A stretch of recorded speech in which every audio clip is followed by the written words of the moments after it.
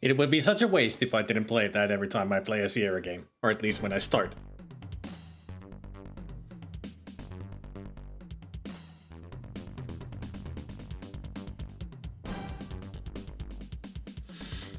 The Kindred, or Kindred.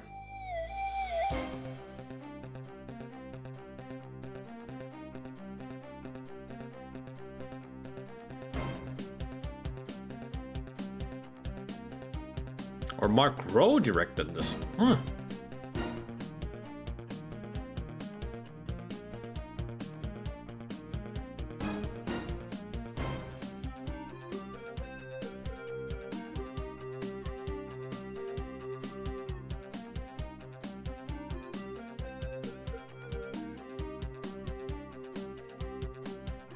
As you can see, Jan Hammer made the music for this game. Hello, I'm Jim Walls, retired California Highway Patrol officer and designer of the Police Quest series. Hi, Jim. With Police Quest, you're not just watching some movie star portraying the glamorous part of police work as Detective Sonny Bonds, you're the man behind the badge. It's up to you to learn and follow correct police procedure to make the right decisions in life and death situations. Right. In real police work, you have to know when to be a hero and when to rely on caution and use the other team players on the force. Some of the incidents in Police Quest 3 are based on actual events that occurred during the course of my career. I managed to survive them. Let's see if you can do as well under pressure. Here's a scene you're about to be walking into. Lytton, once a quiet and peaceful little town, has been growing like a weed. There's new industry, good jobs, and a decent standard of living. Unfortunately, progress is not without its side effects. Poverty and crime are going up about as fast as the new cultural center. Homicide Detective Sonny Bonds and his wife Marie are still on a honeymoon high from their wedding a few years back.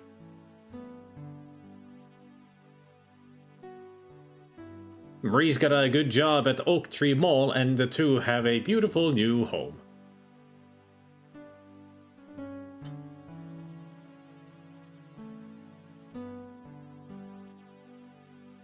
As for Sonny, he was promoted to detective sergeant with the Lytton Police Department.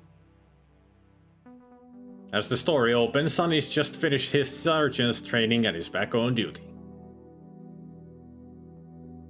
Overburdened as the department is, he's been assigned to traffic division for a bit. Seems traffic's always understaffed. Well, that's Sonny's life, and it's a good one, worth protecting. And now it's time for you to assume the role of Detective Sonny Bonds.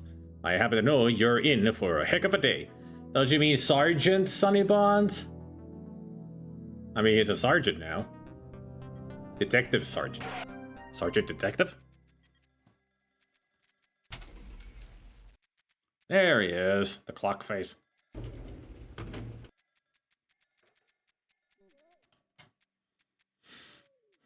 Oh boy. We are in for a treat, aren't we? But yeah, this is gonna be a proper playthrough this time, because last time when I played this game, I gave up on it because I got bored with it. One of the good things about this game is it's fun to watch. Like, I've watched the playthrough of this game at least 2-3 times. But playing it is not that much fun.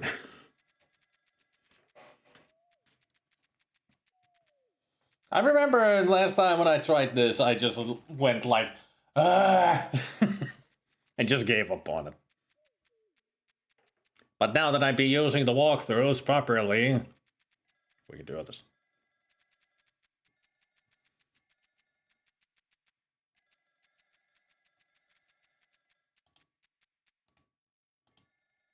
The station's public address system. Policeman Blue.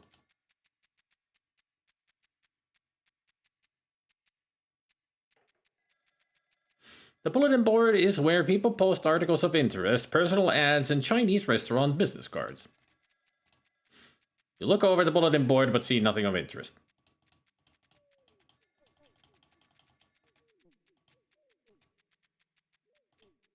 That's unnecessary, just open the door.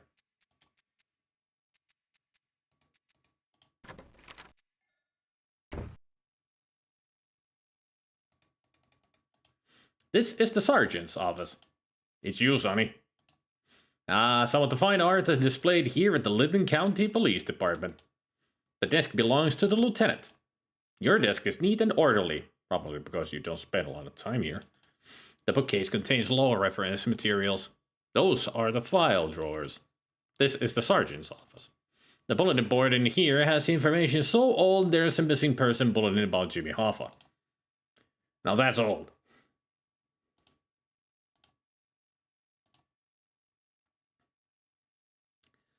A total score of 460. Apparently that's what we're aiming for. The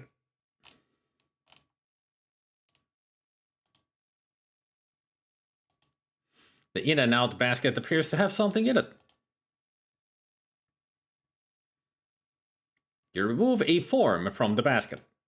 It's a departmental disciplinary action form with a note attached. The note from the lieutenant reads, Bonds, please interview Officer Pat Morales regarding a complaint. The complainant alleges that the officer used profanity and verbally abused him during the issuing of a citation. Determine disciplinary action, if any, based on your interview. Leave this form on my desk when you're done. Yeah, our first point. Woo. Your Beretta 90mm handgun. Isn't it Beretta, not Beretta? With an E, not an A. I think it is Beretta.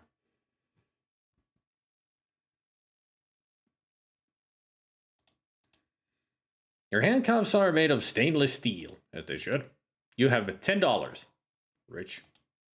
Is the complaint form that was filed against Officer Morales. More ales.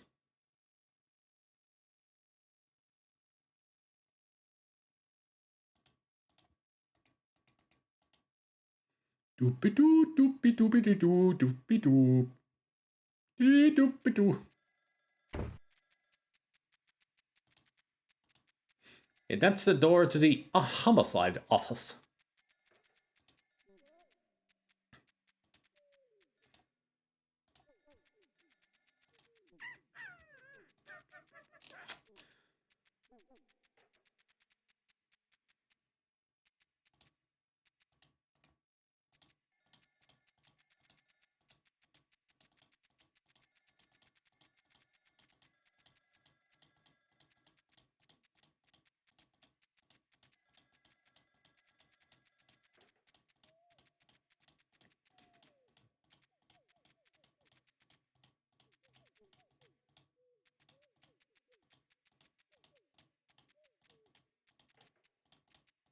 There's an Easter egg on this bulletin board, apparently. But apparently it's a very small chance of it happening. Once we see a bunch of text, that's the Easter egg.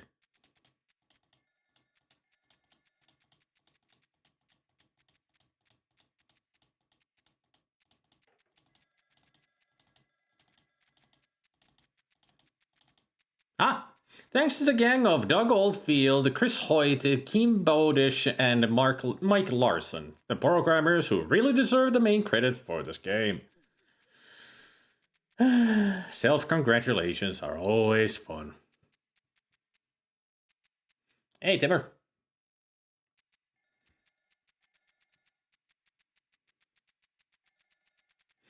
Beretta is the gun maker. Barretta is American Cop Show 75 to 78, so it's a pun.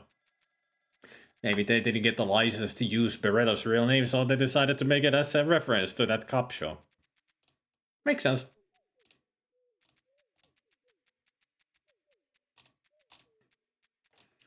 I mean, pretty much, there's only like... Let's see, there's only like one really funny Easter egg. Everything else is like a reference to the people who made this game. Kind of boring Easter eggs in this game. But it's only just self-references. It's like that's not even a good Easter egg, if you ask me.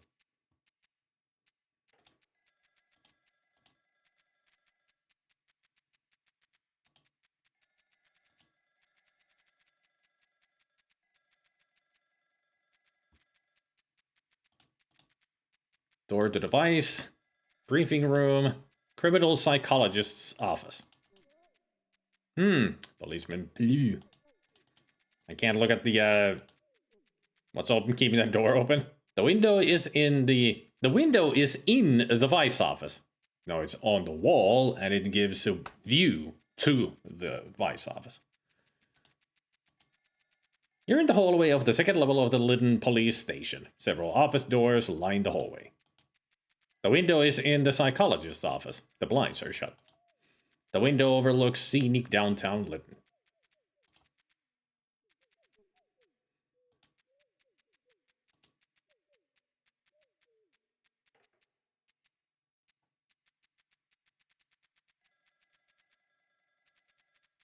Sonny, where are you going? Go through the door, not the corridor. This. Dumbass. Female officer is Pat Morales. You hear she's a tough cookie. That's Officer Carl Law. Carl's a real cut-up. That's Officer Kevin Miller. He's one of the old school cops. That's Officer Joseph Banks. Young, smart, and takes his job very seriously.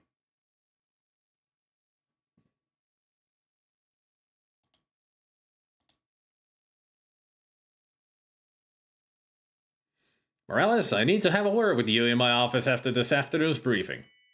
Okay, so what did I do this time? Wait, don't tell me. Another complaint from some moron who thinks I was the victim of police brutality. I can see she's gonna be a problem.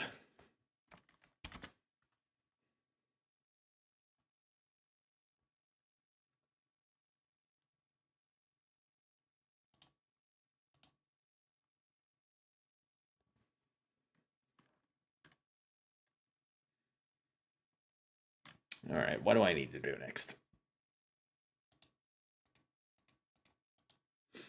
The clipboard contains the notes of today's briefing. Chalkboard has nothing important on it at this time, but it has something on it. Hey, 3 points. You begin the briefing.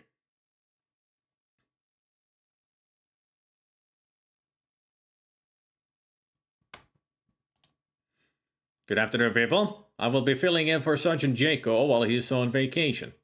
You advise the afternoon shift of the procedural information announcement listed on the clipboard and close by saying, have a safe shift and think about making right-hand approaches on your car stops.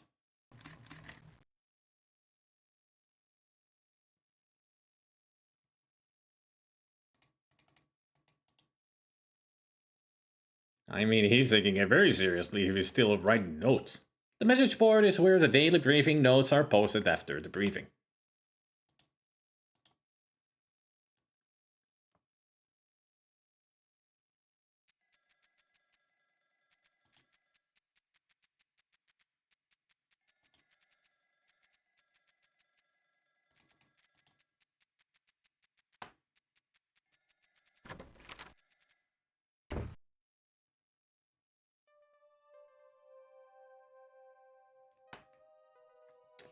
You have a serious talk with Morales. I have a complaint here alleging that you were verbally abusive to one of the violators you stopped. The complaint states that you yelled, screamed, and used profanity. So what do you want from me? The guy was a jerk.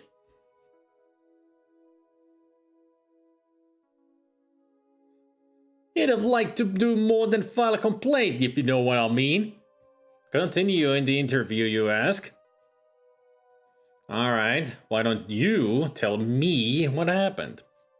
I pulled the guy over, right? He's going 75, maybe 80 in a 50-mile zone. I walk up to the car and boom! Right away he starts eyeing me and lipping off. I have to put up with that crap? You ask Officer Morales directly. Did you raise your voice and use profanity with the man or not? Look, you try being a woman cop for just one day, then tell me how to do my job.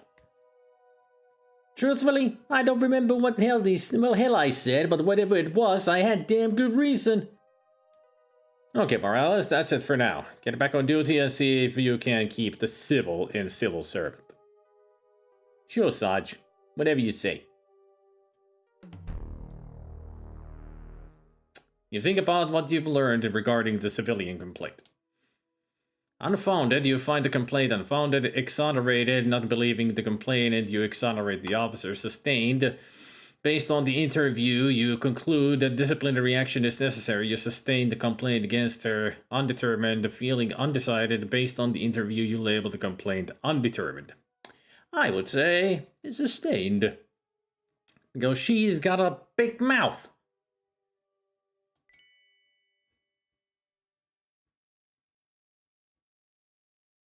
You leave the complaint on the lieutenant's desk. Another note into the in-out basket. You remove a requisition form for a computer access card from the basket.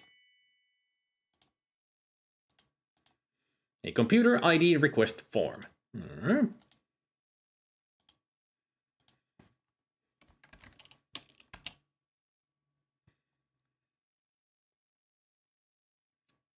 9 points. We're on a roll. I mean, it's the beginning, so of course you get like 1 or 2 points or whatever.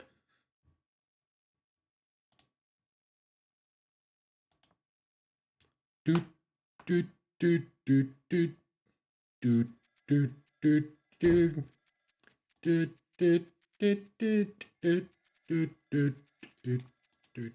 elevator provides access to other floors of the police station.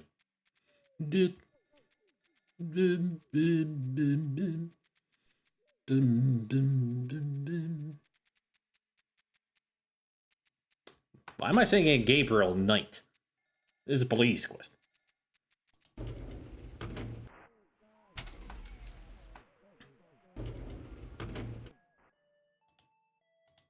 The elevated floor consists of individual movable tiles. All the computer cables run underneath tiles.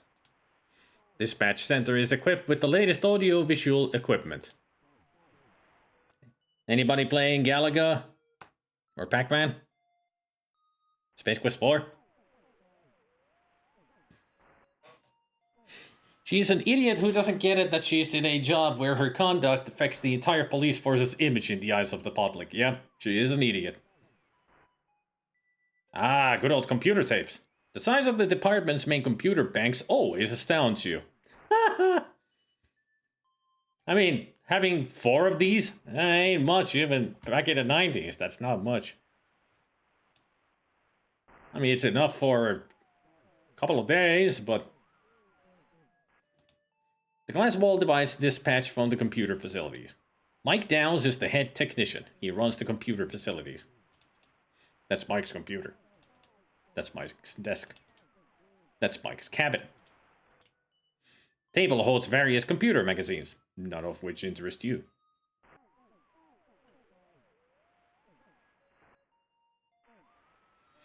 If she has a problem with someone lipping at her, she can write an extra citation. Yep, it would be a citation for disorderly conduct.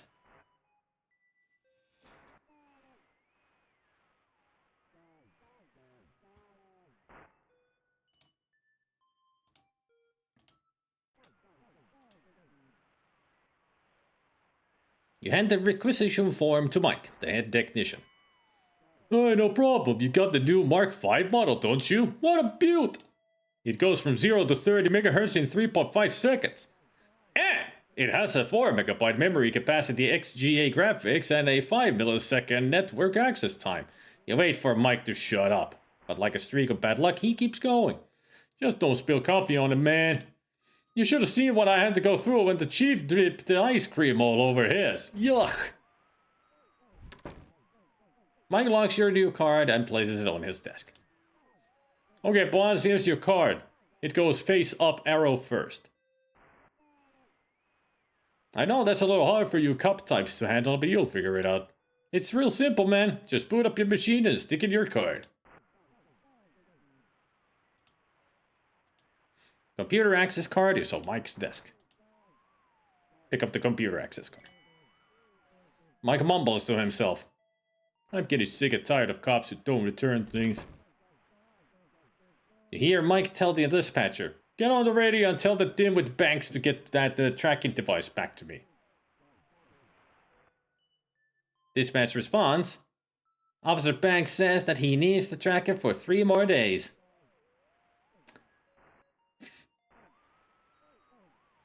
Alright. That was important news for us, I guess.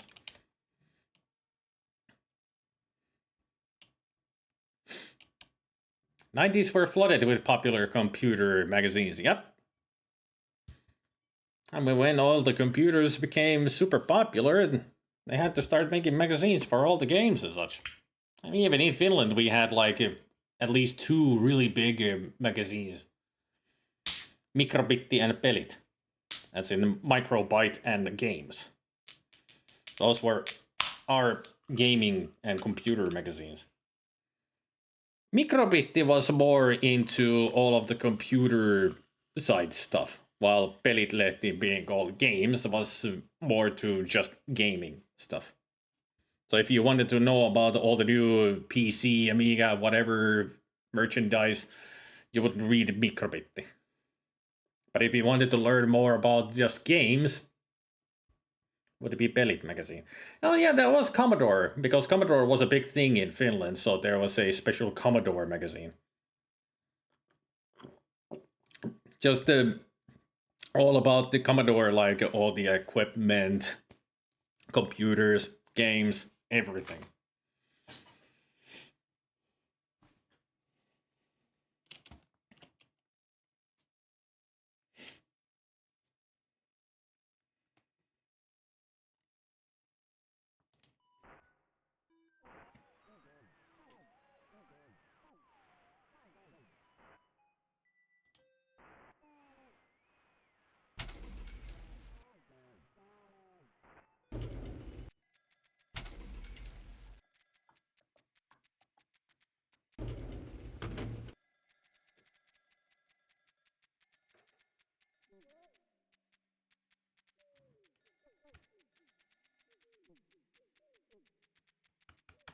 Tietokone, Hi-Fi, and Soundy.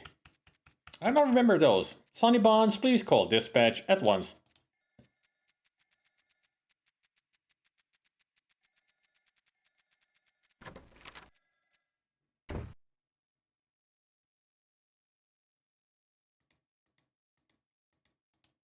Your phone sits silently on your desk. Not gonna be silent for long. Sonny, we need you to drive out to Aspen Falls to respond to a call. All other units are occupied. You can't take the cup off the street, but you can't take the street out of the cup, eh, Sonny? Oh well, it's getting stuffy in here anyway. Time to roll!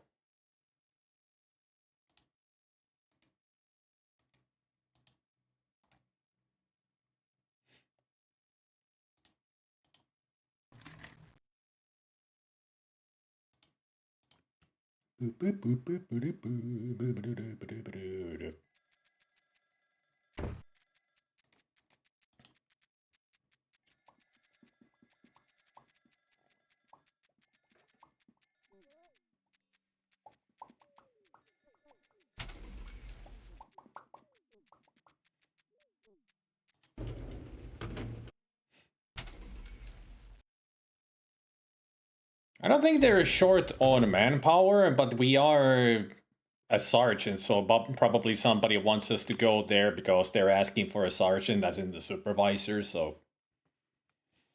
I mean, he is the sergeant of the traffic division, so all the others are out there and they're calling for a supervisor. You know, that typical thing. At least I'm thinking that's what's happening here. The sign reads, women. The sign reads, men. That's the door to the storage closet. Smoke detectors help protect the building from fire. What would happen if I go in here?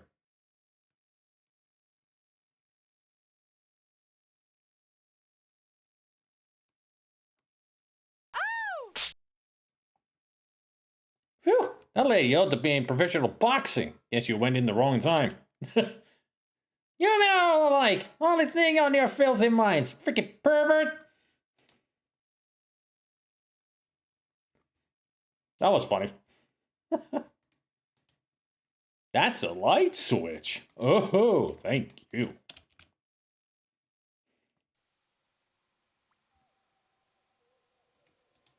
That's your locker.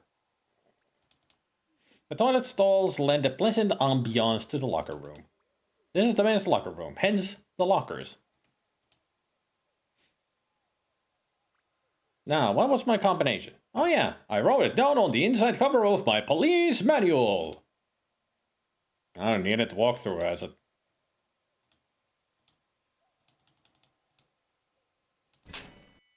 There.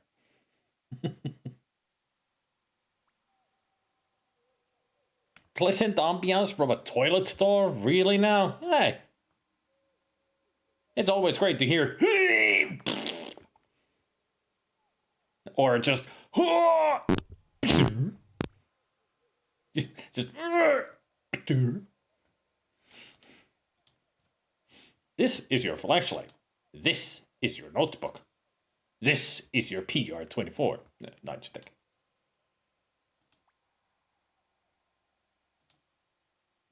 You remove your notebook. You remove your nightstick. You remove your flashlight. You remove yourself. I mean,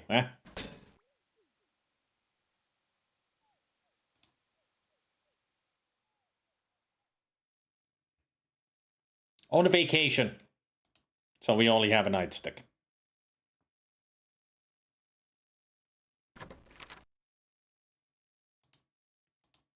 The closet is cluttered with boxes. There's an open box of batteries in the closet. There's a box of road flares in the closet. You take some batteries. You take some flares.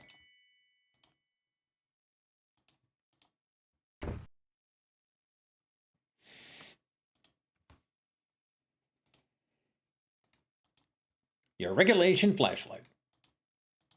You put the batteries in the flashlight. Bling! Computer access card. Nightstick. Flares. Stuff. Things. Items.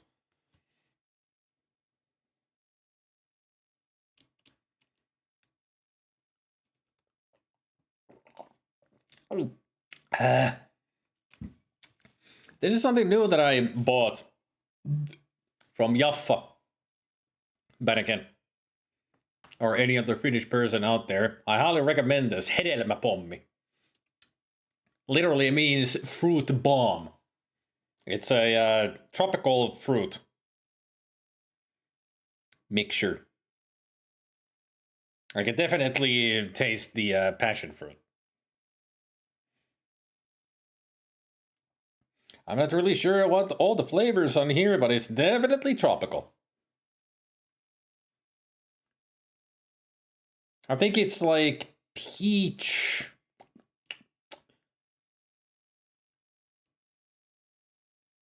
Peach, at least. Sugar-free. So it's free. So it's a sweetener. I can definitely tell that there's peach. And I think it's a passion fruit as well. Maybe. I mean, peach is very strong aftertaste.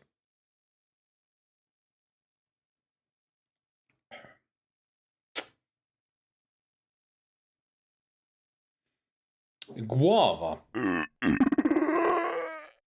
Could be guava in this as well. Maybe pomegranate, I don't know. But it's really good. I really like it.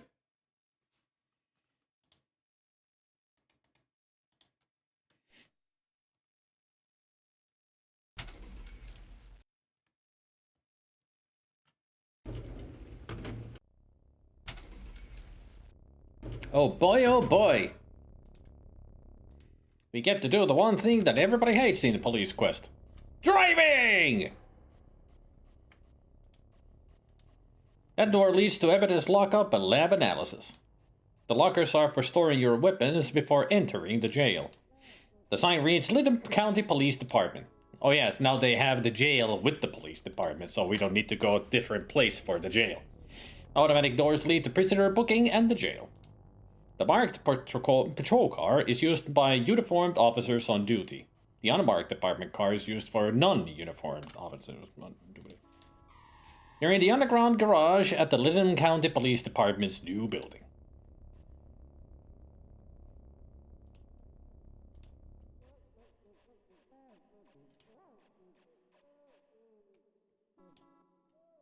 Beep beep.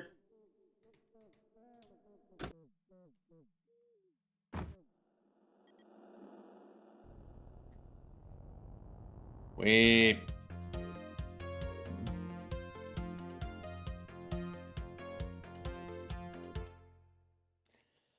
Oh boy.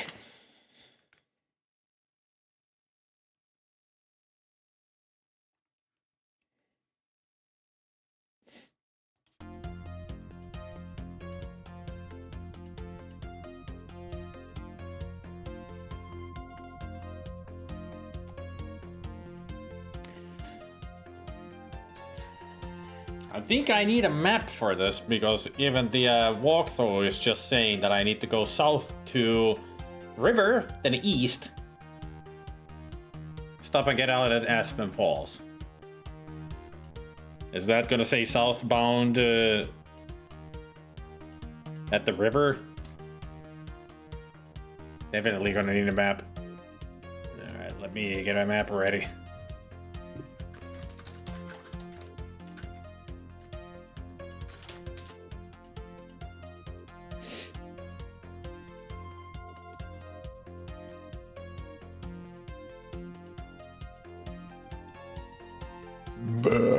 Excuse me.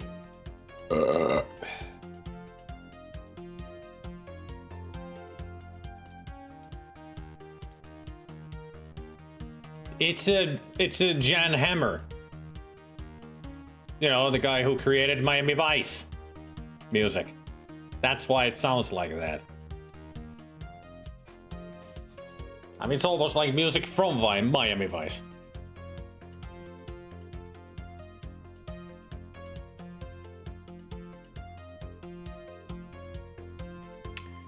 Okay, so I'm going southbound on the 6th, so when we're at the River Street, that's when we turn east. Alright. Very simple, but a good map that I found. This one works. It only has the hospital, police, the court, and coroner, and the Aspen Falls recreation area on the map. That's all I need. Just the names of the streets and avenues.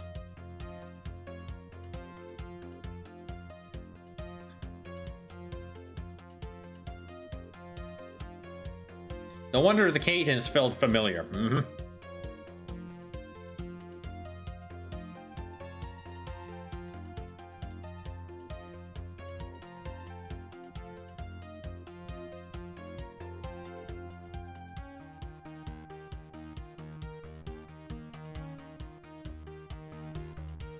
You're supposed to be setting an example with your driving. There's no excuse for running stop signs. Oops.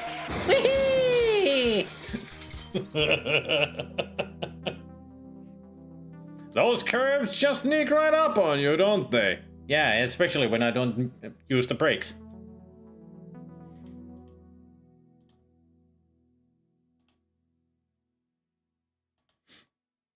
Always a problem, ain't it?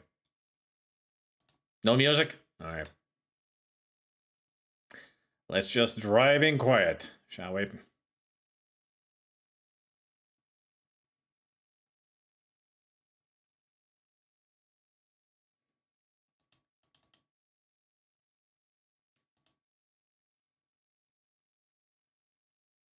Stop ahead.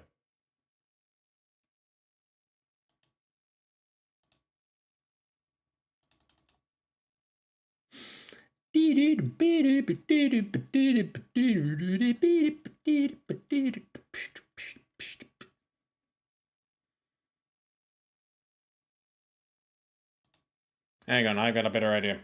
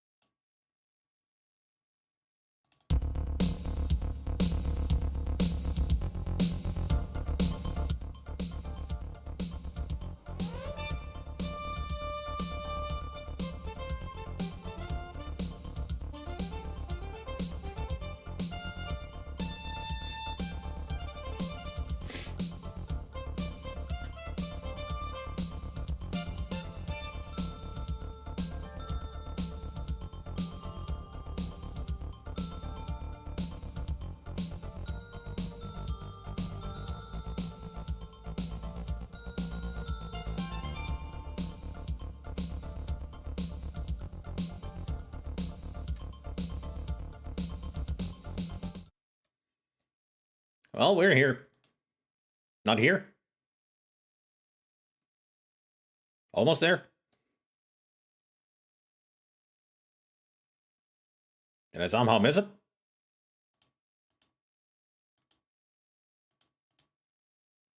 Is that Aspen Falls? I'm on the wrong road now. I just didn't make a U-turn.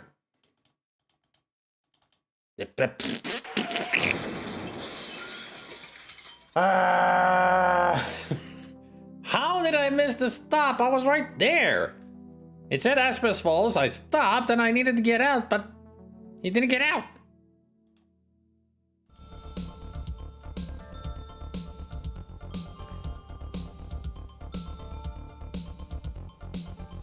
I hate driving in this game.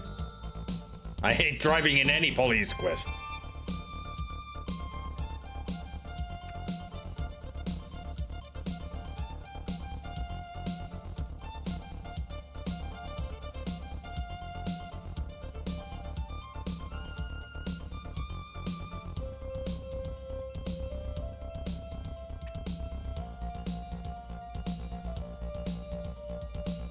So once we get to walls, that's when I need to start slowing down. That's after the 10th.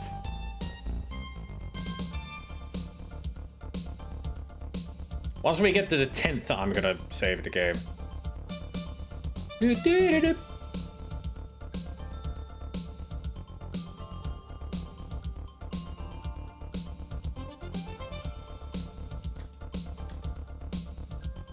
I'm sure that there was a map. And as soon as I save the game, the music continues? How does that work?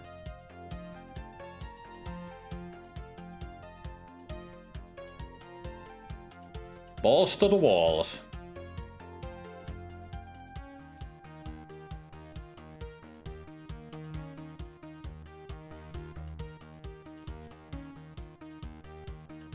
Why can I not get out here?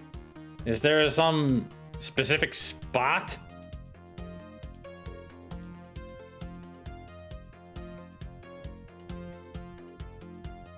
Stop and get out at Aspen Falls. This is Aspen Falls. It said Aspen Falls. Why can I not get out? I don't get it.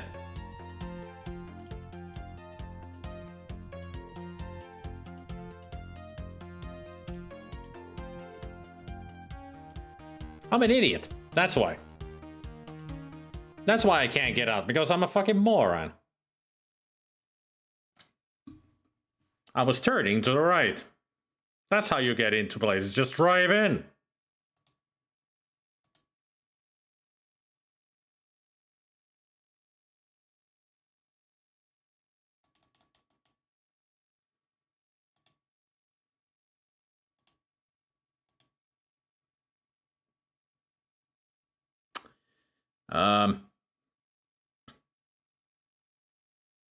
Do I walk out the door? Yeah, I walk out the door. There we are.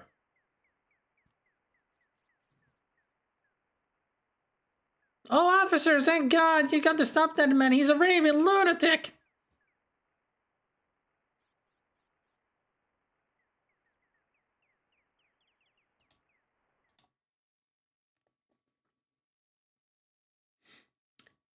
Fun.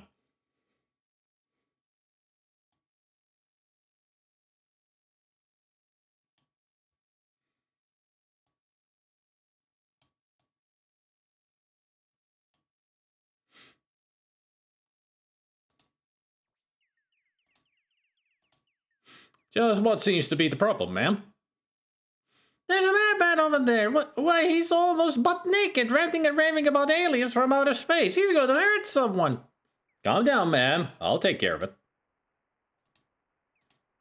While all the other people are just eating their picnic and something has disturbed the picnickers.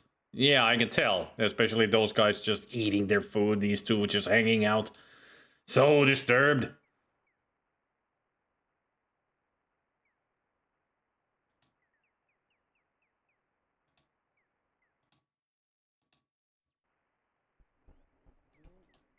The man's clearly in a deranged state of mind, though whether because of drug use or some mental instability is unclear.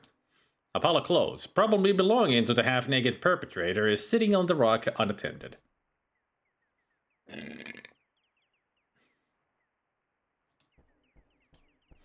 You there! Leave this place! I've got to secure it before the Pathonians come! Clear out! Get away! The mothership approaches!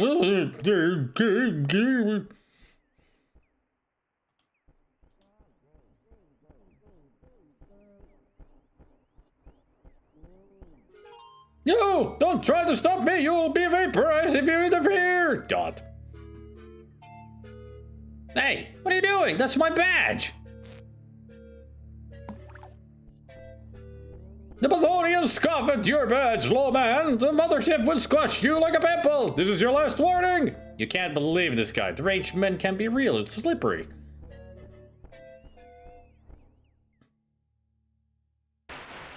I'm warning you! If you don't leave, I'm gonna have to hurt you! This area must be evacuated! Fortunately, you're carrying a spare shield. You put it on. I like it how this is a reference to the second game? I think it was Police Quest 2 that this is a reference to, or could have been 1. Where there's a story about another officer losing their badge to a half-naked man at the river who threw their badge into the river. This is exactly what happened to them, and now it has happened to Sonny.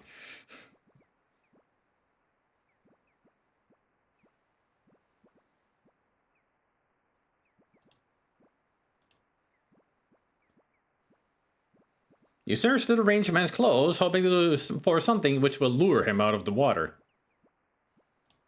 You find a set of keys and a driver's license.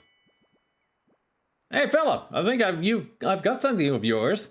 Leave those keys alone, you foolish mortal! This is Brian Forbes' license. You have the nuts keys. Must be, because this is like a regular thing in a cop's life. I've seen many body cam videos where some people are just completely insane. Either from drug use or they just actually have a mental disability. Like no control of themselves because their brain is wired in the wrong way.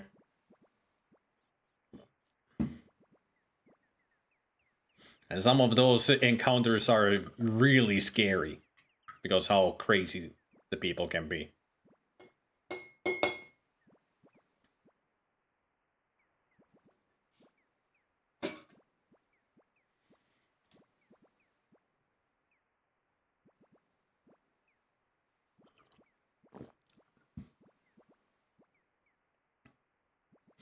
Yeah, drug use is a big factor in that. Calling on your old softball arm, you hold back and throw the keys as far as you can into the river. There! Now your keys and my badge are neighbors. I'll kill you for that, you flat-headed, flat-footed ignoramus!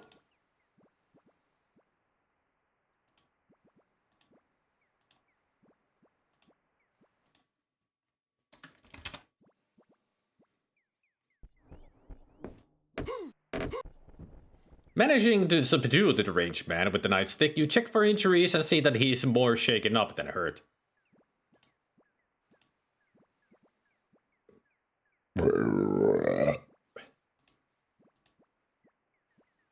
Bump-ova-nama.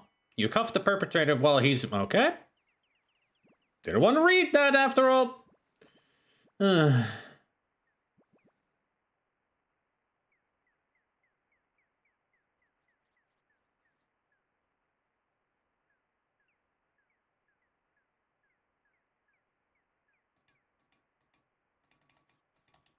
This guy is definitely unstable.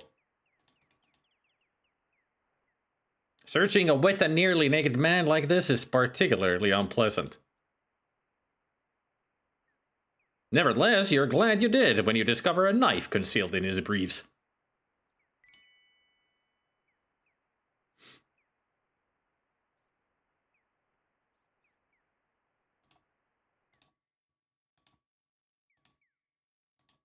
The guy's not saying anything that makes sense.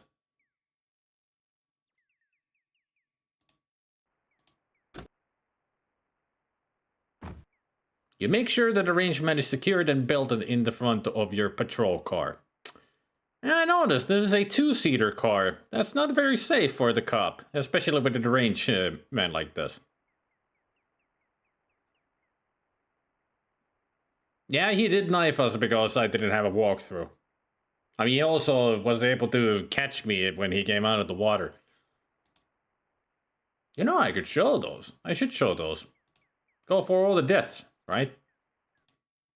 I wonder what the Jim Walls has to say if I screw this up. Doopy-doopy-doo, You! Don't try to stop me! You'll be vaporized if you interfere! Oh, he just comes at me like that.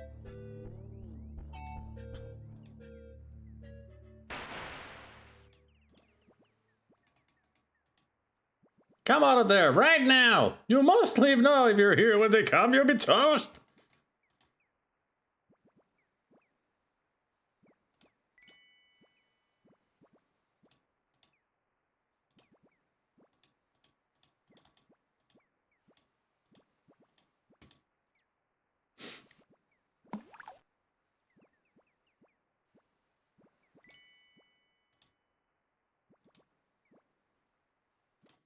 Gonna make a death save.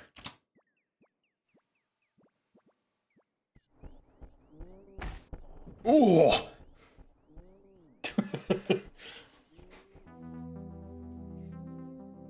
Don't just stand there while you're being attacked. Do something! It's called self-defense.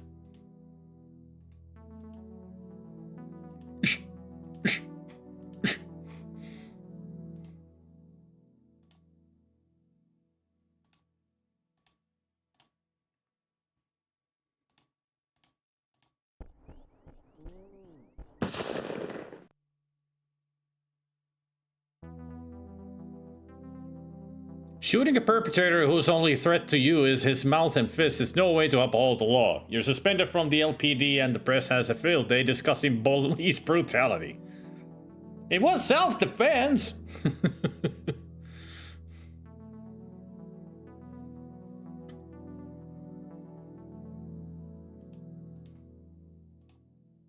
I mean, guns are only to be used if there's a gun shooting at you. Or the perpetrators are pointing a gun at you.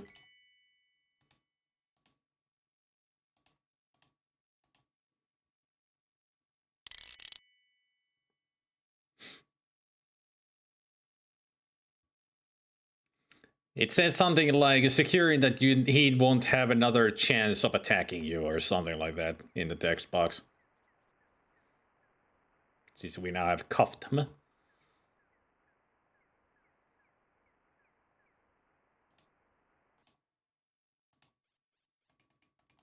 Is there another death if I just let him in?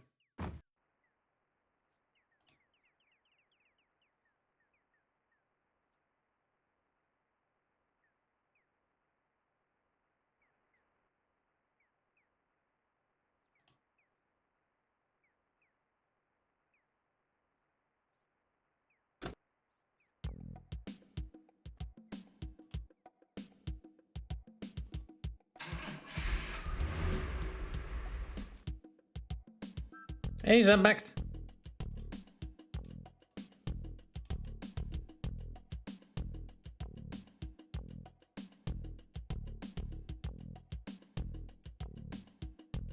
So we need to turn at the 6th, right?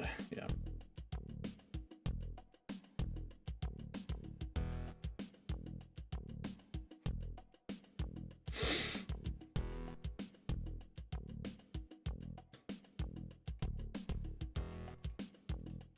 It's your buddy, Mr. Looney Tunes. Hilariously, the prisoner says, I wasn't doing nothing. I wasn't the one. Oh no, don't look at me.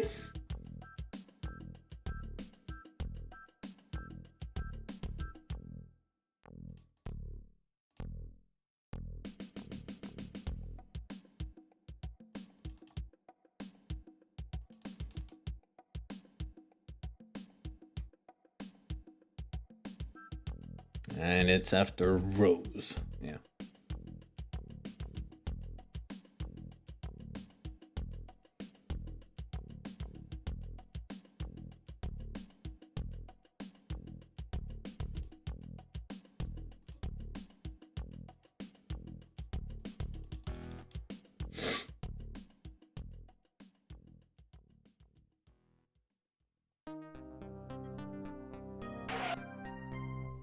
I wonder if he's gonna stab us once we take the handcuffs off.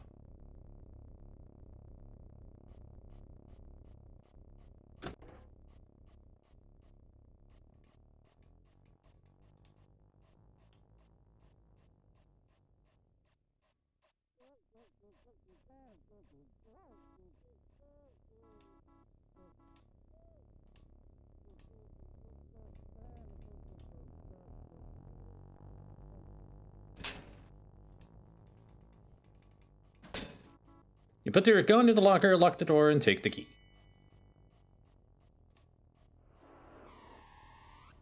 Come on, this way.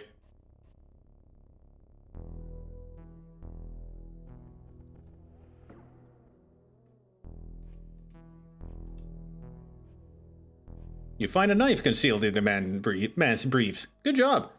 Good work.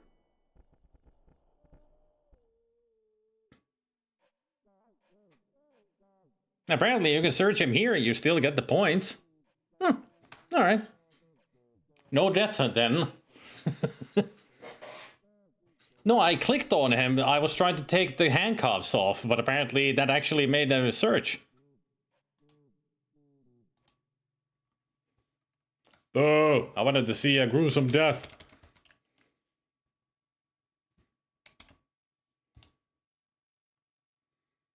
Oh well. Just get on with it unless you want a puddle.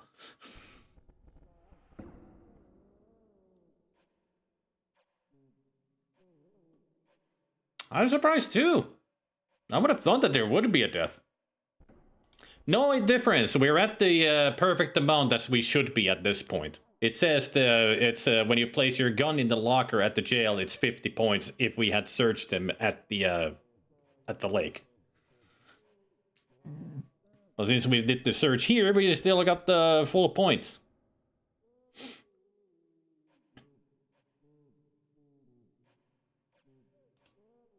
So we are where we should be, on point.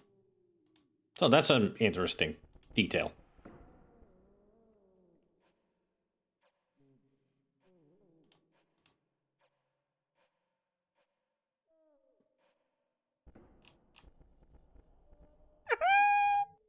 Uh-huh.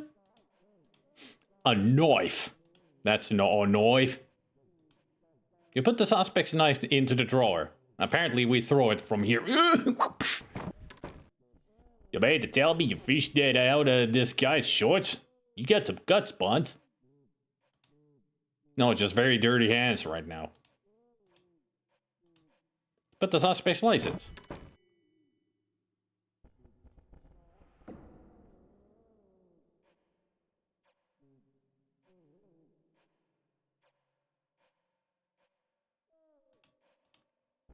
That door leads to the transfer holding cell. Once you walk through that door, you're officially a prisoner of Lytton County until a judge decides otherwise.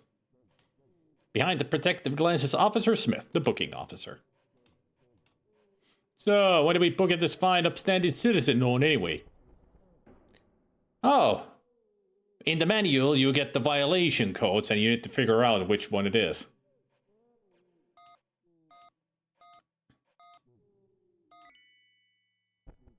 O5150 apparently is a not being in full control of his faculties, as in...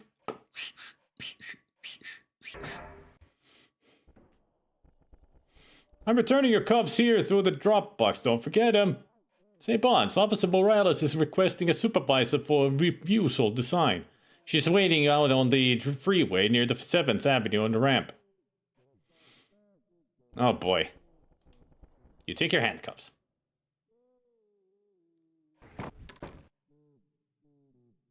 Gotta go to the highway. My way, or the highway?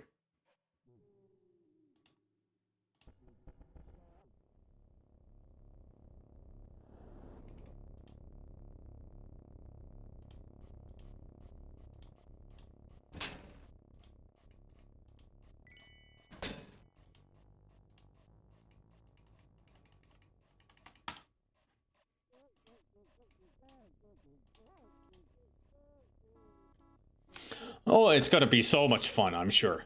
1557.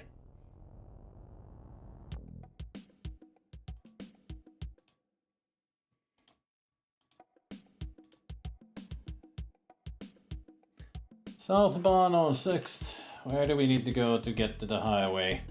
And it was on the 7th. On the off-way ramp, right? On the 7th is the next road over. If I turn left here and go eastbound on Rose, I'll get to the 7th Street.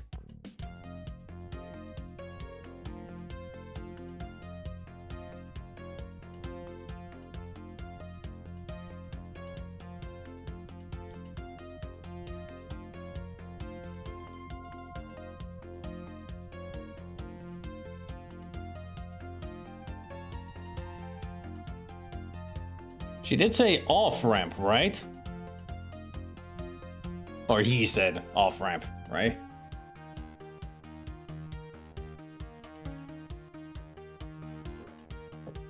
Oh.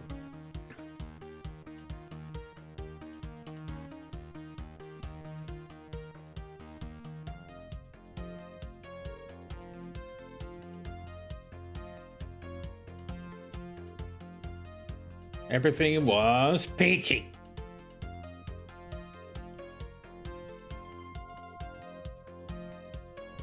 Up ahead, you see a black and white pulled off the freeway along with the detained vehicle. You slow down and pull to the side. You see a black and white pulled off the freeway. A black and white what? Swan? Camel? Rock? Jefferson Airplane? 1614.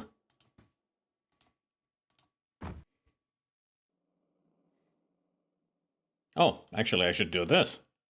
Beep. Boink. Because you can do this. Ha ha!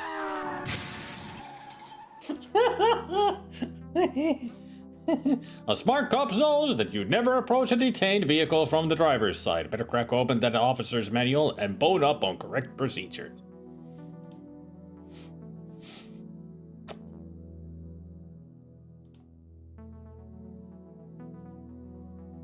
Oh.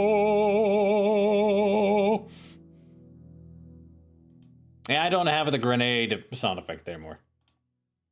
Should I add it back? What do you think?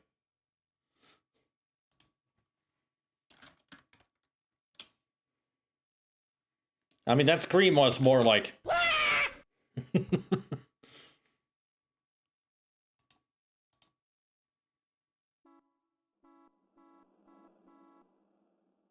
Honkity honk, honk, honk. He's dead, Jim.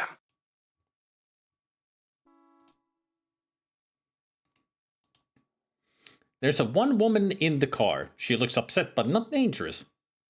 Officer Morales' black eyes challenge you. She impresses you as being both arrogant and stubborn. Okay, boss man, you handle it. Why is the violator refusing to sign the ticket? Who knows? Jeez, first I get the stupid cow, now I had to deal with you too. This policy about calling a supervisor for failure at the site sucks. Look, I don't need you. I'm taking you downtown. No, you're not. You're going to stand right there until I have a chance to talk to the violator.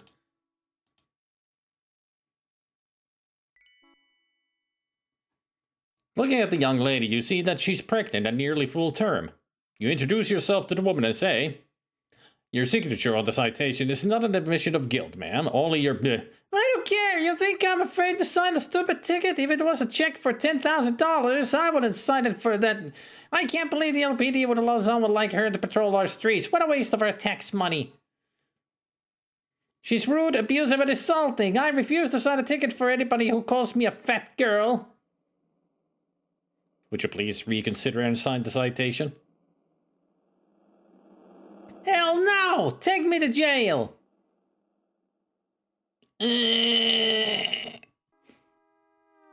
What should I do with this lady?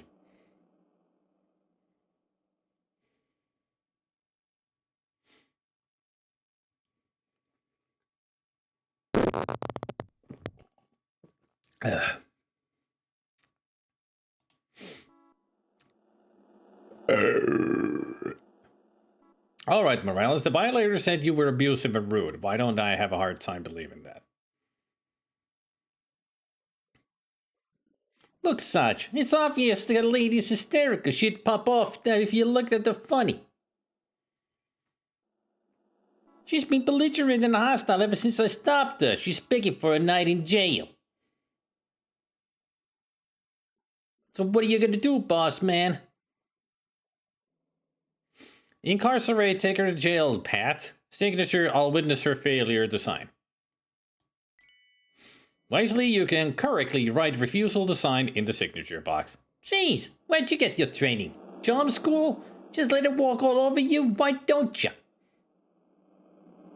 She's definitely from New Jersey.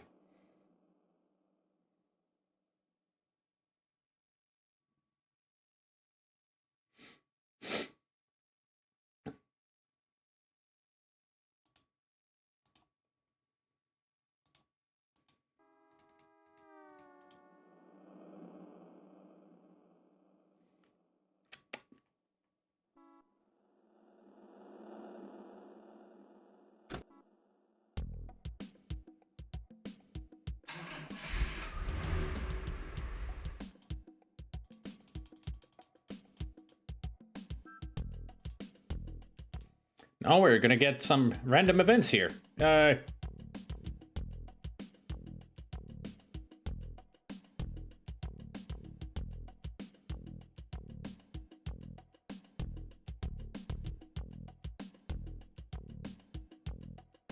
Since you have reached the end of your jurisdiction, you turn around and head in the other direction.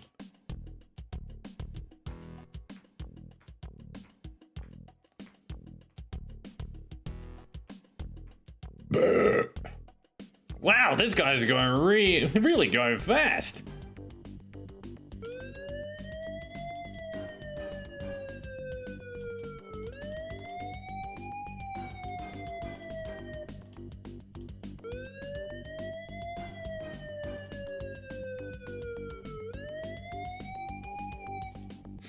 It's a white Mercedes convertible, license plate, and blah blah blah.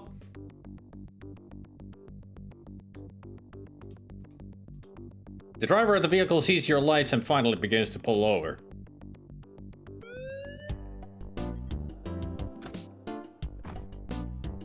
I didn't get to put it into my computer. I need to put the details into the computer.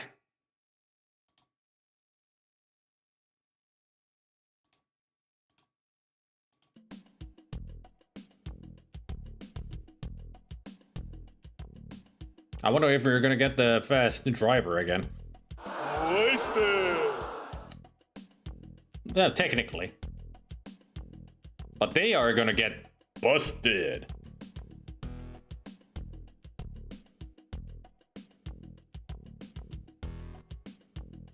Yeah. Busted.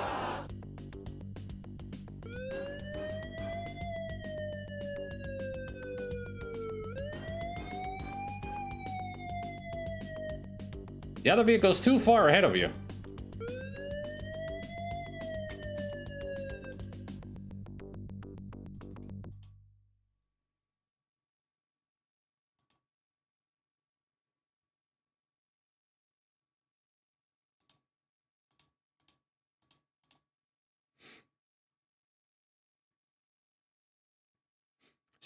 Searching. Orpheus Henley, 201 Fixed Street. Light expires on that date. Who knows what date it is now? Also, I like it that the up here it's like an old school. Like, how old is this freaking computer? With that font.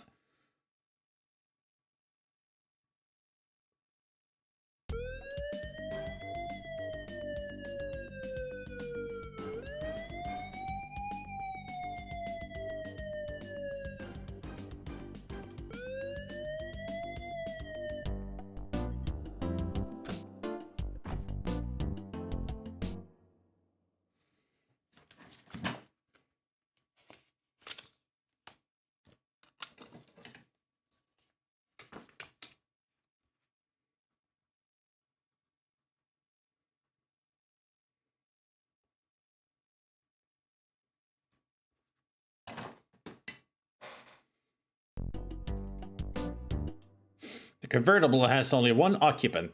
There's nothing unusual looking about him.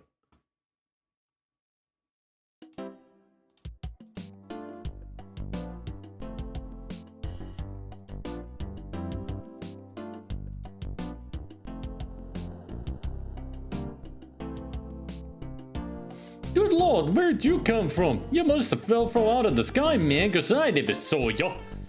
Sir, I'll need to see your driver's license and vehicle registration, please. Do you know why I stopped you? I know, I was speeding. I had to do it, man. See, I'm on my way to see this beautifully constructed female. A real Nubian queen, you know? Try to picture it up. She's got these legs. Yeah, mercy. They go all the way up. Can I help it if I can spug it? See, it was taking way too long to get to her house. So another 10 minutes and I wouldn't have been able to drive at all. You know what I mean? Don't you, officer?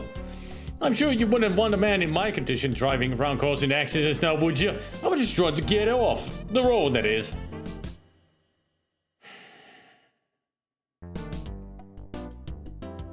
Mr. Handley, if you promise to slow it down, I'll give you a warning. Whoa, no kidding. That's what I call a man looking out for another man. Keeping all the beauties in life satisfied. Know what I mean? I hear you. Slow it down. Have a good evening. Oh, I will. Apparently, doing that screws things up. Great.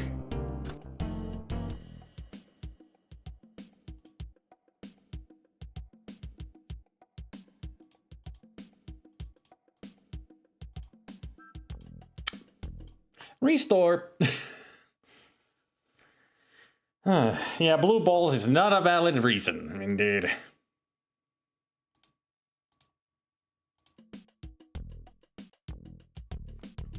Here he comes to ruin my day. Oh, not yet.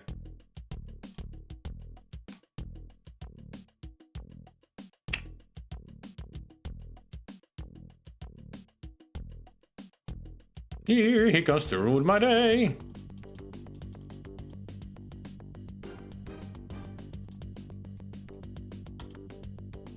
Yeah, 3, 4, 5, 6, 7.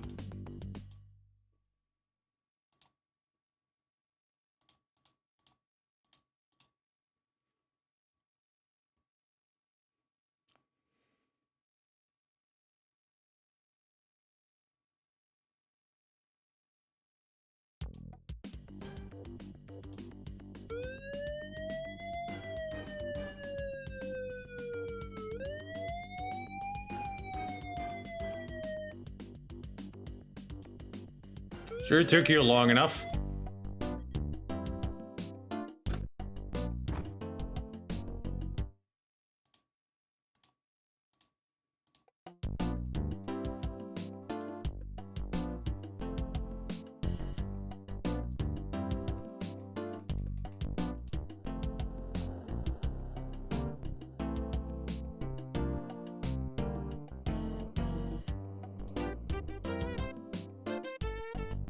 Know what I mean?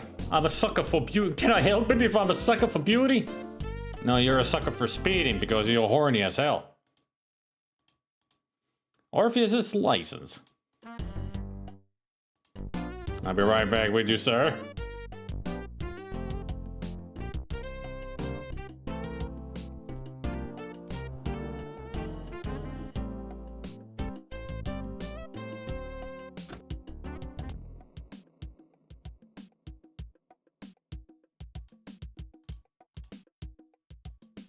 You insert the driver's license into the slot. This activates the computer.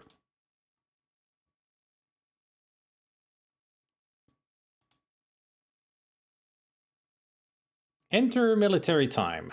That was 17, 18. Vehicle code 2, 2, 3, 4, 9.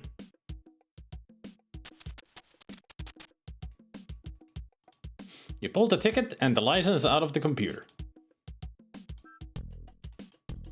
A ticket.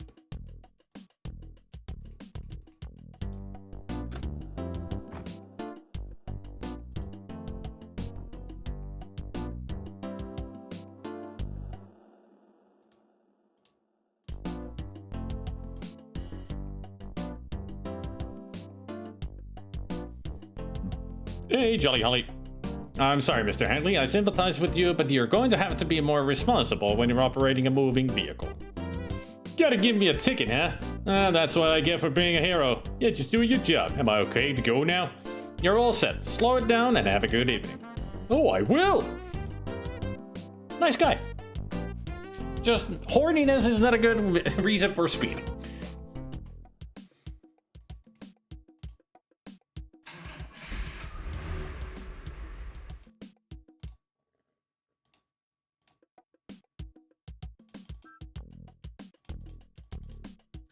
What text did I skip there?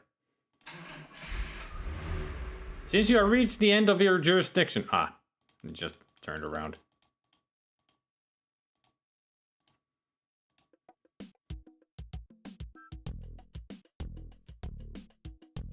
Up ahead, you see a slow car impeding traffic in the fast lane.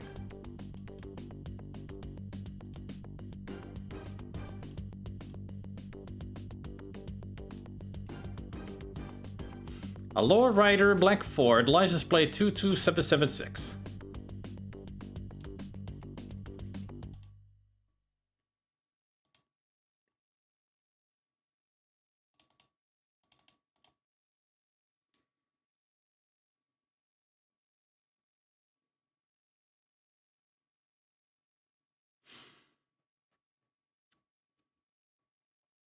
Year model 59. Ooh, stylish. Old car.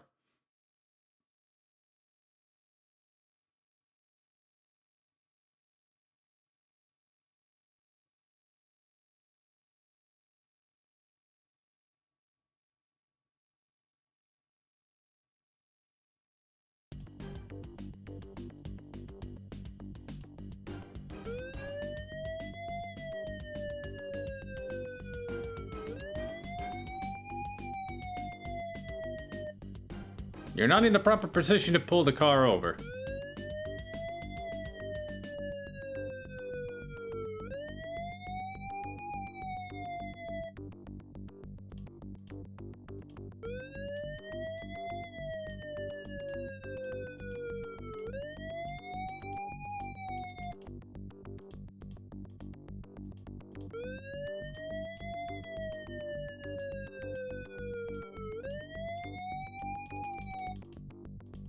Get me in there!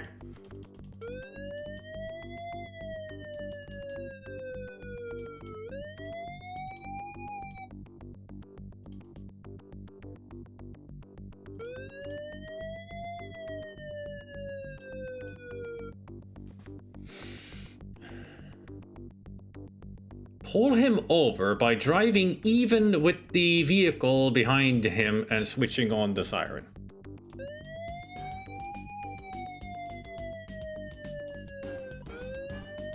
Like this. The driver of the vehicle sees your lights and finally begins to pull over. There we go.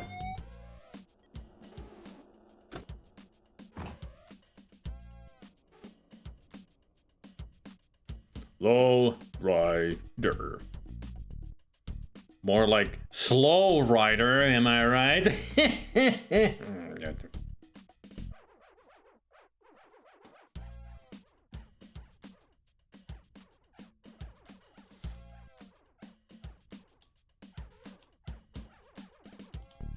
It's a lowered 58 to Ford Fairlane.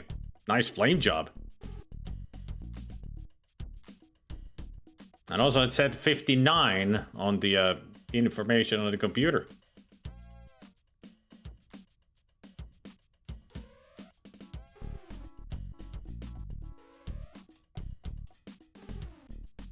The shoulder of the road is for emergency stops only.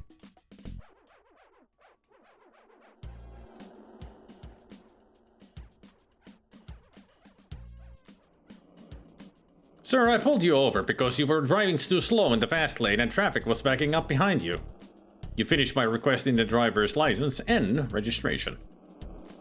What you talking about, man? You guys always just want to answer me. See, you can check out my ride. I have a brand new smuggling device. Just don't lean on my new paint job. After checking the registration, you hand it back to him and he says, The peaks are all the same, man. Yes.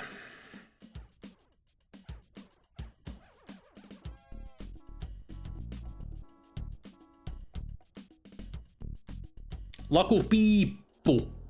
Jolly Holly.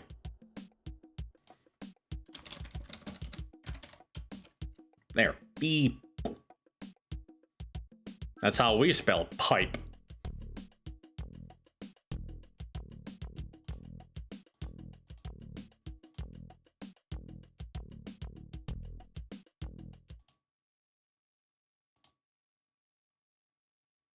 So that was 1801. Vehicle code 21654.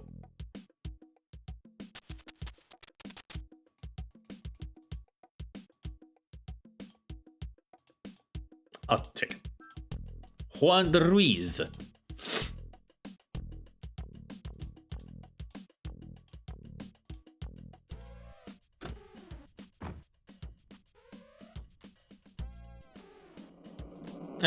One I and one P. It's double I and double P.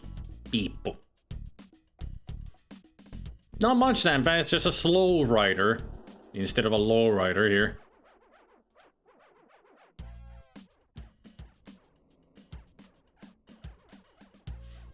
After handing the ticket and his license to Mr. Ruiz, he says, "Hey, man, you pigs make me want to puke, man."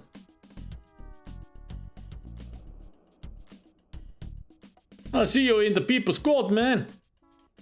Just Wapner will take care of you, essay. And you have a nice day, sir.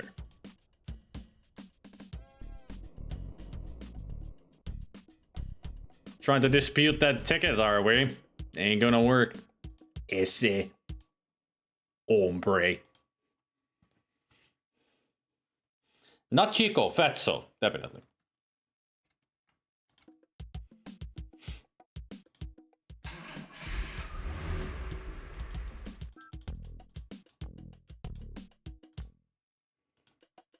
Next. That guy's going fast. You decide not to pull over the vehicle. Why not? I'm supposed to go after it. What do you mean I decide not to pull it over? Huh? Game, what are you doing to me? Don't do this to me. Don't be a dick like this.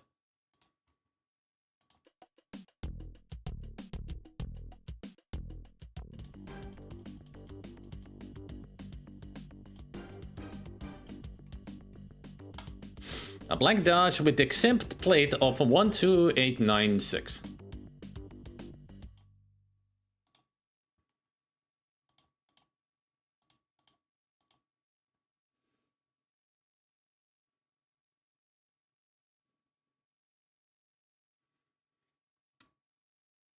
Make Dodge year 89. Oh, Sheriff's Department. Oh, it's an unidentified unmarked car. All right, so it's a police car.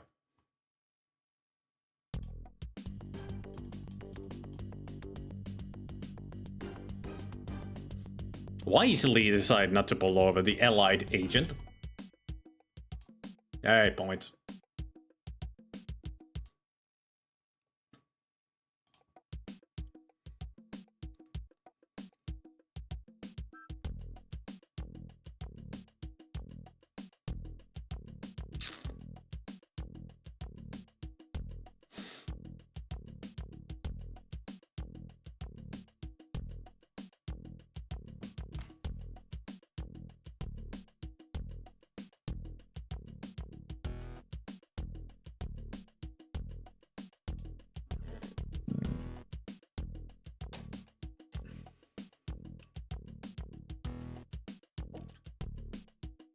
Up ahead, you see a car weaving.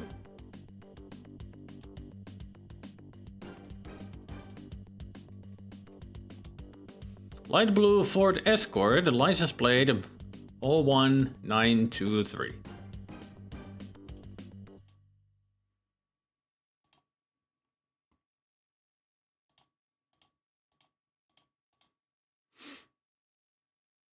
No, I've never played the X-Files game. I should at some point. Joseph Haas. All right.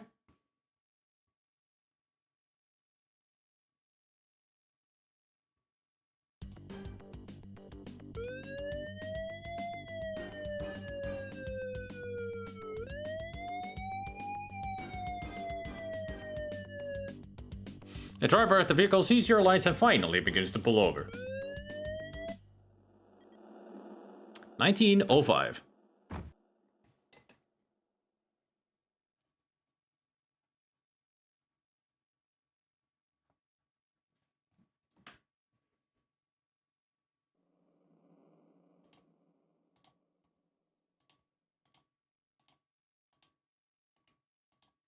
The suspect's car.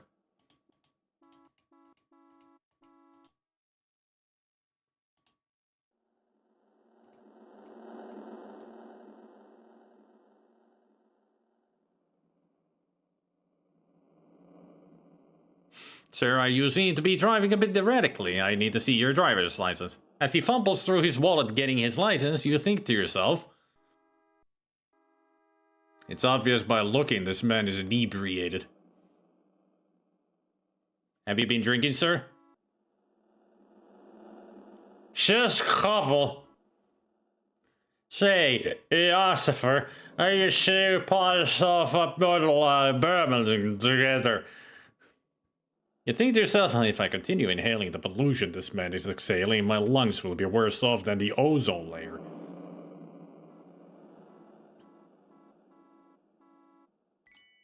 Would you please step out of the car, sir, and perform a field sobriety test?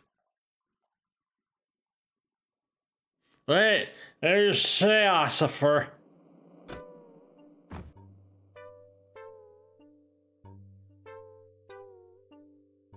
Sir, I want you to follow my finger with your eyes from side to side without moving your head. Okay.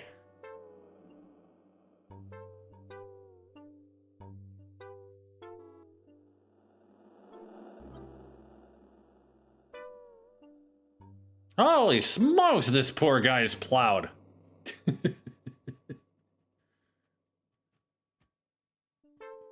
Obviously, this man is too drunk to be driving. Yuck.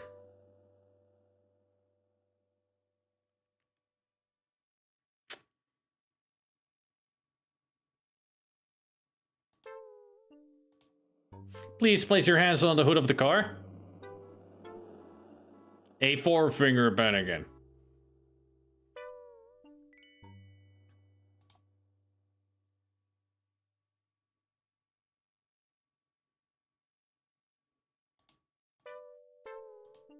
Sir, I have to take you into custody for driving under the influence.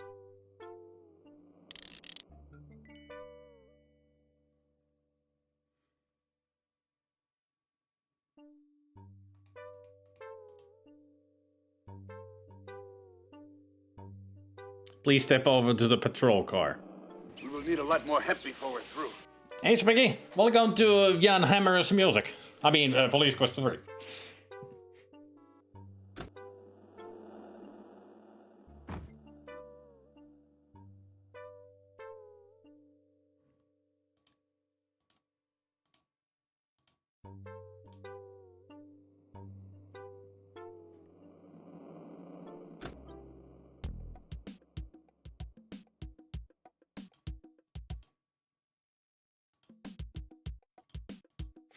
It's your buddy, mister, but I only have one beer.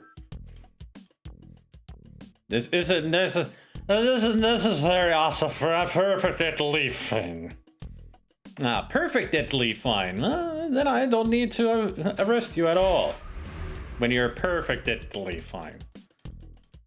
If you were perfectly fine, then I would have to arrest you, but because you're perfectly fine. Stop calling me Ossifer.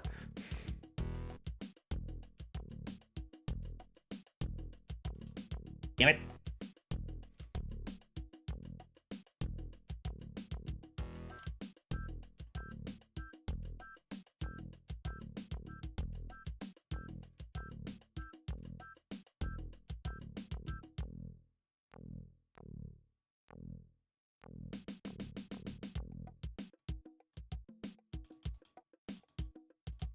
Damn it! I keep missing the freaking turn.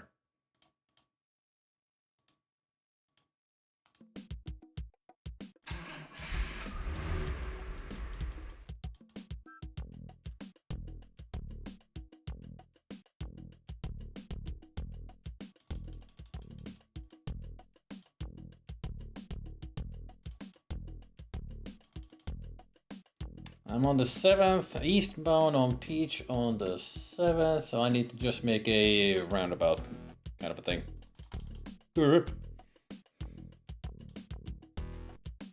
Southbound on 7th, I need to turn right on Rose and then right on the 6th, and I'll be at the police station. Hey, Saradek.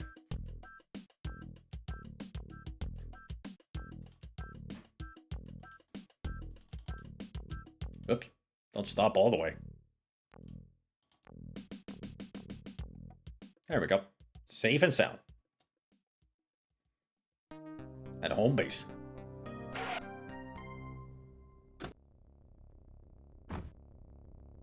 That was only a 10-minute ride.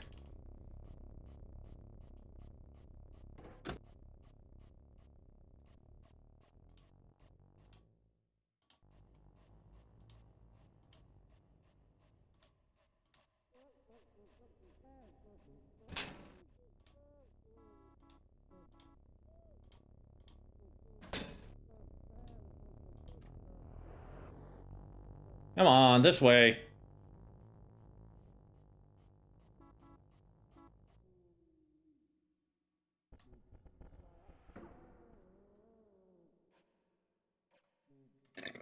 Oh.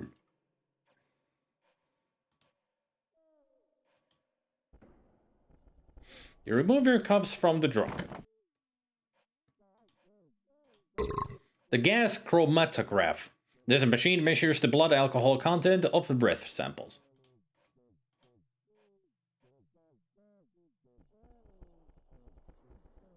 Step over here, sir. Now.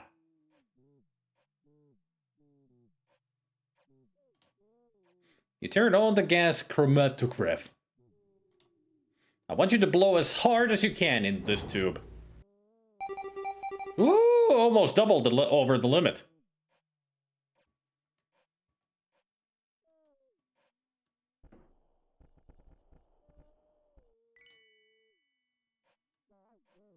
According to this, your blood alcohol level is 0.15. That is well over the legal limit. I'll have to book you.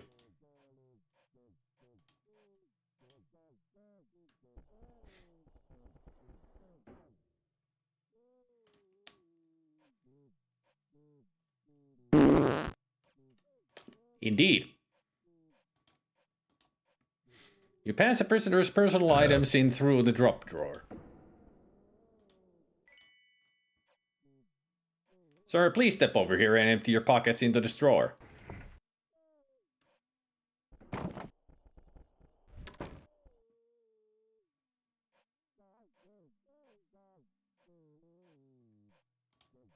So, what did we book this fine upstanding citizen on anyway? The beautiful violation of DUI. Driving under the influence.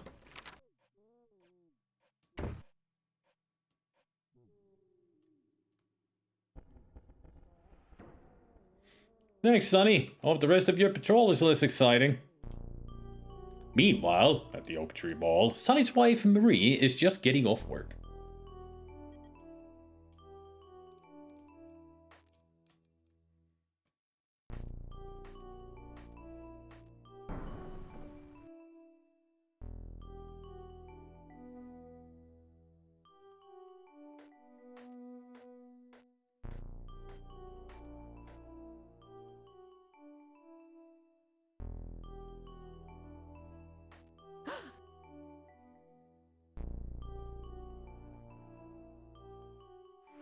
Oh, this don't look good. That don't look good at all.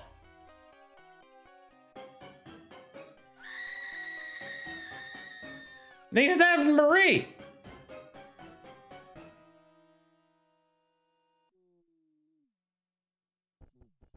Sonny Bonds, please call dispatch at once. Alright.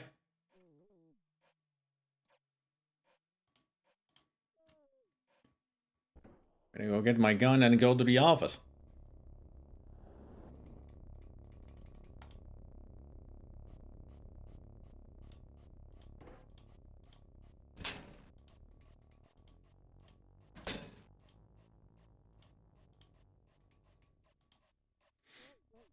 Hey, Astock.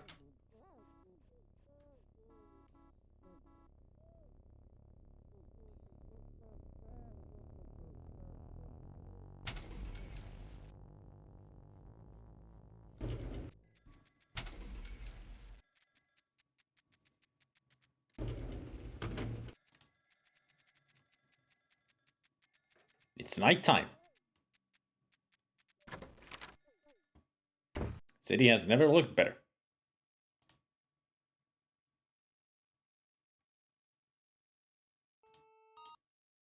Respond to an assault at the 300 block of East Rose, the Oak Tree Mall. Alright.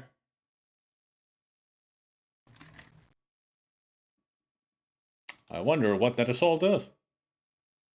Hey, Escortian. How was Dark Angel? In the end. Did you make it through?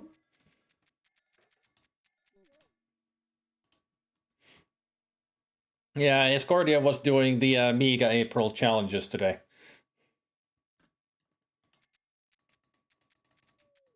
It was horrible, yep, I know. I tried it yesterday. I was just laughing. Oh, you played it through. Insanity.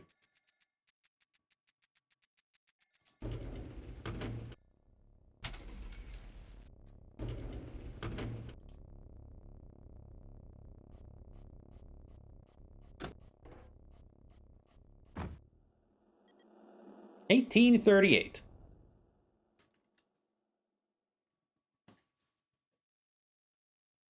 Does that really say 1838? 1838. How did we go like half an hour backwards in time? That's not a DeLorean. How do we travel back in time?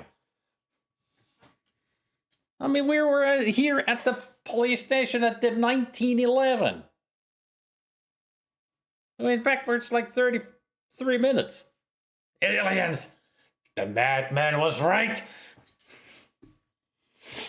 It's all timey, wimey, wibbly wobbly bullshit. Or maybe somebody forgot to check the clock. And it's a game made by Americans. They don't know about maritime 24-hour clocks. Maybe they think that it's 8 o'clock. Sorry. It could be just a misprint plate supposed to say 1938. I would imagine. Was just mislabeled. So we need to get to the mall.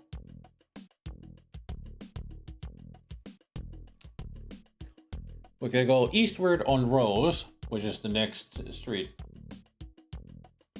And keep going. Oh, the mall is not actually put on the map here.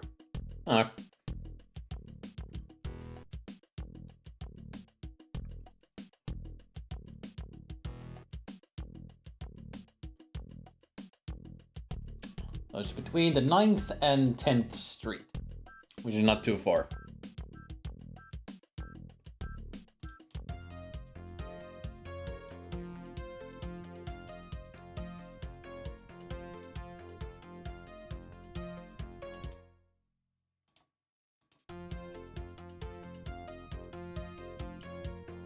I'm sure Specky can tell that this is a very Jan Hammer style.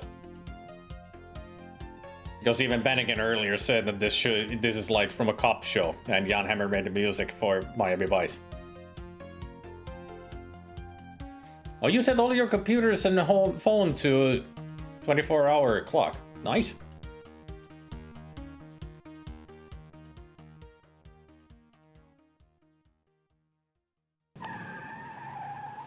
The first thing that strikes you is that the car belongs to Marie. Then you see the paramedics working over a body. Panic begins to overwhelm you as you race to the ambulance. The ambulance. Oh no, you think. This just can't be. Not Marie. You have to be really quick here. Because if you take too long, these guys will load up Marie into the ambulance.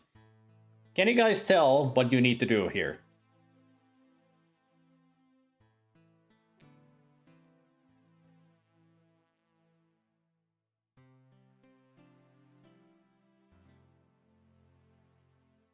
Snatch her purse, of course. Not the purse. Check her pulse. They're the paramedics here, not me.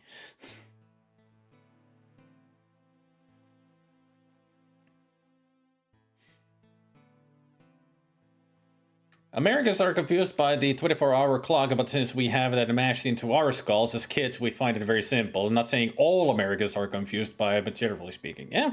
I mean, there's a lot of them who don't understand how the 24-hour clock, because they are used to the AM PM. The 12-hour clock system. Year, month, day. Day, month, year. That's how it's supposed to be. Not the month, day, year, year, month, day, year, day, month. Doesn't make any sense to me. Having the year first. It's all backwards.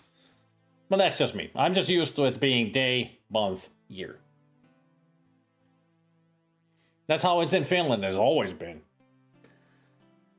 But like I said, this is a crucial evidence that if you're not quick enough here, you will miss it.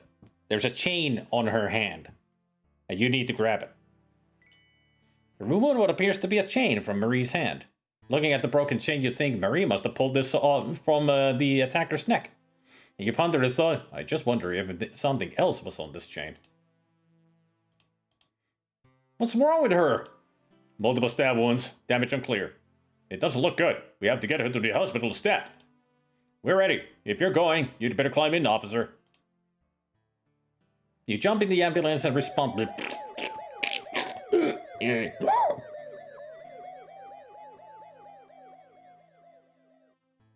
Marie rushed to Lytton General Emergency, where doctors begin to race to save her life.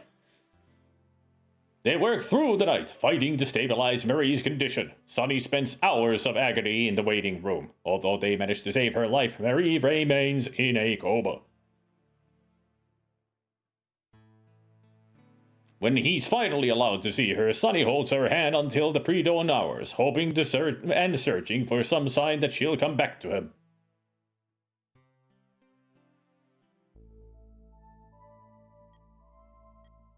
"4:12 a.m. Or just 04:12. Or 4:12. As it should be. As far as I know as well, it's still a month, a day, and a year in America. How they use it.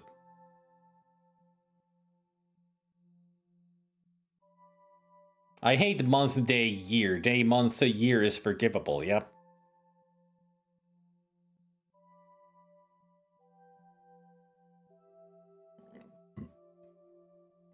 Ah, Escorion has now revealed that he's also Swedish. I have so many Swedish followers. Finland and Sweden. Both those countries. Marie is from the second game.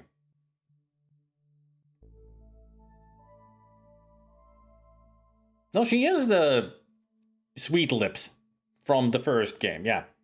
We turned her life around. She was happy in the second game, but then also Jesse Baines kidnapped her. We saved her, and now we're married. Yay! And now she's stabbed.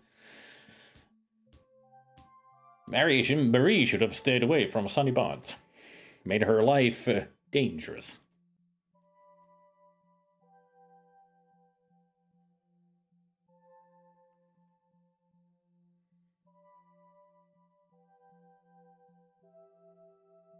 Was it here that I gave somebody a Kermit voice? I remember a clip when I played this last time, and I gave somebody a Kermit voice here.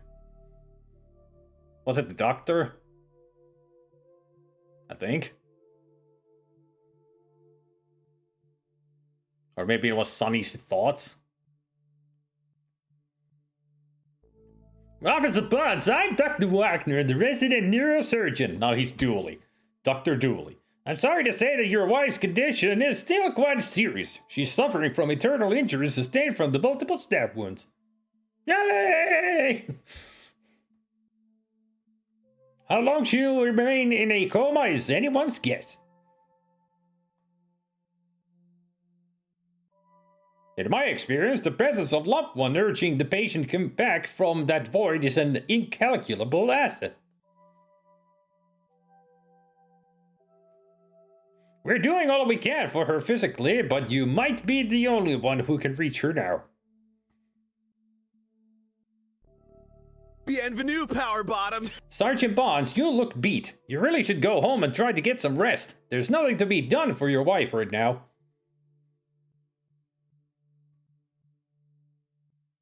And hey there, Zelda. We can all feel good about the fact that Marie is alive.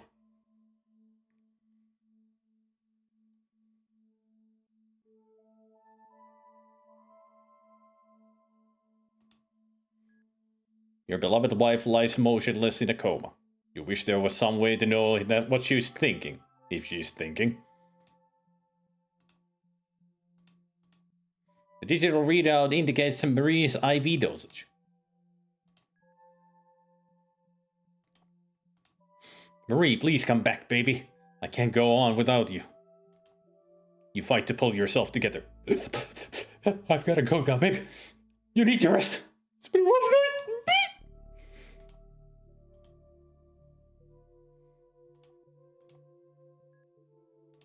Can we actually give her a kiss or something?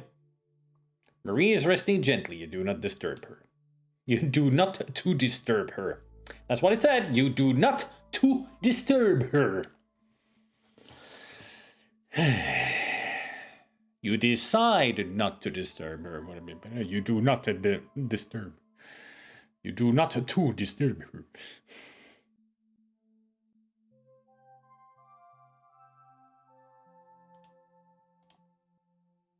I mean, there's nothing we could do here, so let's go. I'll get the bastard who did this, babe, I swear it! As a fellow officer drives you back to your car at the mall, you fight to focus your rage, grief, and sense of violation into something you can live with. I feel like all of this text needs to be read as dramatically as possible. What you end up with is a burning desire to find and crucify the slime that hurt your wife. Somebody out there picked the wrong man to mess with. That's like a freaking trailer line right there.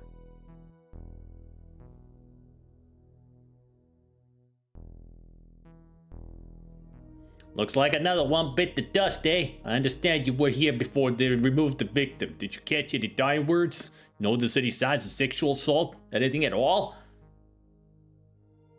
Can we punch him?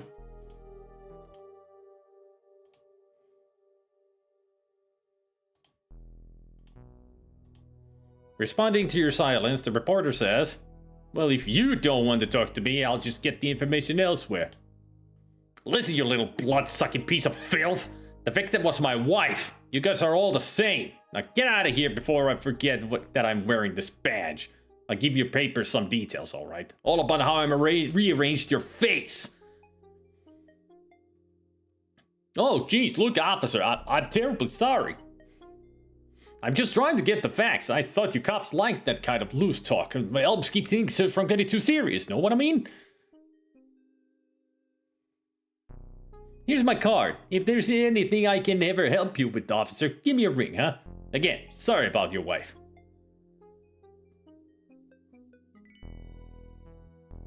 Sleazeball.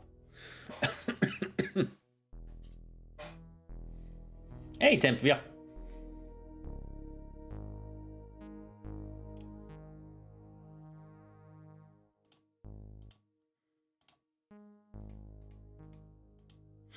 One of the uniformed officers is busy searching the scene of the crime.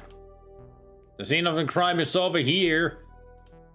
You tried to search the area, but it's too dark to see anything. Perhaps you should come back when it's light. Nuh-uh. We have light. You turn your flashlight on and begin to search the scene. Search of the scene.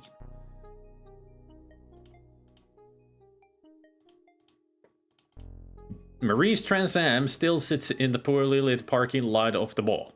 You scan the car for clues, but find nothing.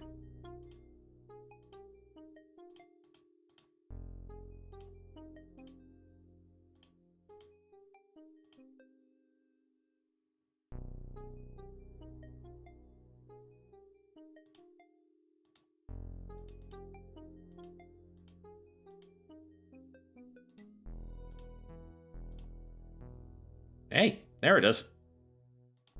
You catch the glint of an object lying just beneath Marie's car.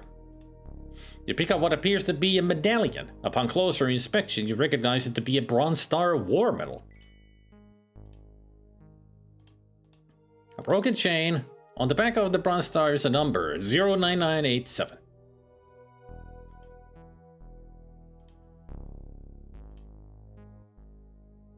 Oops, I forgot to turn off the flashlight. Physically and emotionally exhausted, you decide to go home and get some rest. 500 hours. 1,200 hours. He slept for 7 hours? Understandable. Good night's sleep, too. Answer the phone, dickhead! Even half asleep, you've recognized Captain Tate's stern voice. Bonds! Rise and shine, pal! I need you back in homicide today. We got work to do. Report in plain clothes. Sleepily you reply, I was there before $1,400, Captain. You hate waking up without Marie next to you.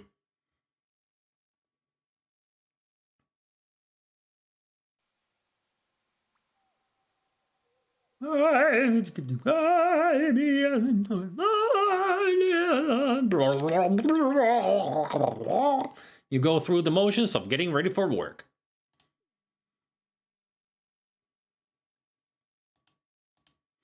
It's your bed. It looks empty without Marie.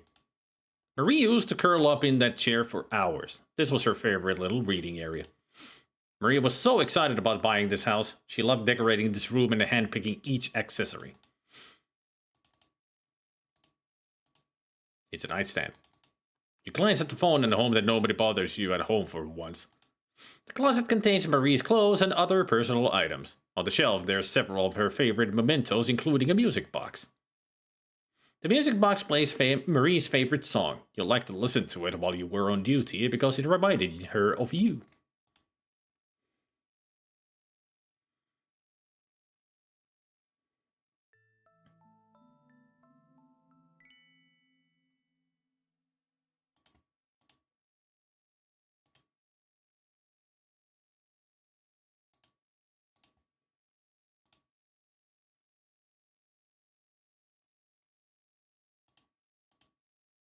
Reporter's business card. His phone number is 555-0707. Music books. Man, that's some ugly bedroom like my grandma's. Well, it's a woman's touch. That style wouldn't get far in Animal Crossing, or it would get you everywhere in Animal Crossing. Hey, it's your own style that you do it. Unless you're talking about New Horizons, the DLC that I haven't never played.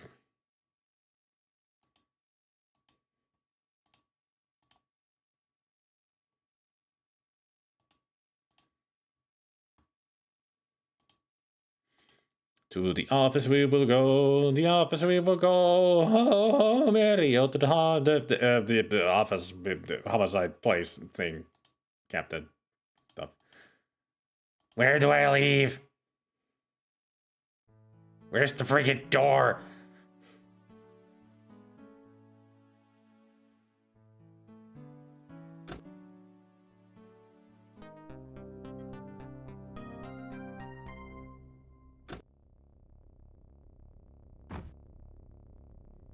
He said that he's gonna be here before 1400 hours, and we are here before 1400 hours.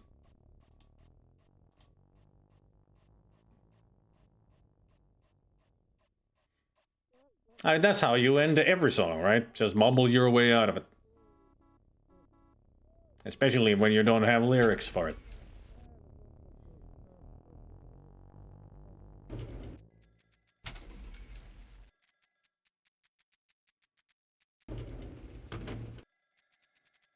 To the office we will go, the office we will go. That's the office that we need to go to get assigned to the case of Marie's assault.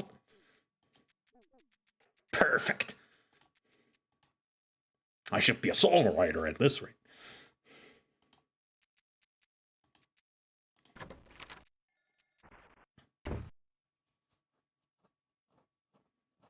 Welcome back, Bonds. I'm sorry to hear about your wife, Marie. I've assigned you to her case, since I know you won't be able to concentrate on anything else. Marie's case number is 199144. You might want to review another stabbing case to see if there are any similarities. That case number is 199137. By the way, I want to introduce you to your new partner. Officer Bonds, meet Officer Pat Morales, your new partner. Oh no, not you! Hey Bonds, looks like we're stuck together, eh? Ass! Fuck! Sorry I've been a little rough around the edges lately. I'm not so bad once you get to know me.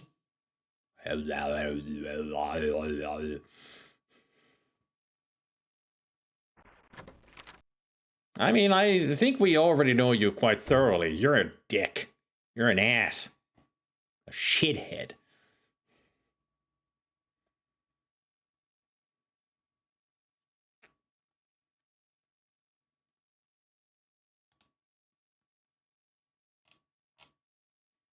An ass and a fudge.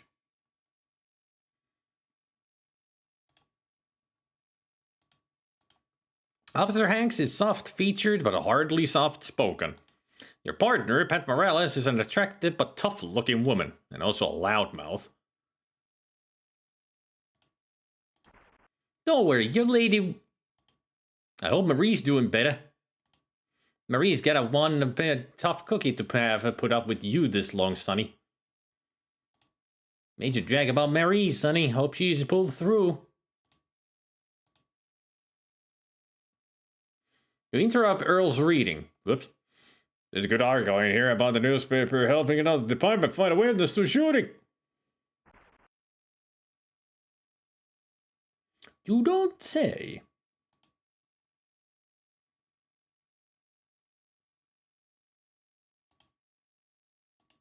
Your desk is near the filing cabinet.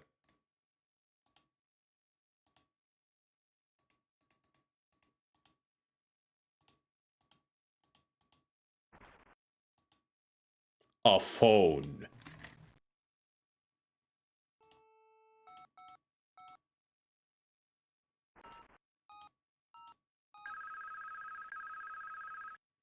Little Daily News, may I help you? You identify yourself, describe Marie's attack, and request help from the paper in locating a witness. Yes, sir, officer. We'll get that in the very next edition. And good luck, sir. Aye.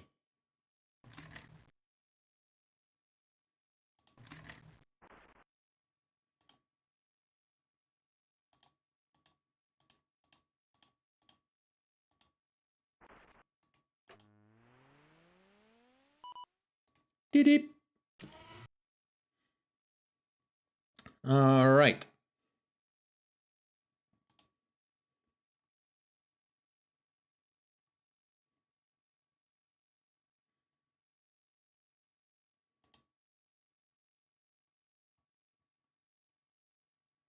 So it was 199, 144.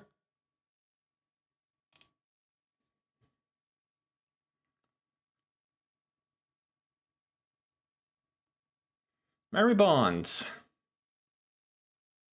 Suspect non-investigator Sonny Bonds. Victim in coma with multiple stab wounds, puncture wounds measuring 6 inches by 1.5 inches indicate the weapon as being a dagger. Suspects were frightened off during the attempt on the victim's life. Motive, robbery. No evidence, no analysis. 199137, I think it was the other.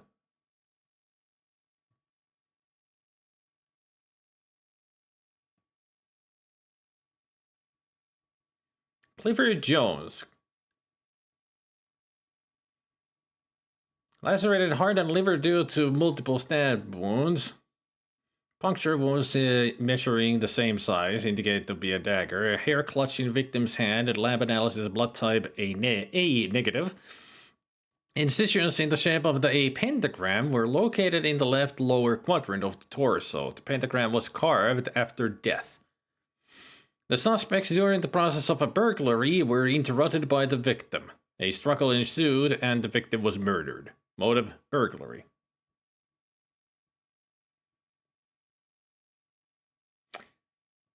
Quite the interesting thing that it was motive was burglary, but they still killed him and drew a freaking pentagram, carved a pentagram on him.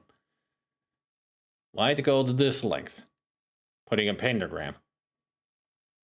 Especially a pentagram.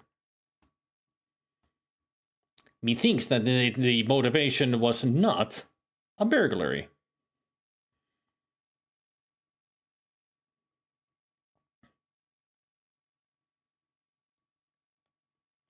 Let's see the serial number that we found on that Bronze Star.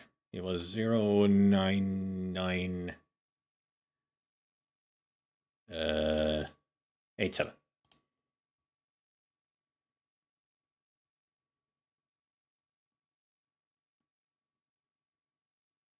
U.S. Army Bronze Star, awarded to Samuel Britt Infantry for meritorious service during WW2. Samuel Britt murder victim, see case number 199124.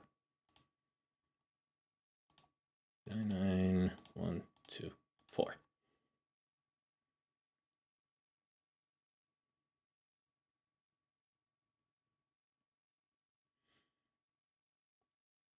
Specky, you know that the pentagrams don't belong in Cthulhu. What kind of a burglar stays in place carving pentagrams some guy they accidentally murder? Lacerated heart and liver due to multiple stab wounds. Same instrument. DNA analysis of hair clutch in victim's hand indicates A negative blood type of suspect. Incisions in shape of pentagram located in the lower left quadrant of the torso, carved after death. No other existing homicides with the same MO. Unknown cult has possibly moved into the area.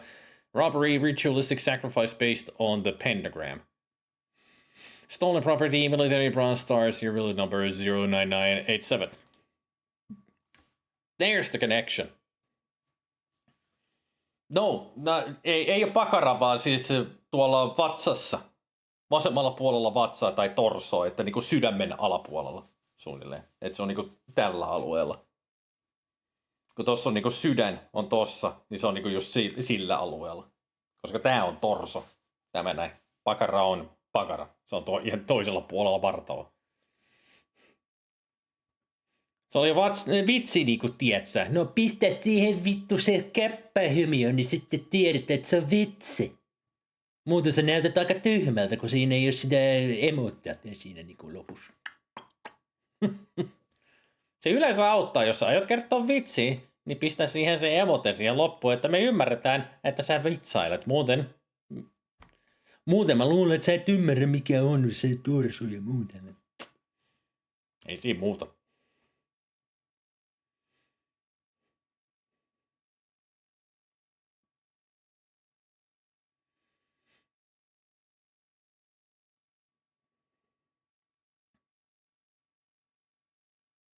And he carved Kalabuka Yaka Uga Buga Pee Pee Poo Poo into her bag. If you don't comment this to 5 other people, you will have 7 years of bad luck and he will kill you next. A chain letter murderer carving the chain letter on the corpse? Now that would be wild.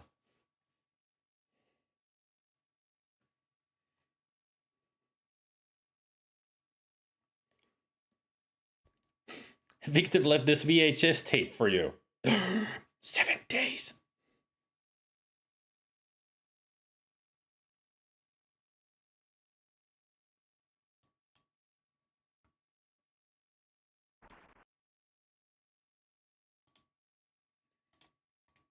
Alright, now we got more info and the connection between all the murders. Nice map. That's the Lidden. I'll catch up with you later, Sonny. Yeah, sure you will.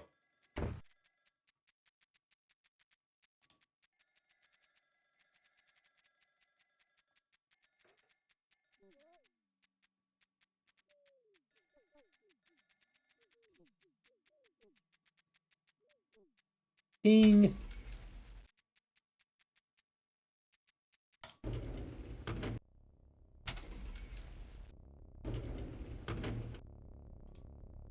Hey, Madrell.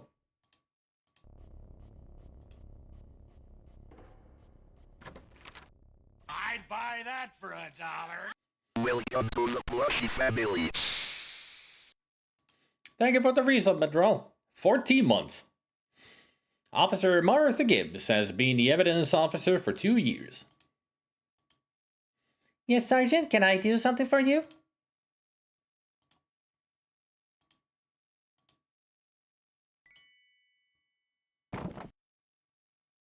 What case number, Sonny? 199144. Name? Marie Bonds. Description of evidence? Bronze Star. Location found? Scene of attack, mall parking lot. Any disposition? Secure as evidence.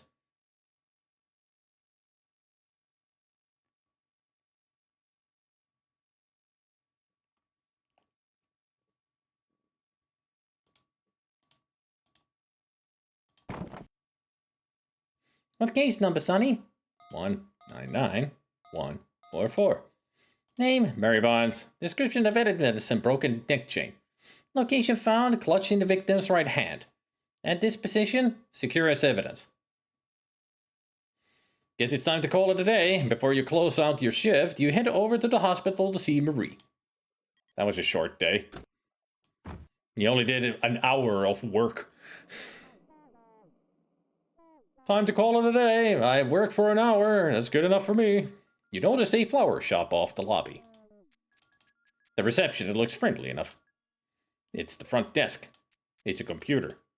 It looks like an elevator. The hospital's architecture is stark and modern, a far cry from the dank corridors of the old hospital. The hospital floor is waxed and gleaming. The hospital's...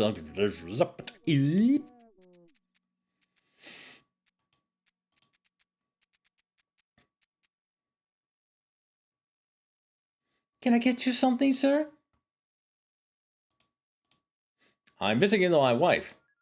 Ah, I'm sorry she's ill. Perhaps a nice fresh flower would cheer her up?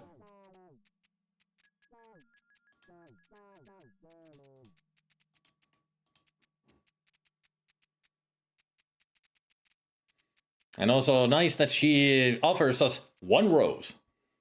I just realized I can use one of your sound effects to tell you what I've been playing. Really? You've been playing Day of the Tentacle. Nice. I think I'd like a rose, please. Good choice. Our roses are particularly fresh and beautiful today. Here you are, sir. That'll be $2.50. You paint the florist and take the rose. Burp, burp, burp, burp, burp. Burp, burp, burp, burp, burp, burp, burp, burp, burp. A rose.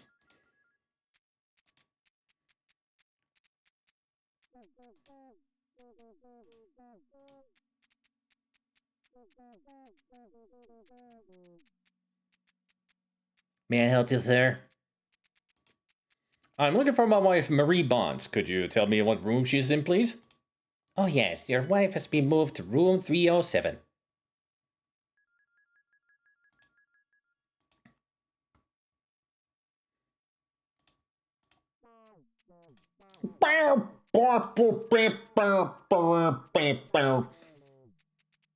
Gotta love the MT-32 human sounds.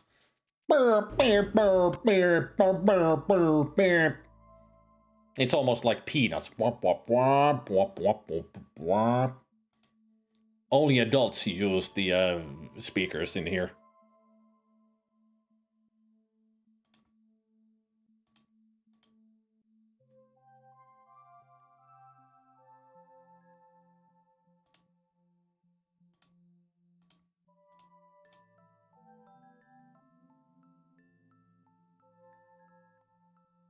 Marie's eyelids flutter almost as though she could hear her music box.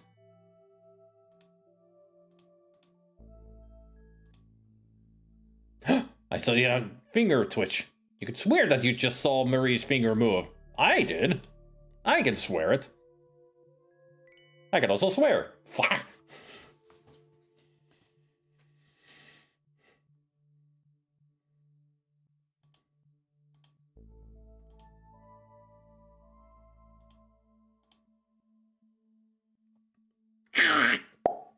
You softly kiss your wife. Her eyelids flicker in response.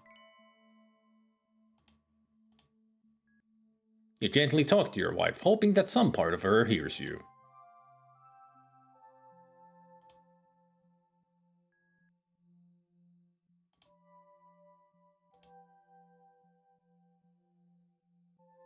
If only, Bennigan. If only.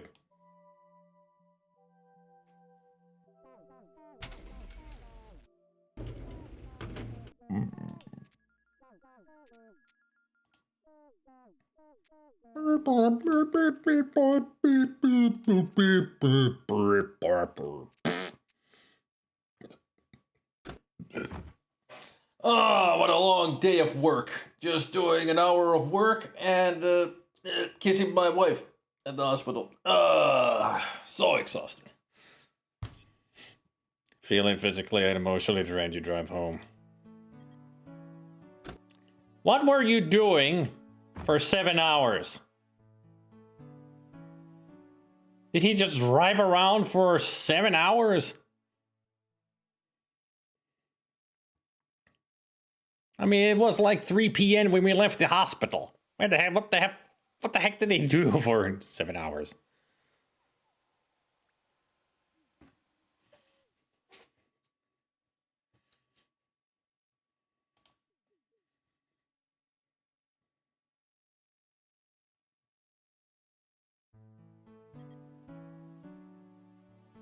You slept for 15 hours or so? What the hell's wrong with you? What kind of a cop are you? You start your day in the middle of the day?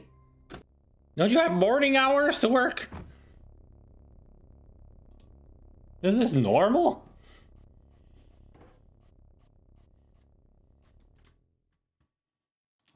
Sonny has issues and a hangover. I don't think he drinks. Or if he does, would make more sense if he slept for a long time.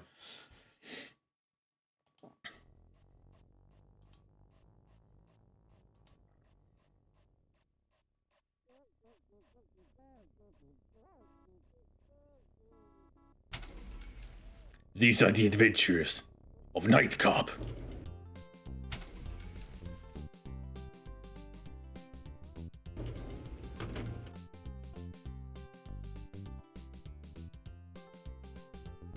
What's with the music? Mr. Stumps, the janitor, is good-natured and hard-working. The janitor looks friendly enough, so you strike up a conversation. Well, you gotta get back to work. Take care now, you hear? No, there's a great little lake just outside town that's a chock full of bass. That's an Easter egg that he talks about the Bass Lake, which was close to the Sierra offices. So that's a reference to Sierra right there. A very obscure Easter egg.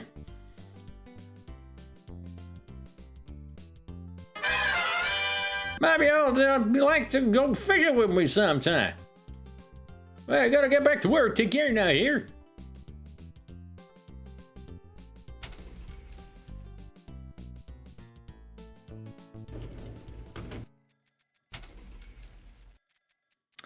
Alrighty then. I think this is as far as I played last time. Like, I got to this day and then I decided I'm not having a good time. But we are going to continue after so much. So let's take a break, shall we?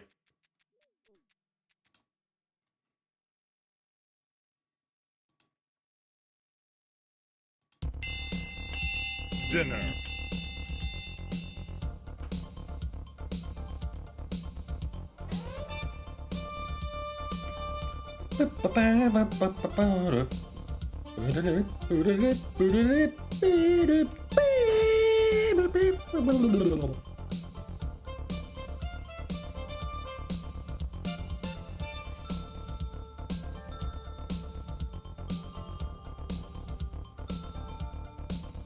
Hey, look at that. We got Gabriel and Fred.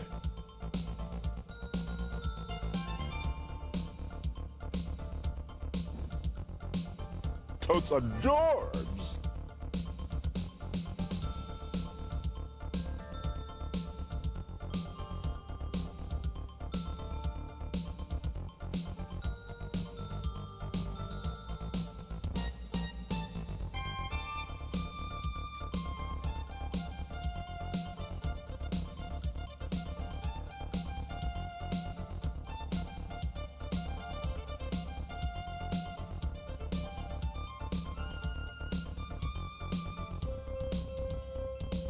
And there's a boot hole.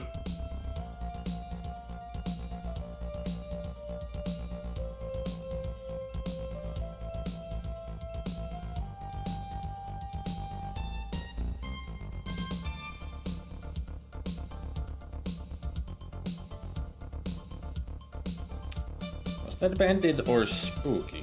That's Bandit. Yeah.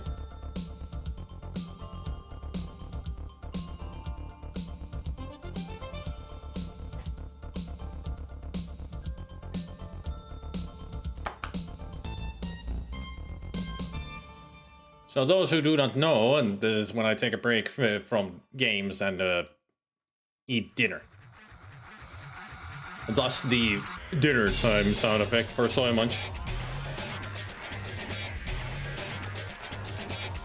And also, if you're wondering what the fuck is Soy Munch, it's our own inside joke of a great typo that turned into our saying that, hey, I'm gonna get some food. Which means it's Soy Munch time.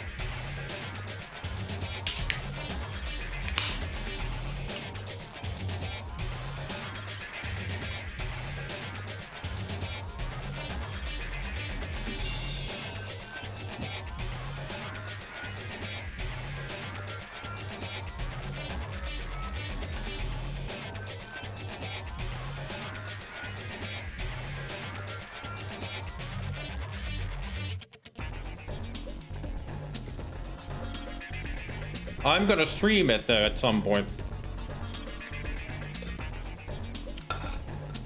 Devil May Cry is another game that I'm gonna re-stream.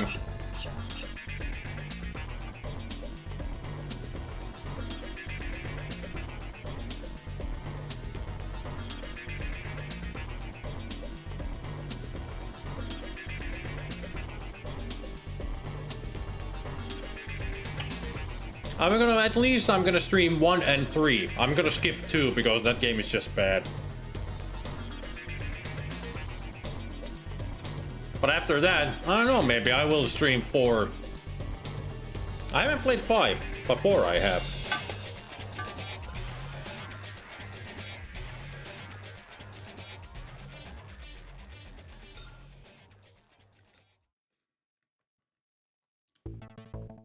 Hey, yes, Lord John.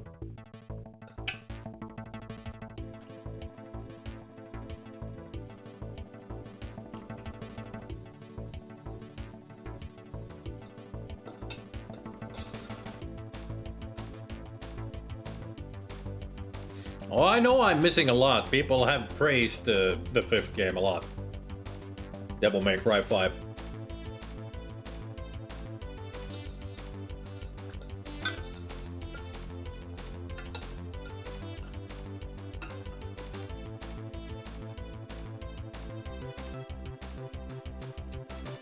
I played the reboot, but in the end I didn't play it through because it just didn't feel right.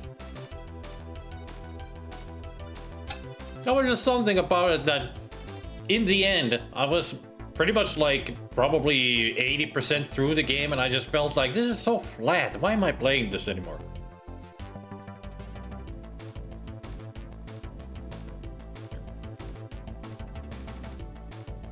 Yeah, they made a huge mistake on that. 2 is just so stupid.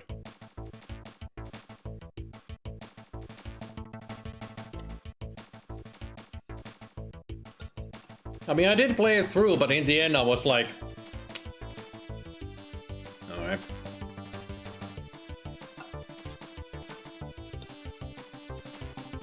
I mean, it left a bad taste in the mouth after playing it, you know what I mean? What's for dinner? My favorite.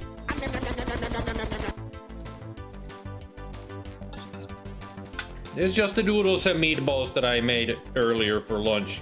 It's just the leftovers.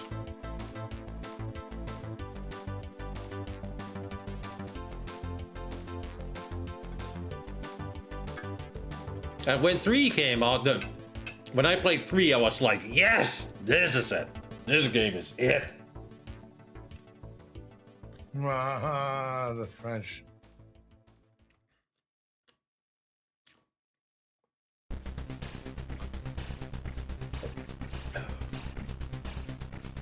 The French.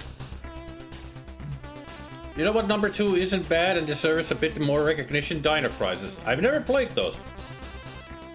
I've never played Dino Crisis or Parasite Eve. You know, the 2 other great games besides Resident Evil. But I never played those.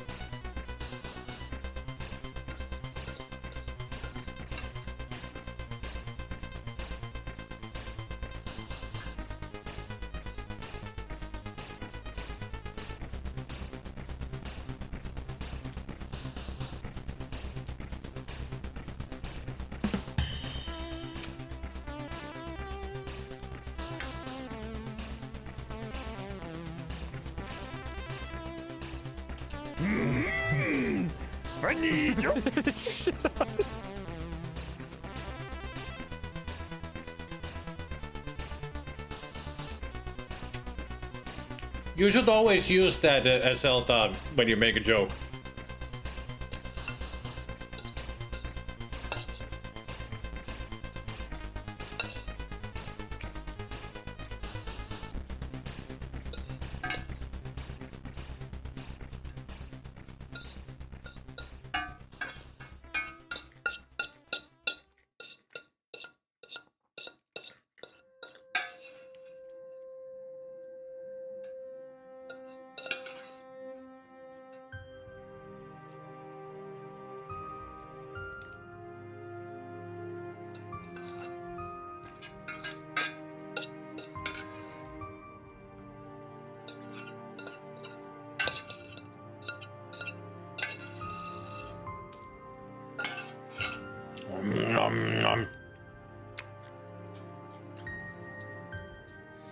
Me hungry. Food.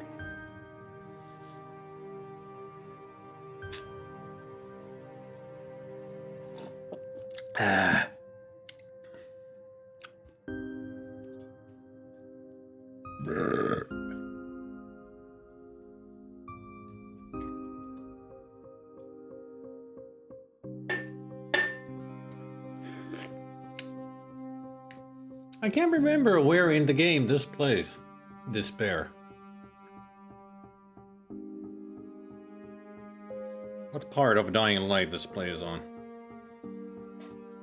I mean, it's a cutscene music, but I can't remember where.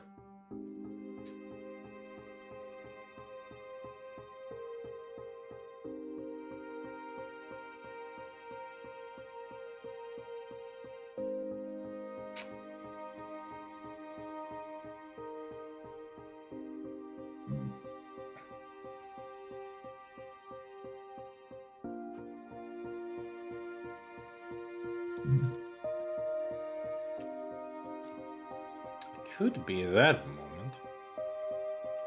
Actually, it might be that moment. Maybe I do remember where it is.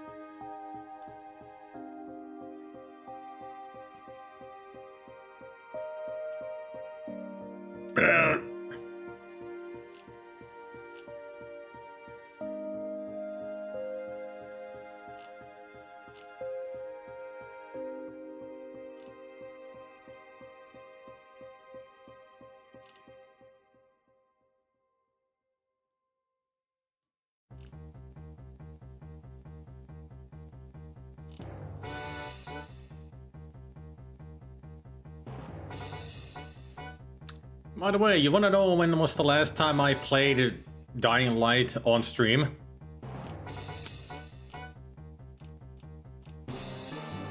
Yes, I've done a stream of a Dying Light. I was thinking that exact moment, the Zelda. That's why I said I think I do remember where it was at exactly that moment. 5 years? Ha! Ha ha! 8. I played it in 2017.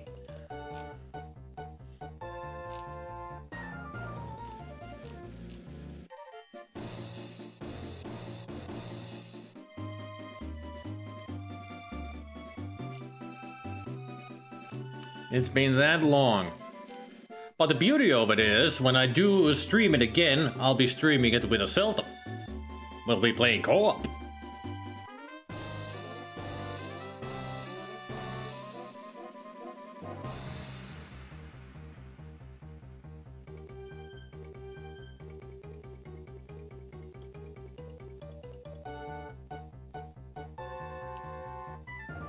I'm right back. Just gonna go get another can of that goodness and also visit a different can.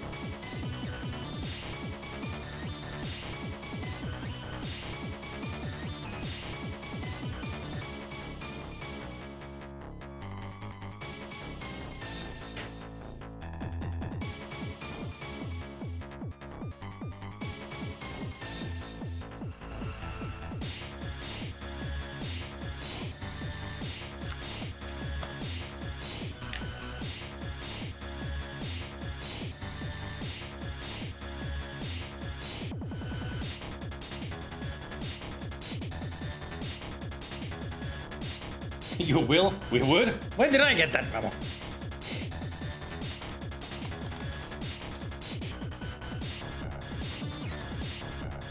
Warner Brothers are done. I just started day 3.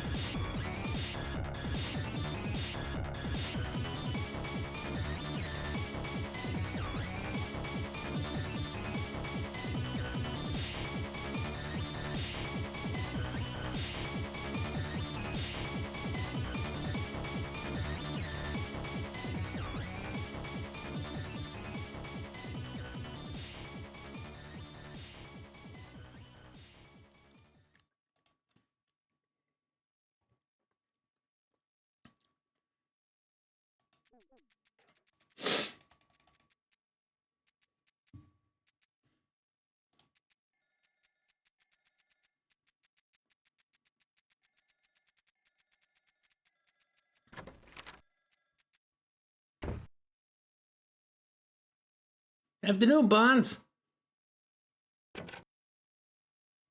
I was just on my way to the locker room. I'll be back in a minute if you need me.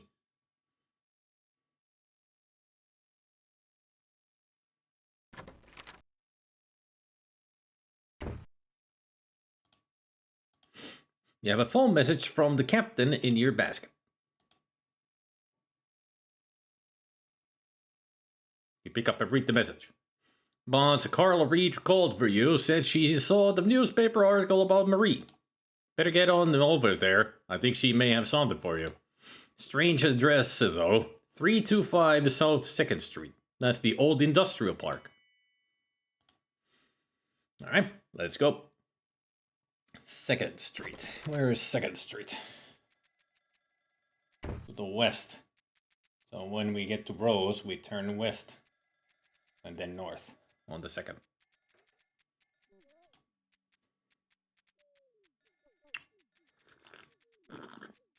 Oh.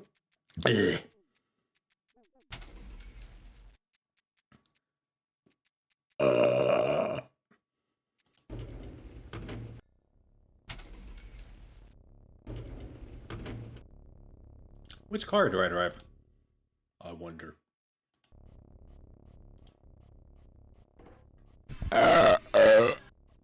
Mm-hmm. Wait for me, Sonny. Oh boy, she's gonna be another Kevin.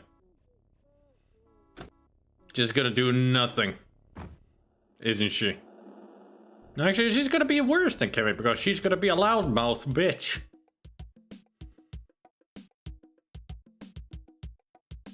This caller Reed lives on 325 South 2nd. That's not a residential area. This better not be someone's idea of a joke. 325 South 2nd. That's just a bunch of old abandoned warehouses.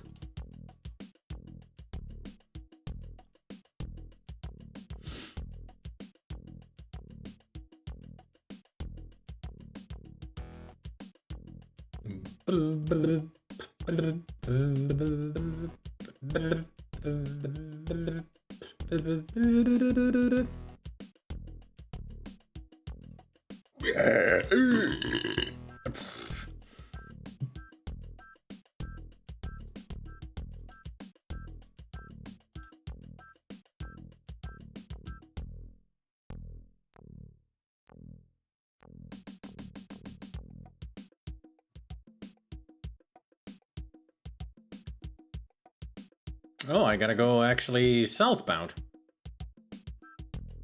on the 2nd Street.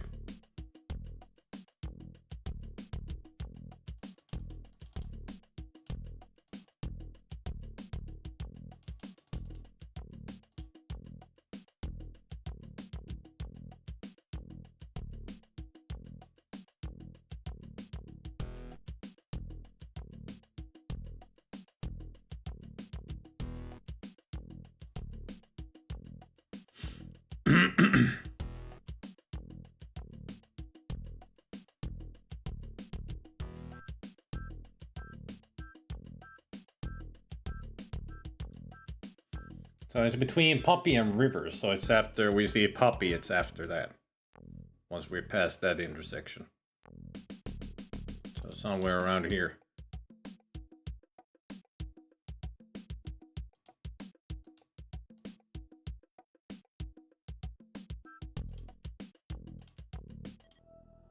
Yep, here we are.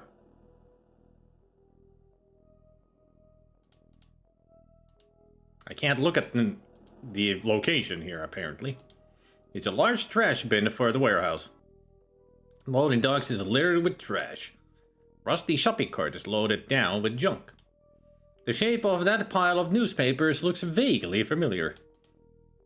There's a company truck parked here.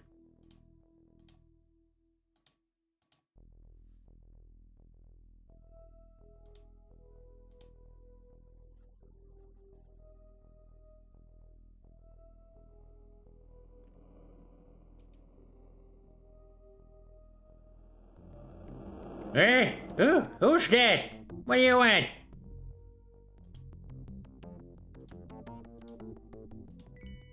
Ma'am, I'm Detective Sonny Bonds of the Linden Police Department. Yeah, sure, what you want from me? I ain't done nothing to nobody.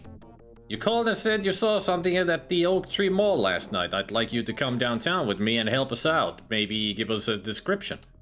Oh, I'd love to go riding in one of them real-life squad cars. Okay, just help me put my stuff in the car. Ma'am, I'm sorry, but there's not enough room in the trunk for your cart. You'll have to leave it here. Right, leave my stuff. I know, I can't very well just up and leave my stuff.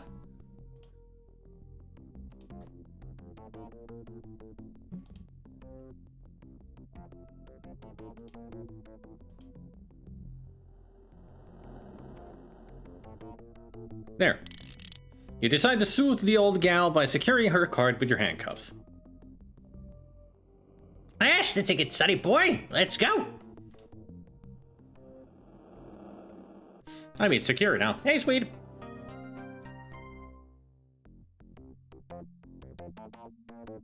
I need to sit and rest my aching bones, kiddo.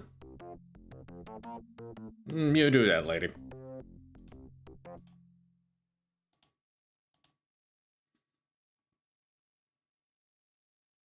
That won't stop people from taking stuff out of the cart, though. Shh. Don't tell her that.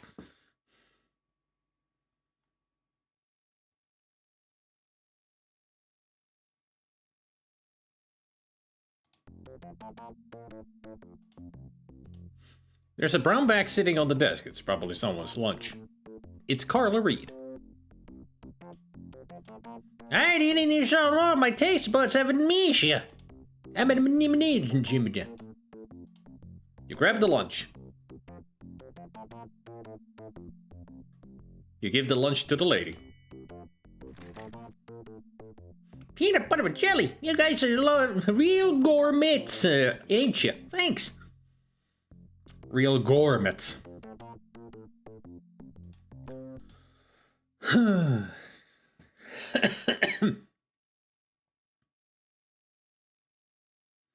I was about to do one of my usual weird as fuck greetings, but I felt that sometimes an emote is just enough.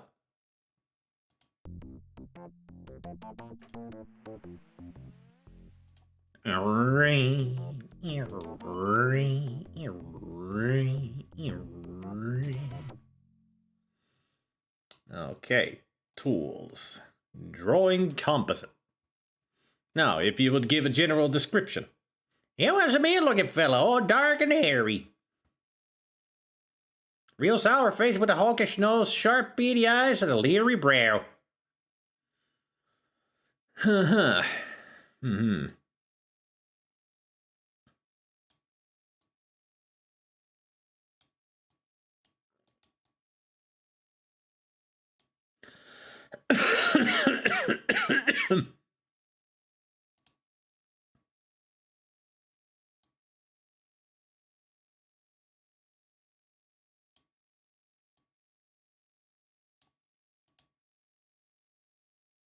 The ice is a little too left.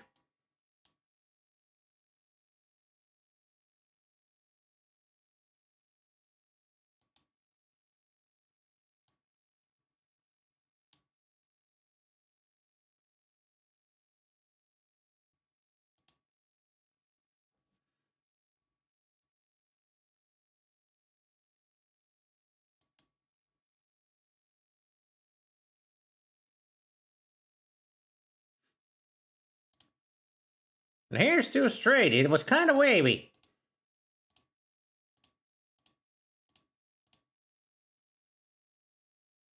That's close, I think. The hair is way too low.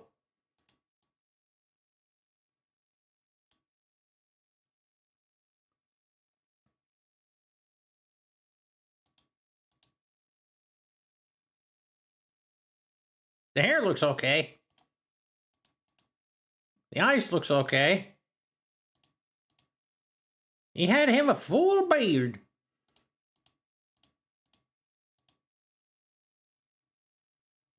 The beard looks okay. I said hawkish, not button boy. Oops. The nose is a little too low.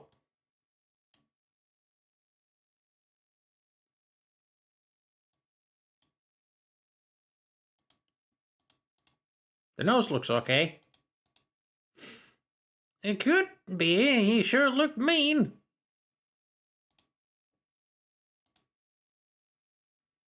Now there's a sour one, Sonny.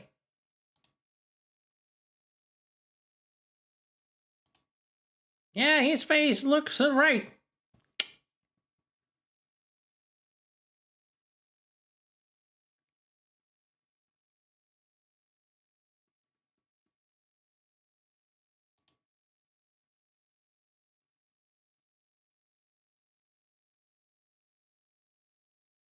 No match. Hmm.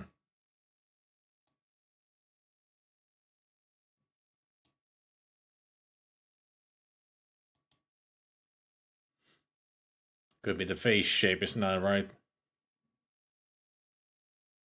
No match.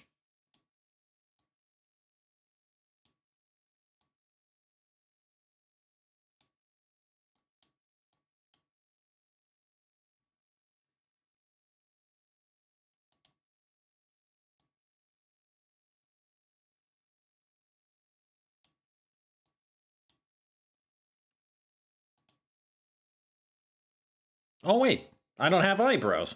Yeah, I don't have eyebrows. That'll do for starters. That makes him look kind of alien, don't you think? He had a little arch to his brow. Too hairy. Did I say he had shrubs above his eyes? Change it. Tad bit more arch to them brows, Sonny.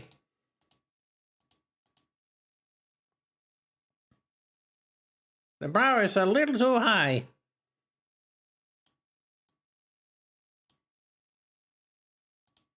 Hair looks okay. The brows looks okay. Now that's a sour one. Nose looks okay. Eyes looks okay. Yeah, his face looks right.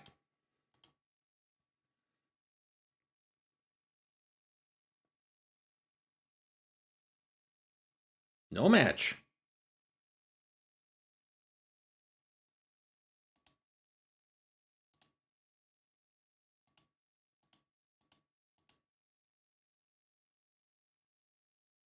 Nah, too full. He had a tight mouth.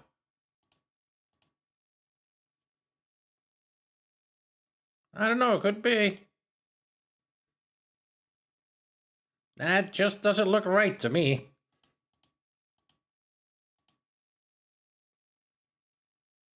The mouth is a little too left. Mouth looks okay.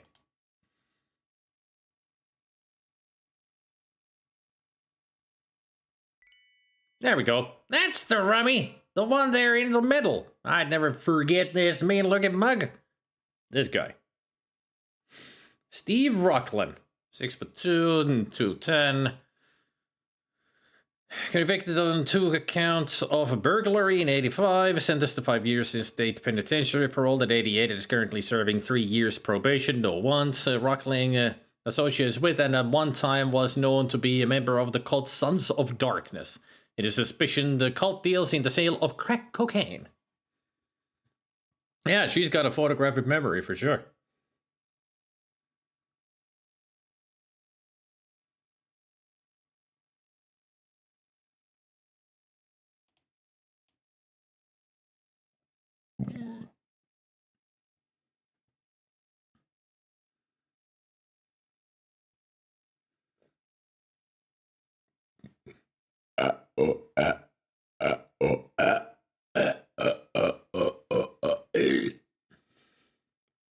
What?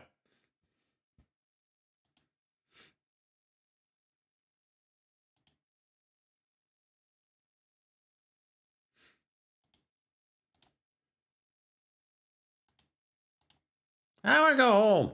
Okay, Carla, that should do it. I'll take you home now. You've been a big help.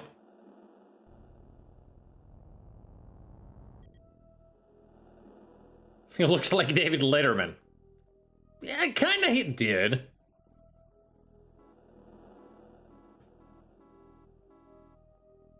Well, bless your heart, my card is still safe. What about all the items in there? Are they safe?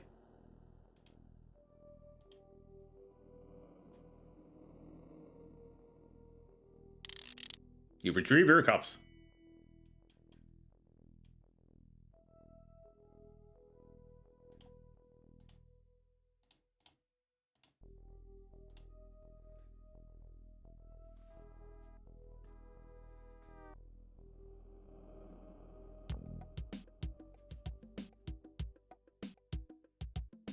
You notice Morales checking her watch. She suddenly says, "Yo, Sonny, drive me over to the ball real quick, would ya? I gotta make a phone call."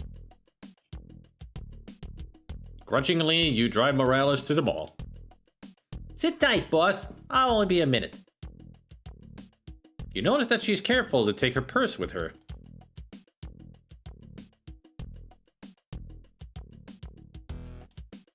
Hey, Pom Pom Box. Forgot to say hello.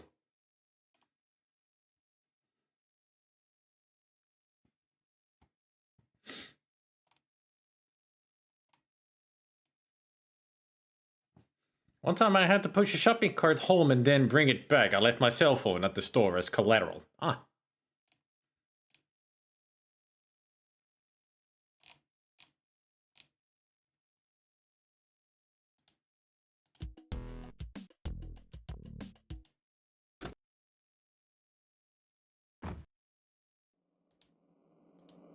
Morales is making a phone call. It's a public phone. That's the Army Recruiter's office. That's the shop of Zack, the keymaker. Some of the mall stores are undergoing renovation. It's a very large street lamp. Yeah, because it's close to the camera.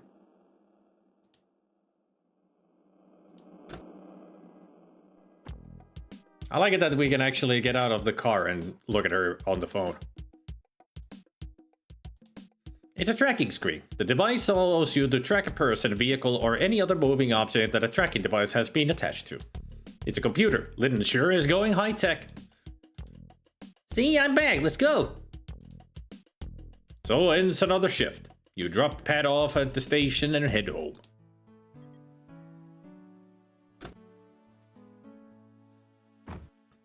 Are gonna sleep for 15 hours again?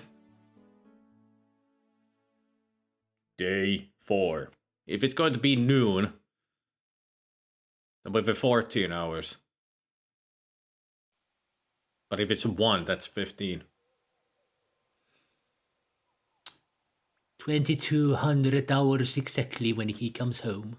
How precise of him.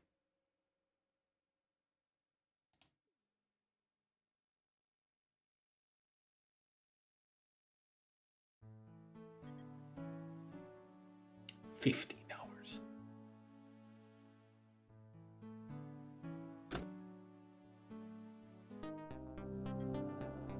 At the rate that we're going, possible that we're gonna play this through today. I would reckon it might happen. I mean, certainly going that way, that we're gonna finish this today.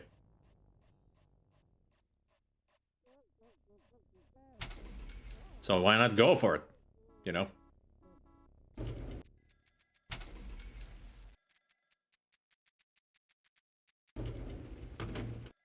Space Quest 4.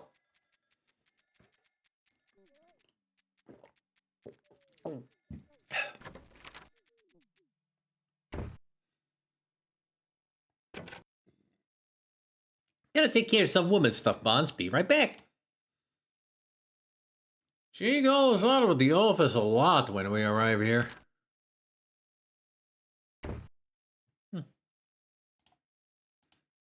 A subpoena in your basket. Oh, great. You remove the subpoena. You are commanded to appear in the Lyndon Municipal Court as a witness in the case of People versus Juan Ruiz. You remember that you cited Mr. Ruiz for impeding traffic. Yes, I do remember. It happened like 2 hours ago. Slow ass and slow rider.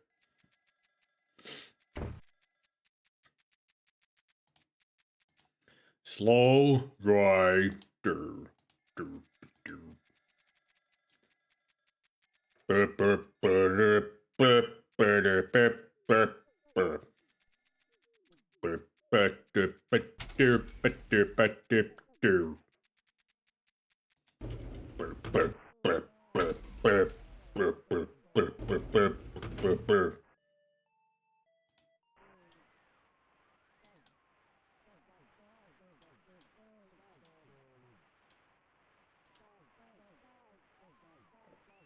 You look in the cabinet to see what loaner equipment is in stock. Is there a tracking device in the drawer? And don't you forget to return the tracker either. I'll do my best.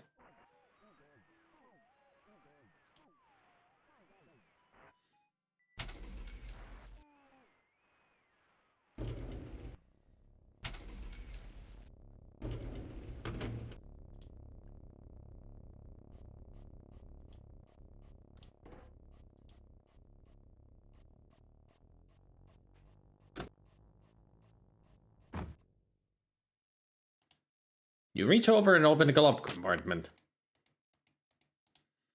It's a speedometer calibration chart, a service record for this car's speedometer. Departmental policy requires that all speedometers be calibrated every 90 days.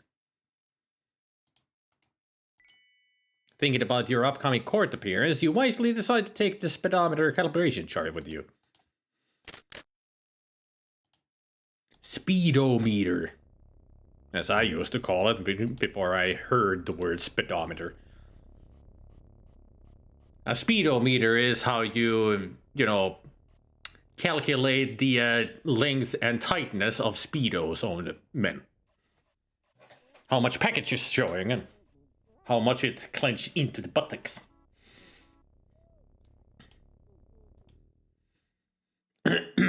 Anyway, with that joke aside,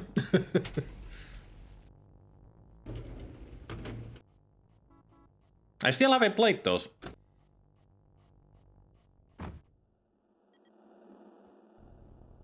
Wet dreams don't dry and wet dreams dry twice. I think that's the names of the games. I've heard that they're really good, so I do want to try them out. I just need to play them, that's all.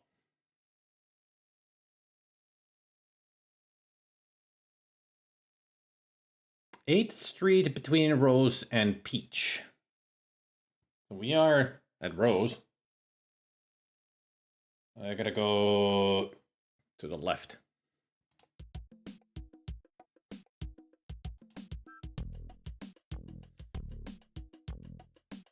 And then left again to get to 8th. Yeah. To go north.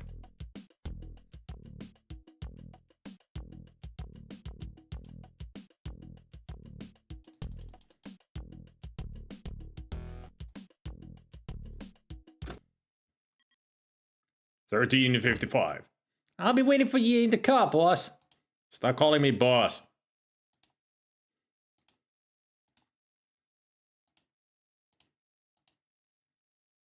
What happens if I walk here on the street? Not gonna get run over? Alright. No funny stuff. Yeah, call me Gov. You will call me your majesty. You supreme leader. Emperor. Do it.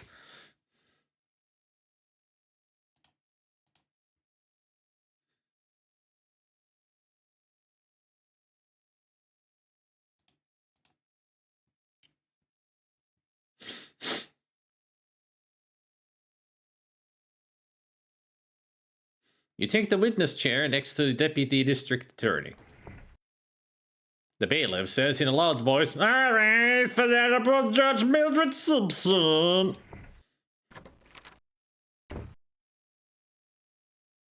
No, Judge Judy. The bailiff says in a loud voice, "Court is now in session, please proceed." He's got a frog in his throat.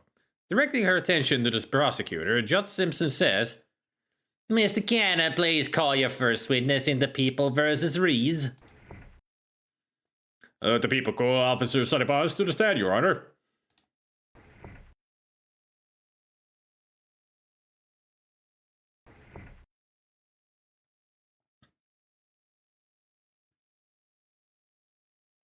Officer, please raise your right hand. Do you swear to tell the truth, the whole truth, and nothing but the truth? I do. Please state your name and occupation for the court. Sonny Bonds, Detective Sergeant with the LPD.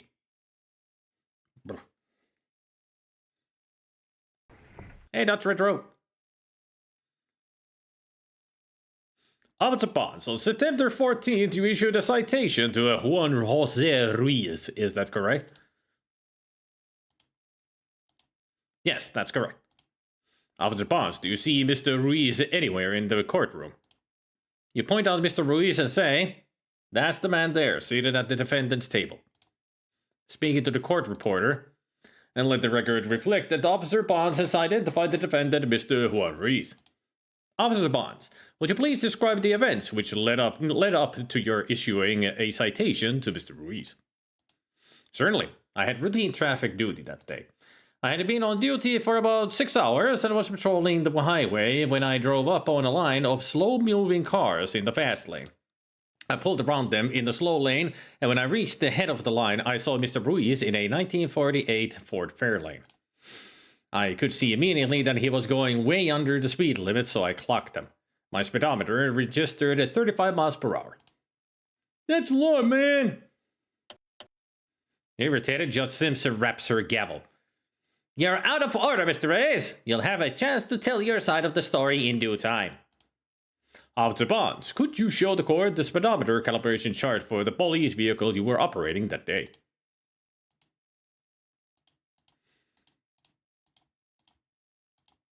You hand the calibration chart to the deputy district attorney. Here it is. Let the record note the admission of one calibration chart into evidence.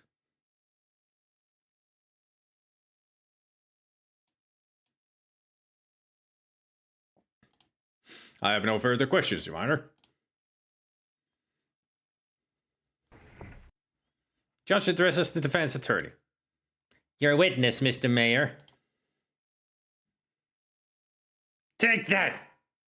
Objection! Hold it! The defense attorney cross-examines you.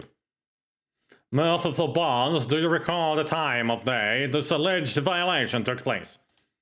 Well, I don't recall, but it should be on the ticket. Yes, the time is on the ticket, but it's not the correct time. My client was at home working on his hydraulic system. I have no further questions, Your Honor. It was the right time that I wrote down. You may step down now, Officer Bonds.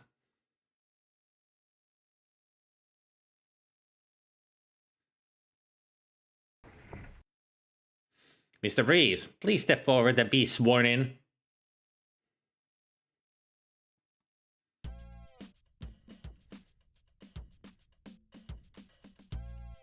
Mr. Rees, please raise your right hand. Do you swear to tell the truth, the whole truth, and nothing but the truth? I do. Please state your name for the court. Juan Jose Ruiz. Can you briefly tell us what happened that day, Mr. Ruiz? I was just driving you on and not doing nothing. I am a very careful driver.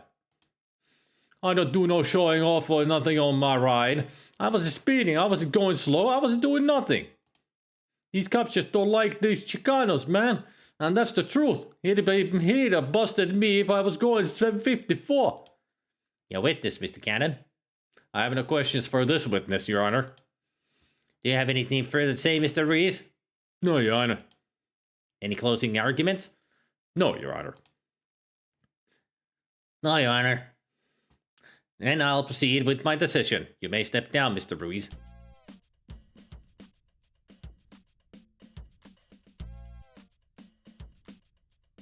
Based on the officer's vague recollection of the facts surrounding this citation, I find the defendant not guilty. I told you I'd get you in court, essay. Next time, don't waste my time or the courts. If you can't get a citation right, don't issue one. You mumble. Sorry.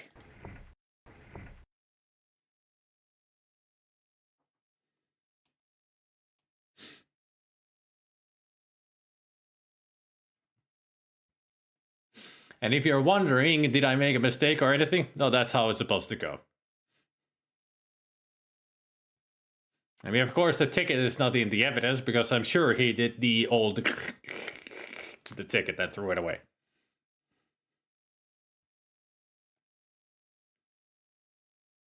Yep.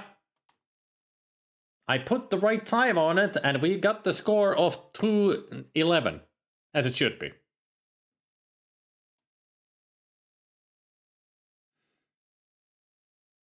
I mean, as far as I remember, every walkthrough, every long play that I've seen of the game is the same result. He gets you in court. So it doesn't matter because you don't get points even if there is a way to win this. You just give it it's just the calibration chart is important on that to get points, but not winning the case. Brr.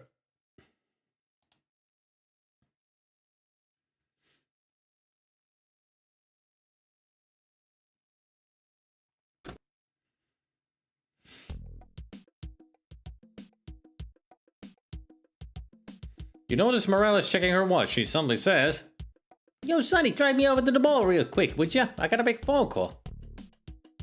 Another phone call. Grudgingly, you drive Morales to the mall. "Sit tight, boss. I'll only be a minute." She seems in an awful hurry this time. She even neglected to take her purse with her.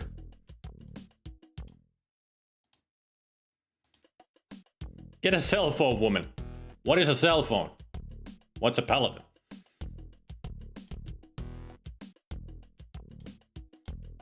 Pat's purse rests between the seats. She keeps a key attached to the handle.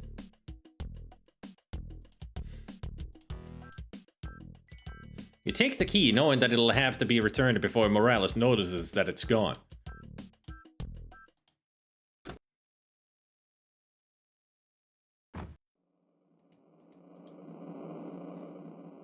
Let's go to Zex. Well, it looks more like 3X. Or Jax. What can I do for you? Need a key made? You need a key, mate. I'll make a keys for big locks, small locks, clocks, cars, tanks, and banks. What do you need, fella? I mean, it looks like Mario.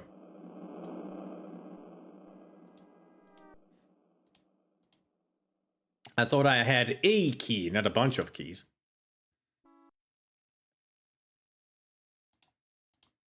Oh yes, no problem with this little jewel. I like have a copy in a jiffy. Here you are, fella. That'll be $2.50. Good old $2.50. You give Zach his $2.50. Thanks, buddy. Another day, another $2.50. Very cheap to make a copy of the key. You have Pat's keys and the duplicate key.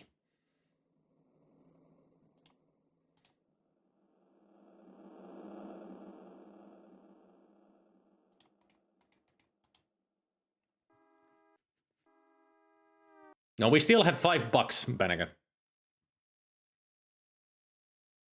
I mean, it's $2.50 for the rose, $2.50 for the key. And in the nick of time, you replace Morales' key and hope she doesn't notice anything funny.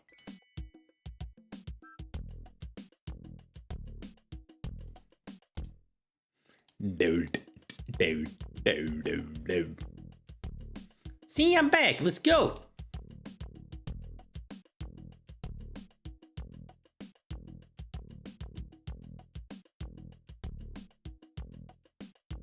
The radio comes alive. 64 David, Lytton. This is 64 David, go ahead. 187 in alley, 300 block off West Rose. One traffic unit is 1097. Morales confirms the call. Lytton, 64 David copies and we're responding. Well, you heard it, boss man. Let's roll.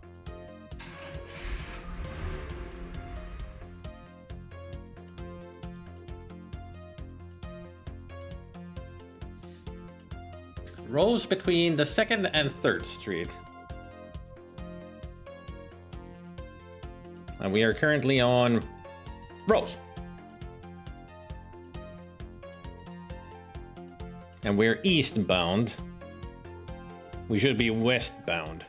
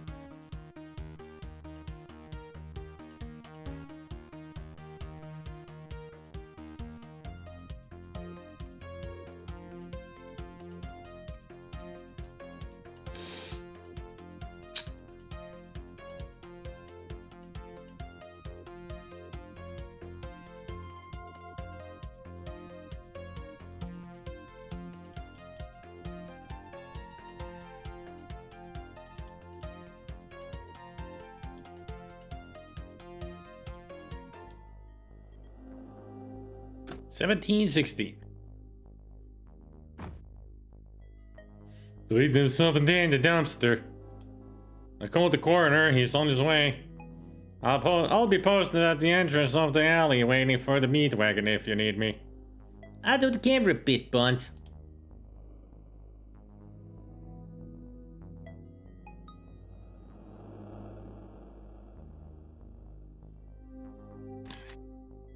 Hi, Chihuahua.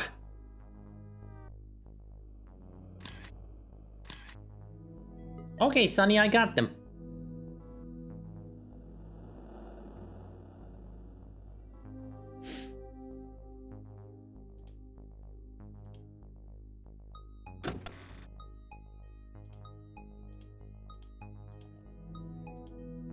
There. Now we got the flares in the box. There's a little briefcase in the trunk. A scraping tool is used to scrape dried evidence such as blood or paint off of other surfaces. The envelopes are used for protecting and storing collected evidence. Toothpicks are useful for removing evidence from small spaces. Spaces, seen better places.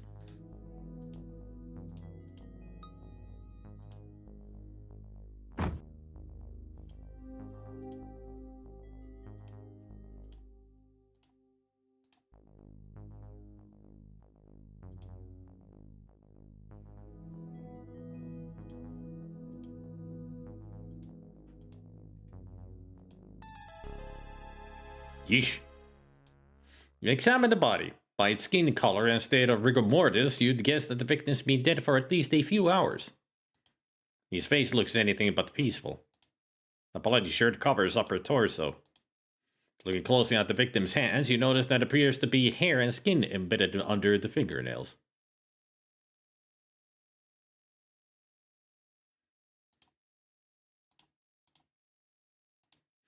Using the toothpick, you scrape under the victim's fingernails. You then place the collected skin and hair into a sample envelope.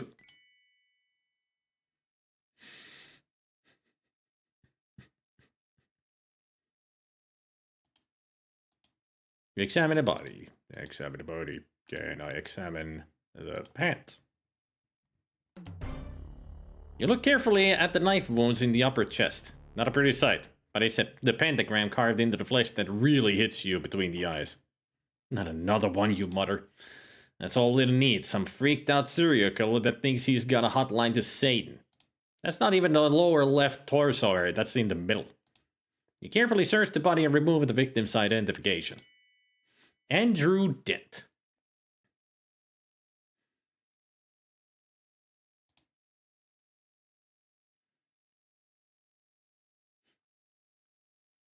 Do you find the pentagram unusual? Not really. It's been used in movies and everywhere.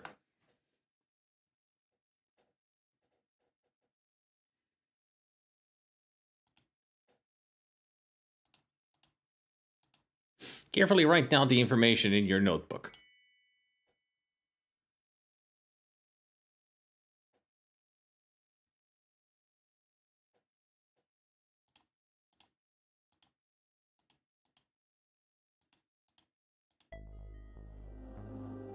Hey, Bonds, nice day, eh? How's the stiff? He's hanging in there, Leon. You log the victim's information in your notebook before handing the ID to the coroner.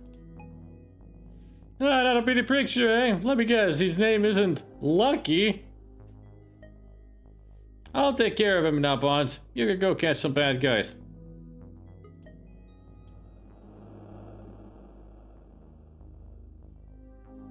You notice a fresh dent marked with the gold paint on the side of the car. It's the abandoned white car. The dent contains gold paint.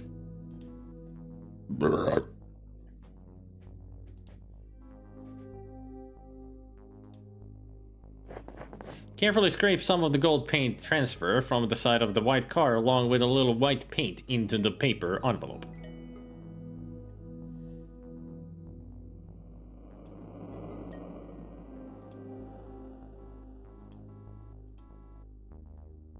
The windshield is marked with the vehicle identification number. It's a 127633. That's the VIN.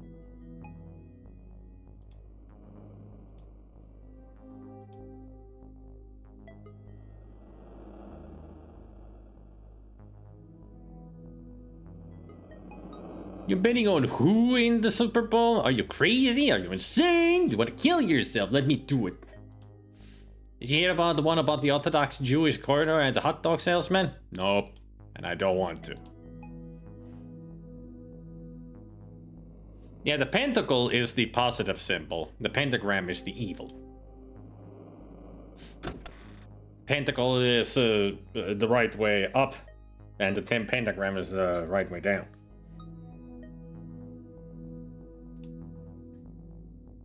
And I don't even know what that means, what I just said.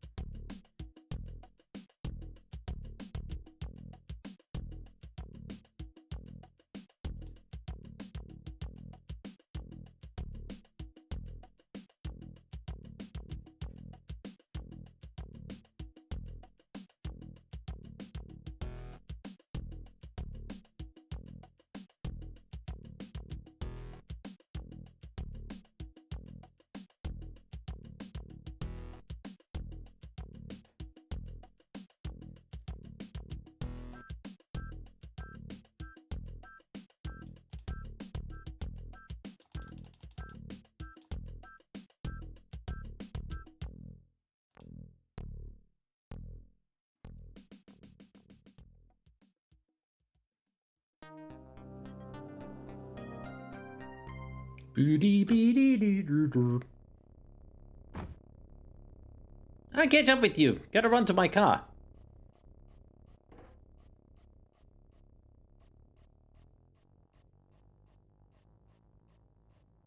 And when you say run, just walk.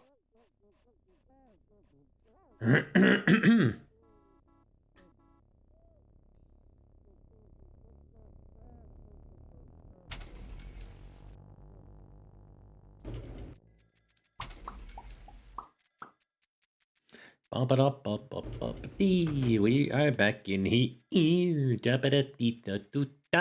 Let's see what we got.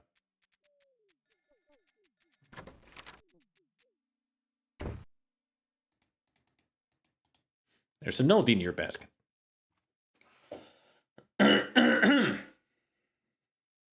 Sonny, Dr. Water called and would like you to stop by the hospital.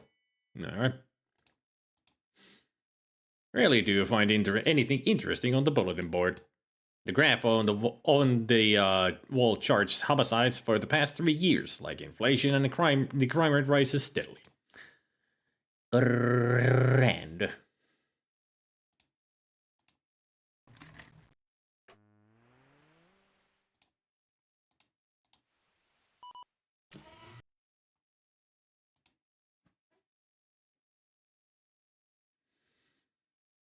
Review case, new case, serial number. New file. Based on the information you obtained at the murder scene, you open up a new file on the Dent murder.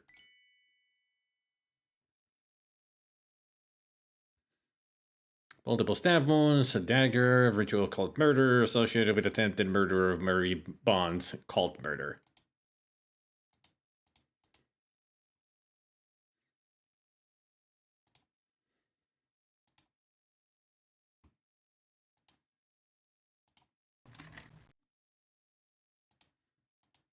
That desk belongs to Pat Morales, your partner. It's locked. Not for long.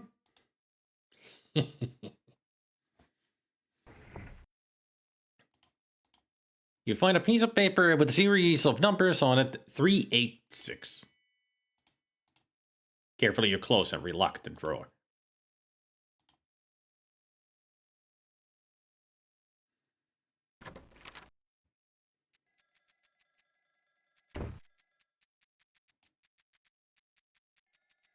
Yeah, she's gonna buy a new computer, yeah. 386. Powerful computer at this time.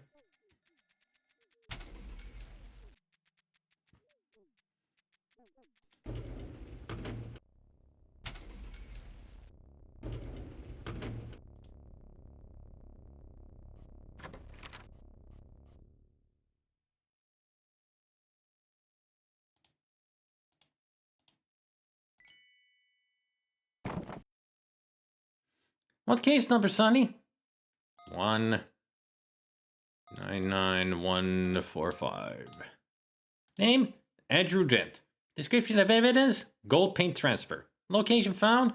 Left rear quarter panel of abandoned 1973 Ford Pinto. And disposition? Analyzed for possible vehicle type. Yeah, I'm sure that 486s were out already.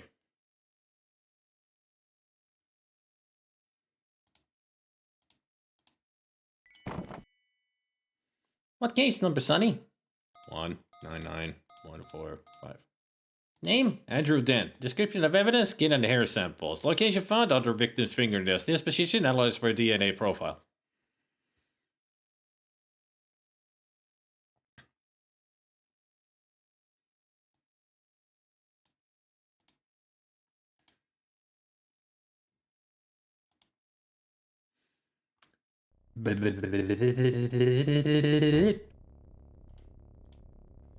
Onwards to the hospital.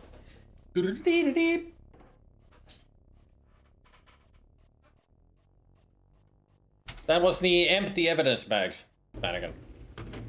Wait for me, Sonny. You don't need to get to the hospital unless you want me to shoot you in the leg. Which I'll happily do. Southbound on the 6th. So I need to turn on to Rose and then to the 4th.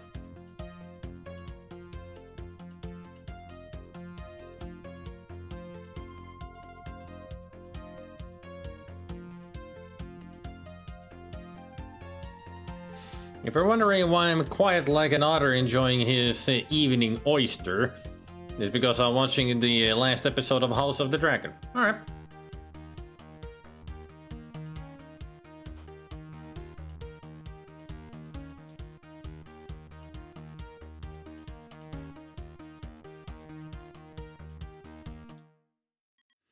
Lieutenant General. Nice that we actually get an image of the hospital from the outside. Yo, Sonny, I think I'll make a phone call while you're upstairs. She's a real chatterbox on the telephone then, huh?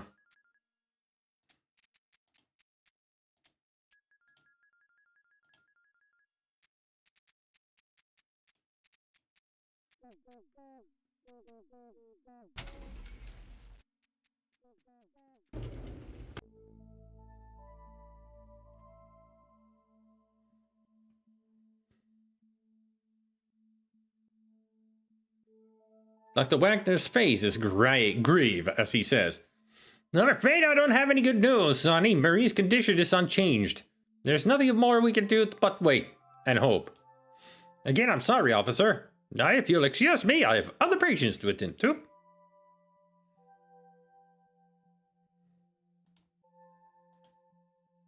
It's Marie's hospital chart.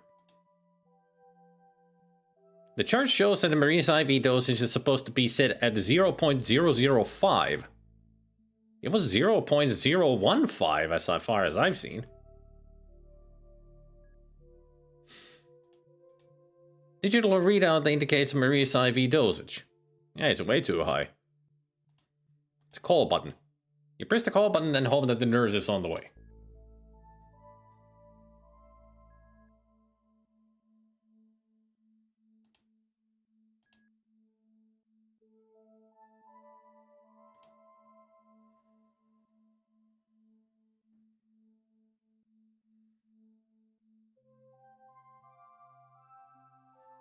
Do you need something, Sergeant Bonds?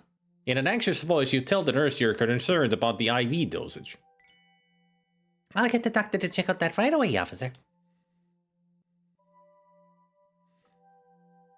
Torn between feeling foolish and genuinely alarmed, you explain to the doctor that there seems to be a discrepancy between the IV dosage on the chart and that on the IV meter. Doctor looks doubtful as he checks the chart.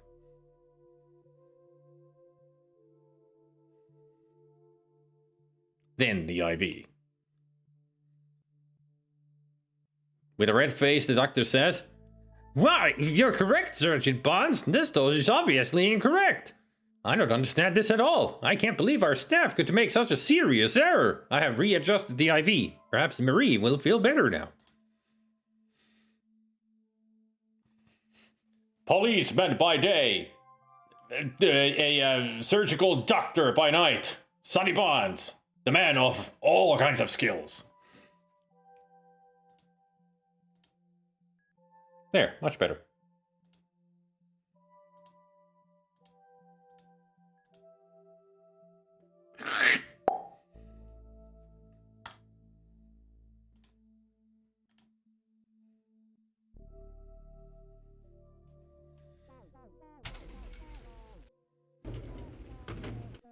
Took me a while to watch Game of Thrones, to be honest, as I hate it when there's a series where everyone says, you have to watch it. But honestly, I'm glad I did watch it. I loved it overall. I thought there was a tad too much sex scenes, though.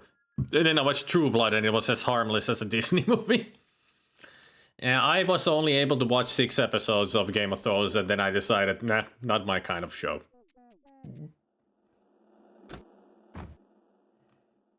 You drop your partner off at the station, then drive yourself home for some needed rest.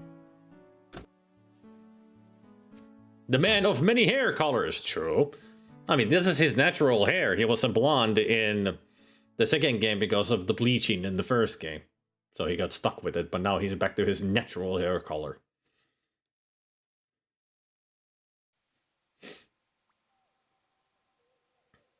I've never watched True Blood. I don't care about vampires that much.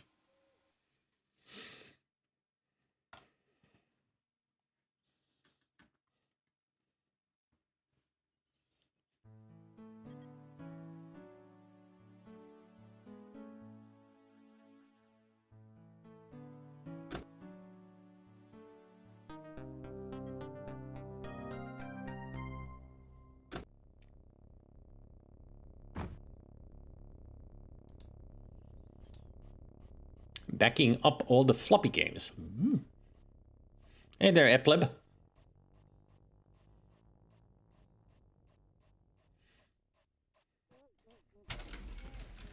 Welcome to the stream.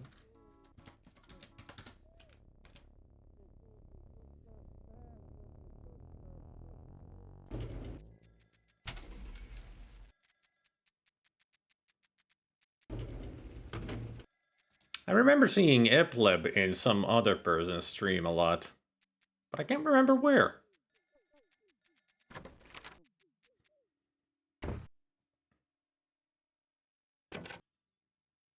Yo, Bonds, be back in a sec.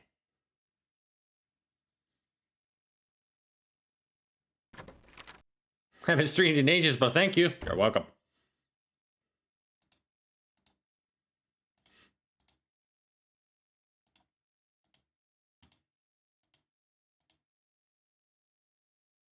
Oh yeah, spider cookie. That's it. Looks like you're getting bored, Hanks. Shit. I hate how fast the text goes in the game by itself. Really hate it.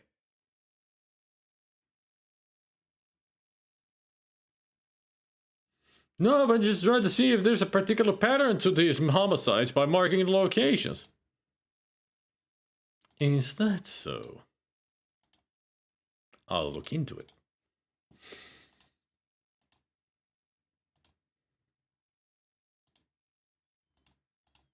The memo advises of a mandatory attendance of all female officers for physical performance testing at the beginning of shift tomorrow.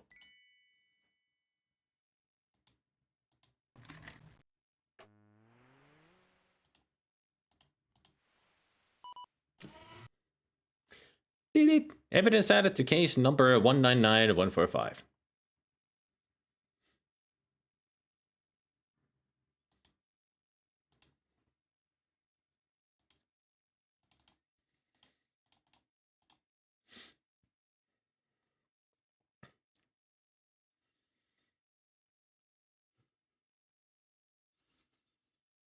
Paint transfer of gold, possibly from a suspect vehicle. Gold paint transfer analysis shows car to be used on General Motors sedan models 1976. Alright, so it's a General Motors sedan that we're looking for. Gold colored. Shitty map, please.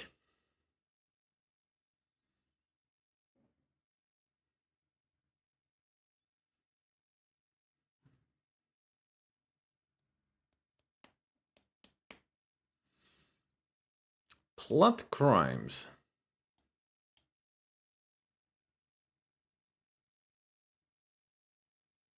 So one was somewhere around here. And one was around here. One was around here. Latest one was around here. And one was down here. Check pattern. Draw mode. Your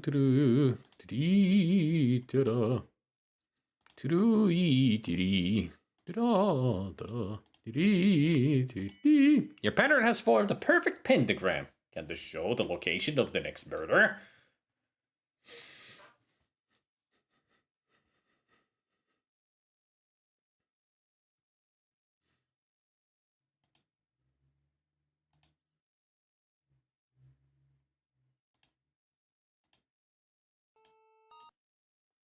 Dispatch, can I help you? Your device dispatched broadcast an all points bulletin for the possible suspect vehicle. You describe the vehicle as being a golden General Motors sedan with possible white paint and transfers. You also advise that the occupants may be armed and dangerous and to approach with caution. I've got it all. I'll put this out on the air immediately.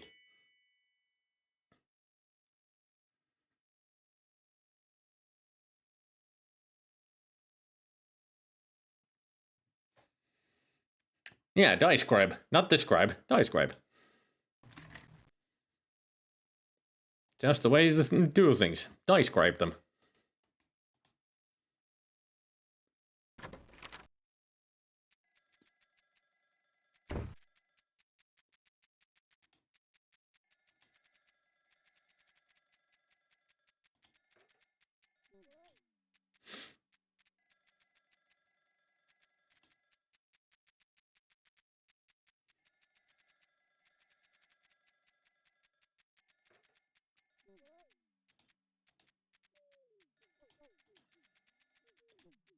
Criminal psychologist's office. Now this is where the funniest Easter egg in the game is. And pretty much the only funny one.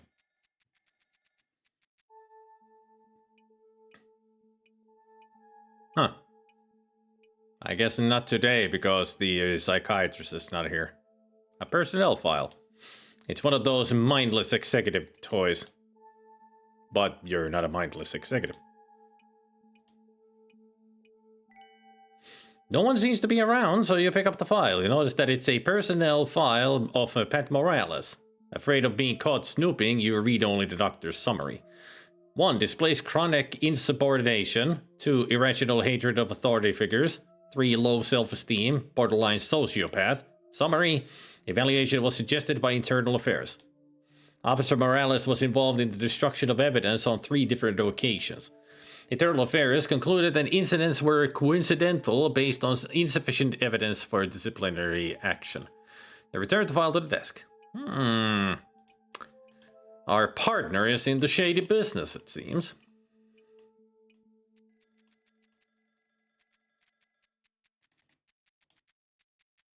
Does he only appear? No. I guess I could come back here the next day. I want the psychiatrist to be here.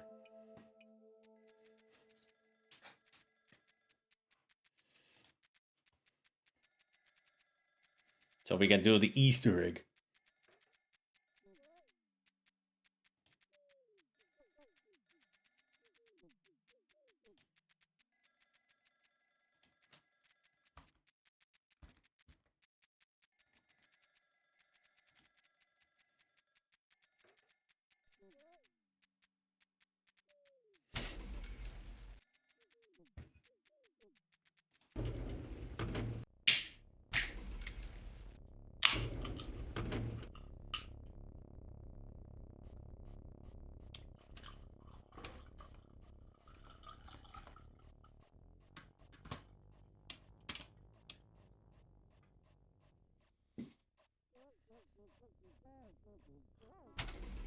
Oh.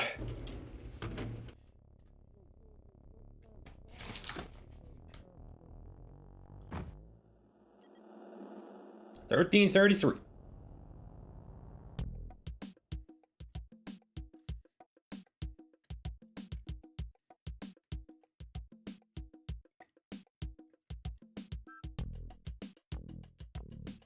I gotta go north. According to the crime pattern, the serial killer will probably strike next somewhere around 200 East Palm. As I recall, the only buildings on the 200 block of East Palm are some warehouses and the Nugget Saloon.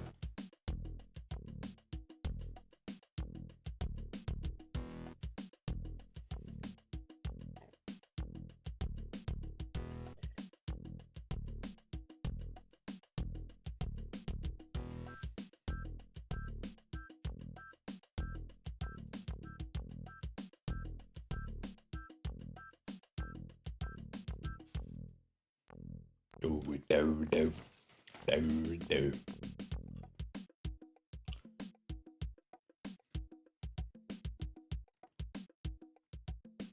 Fig.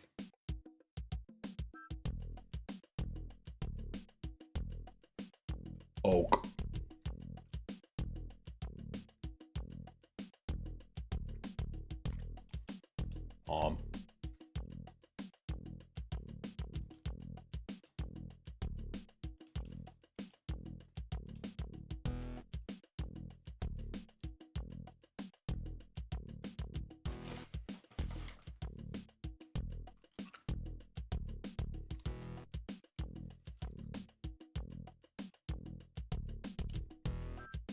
Oh, I'm on the wrong side.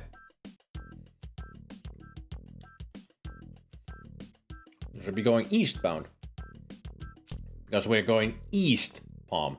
I was going West Palm.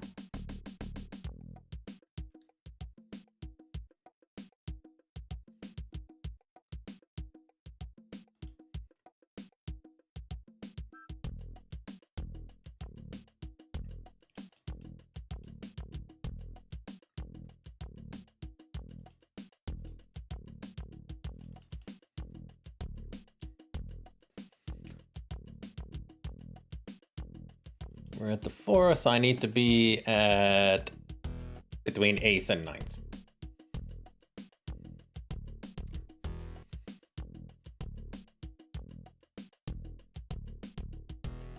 It's after 8th. Once we crossed 8th, we're at the right block.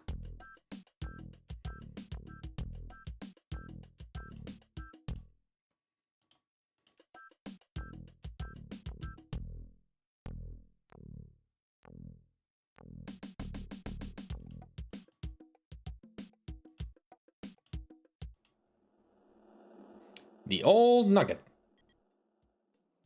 And there's a familiar looking car. At least a familiar looking paint.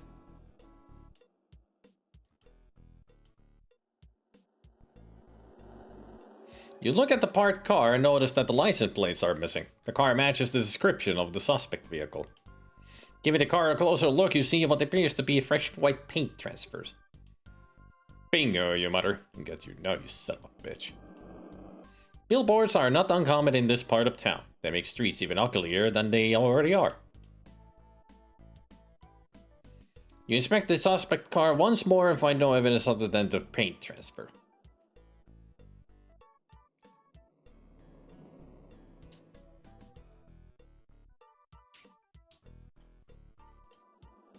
Convinced that the serial killer will strike here next, they decide to stick around.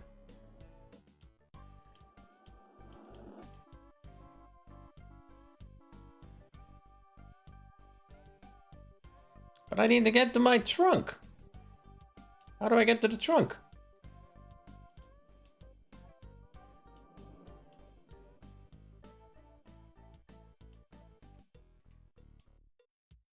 I guess there's the trunk. There we go. Scraper.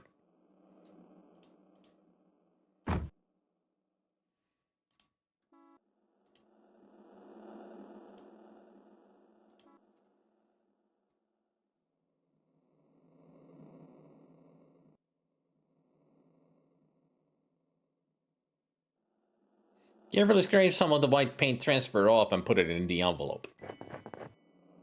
Or in an. You plant a tracking device on the suspect vehicle. There we go.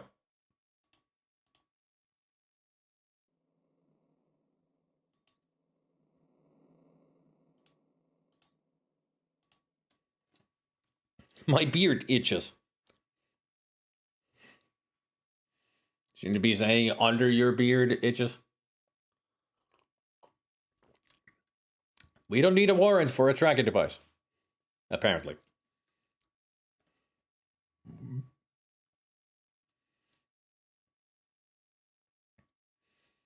Probable cause, reasonable articulate suspicion. Murder. Epleb. The probable cause is murder. Serial killing.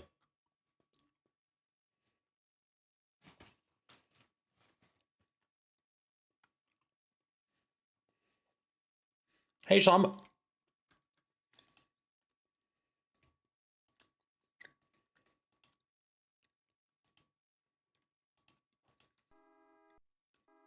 This is the infamous Old Nugget Saloon. This car looks like the suspect vehicle we've been looking for. No text though. It's so famous, it's infamous. Good reference to Three Amigos.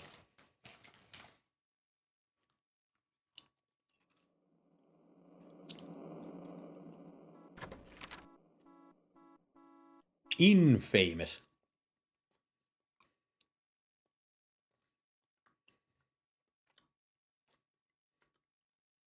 I'm gonna check out the back of the suspect, Sonny.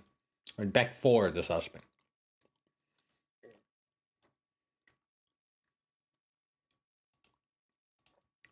The man playing pool looks like a rough customer. You wonder where his pool partner is.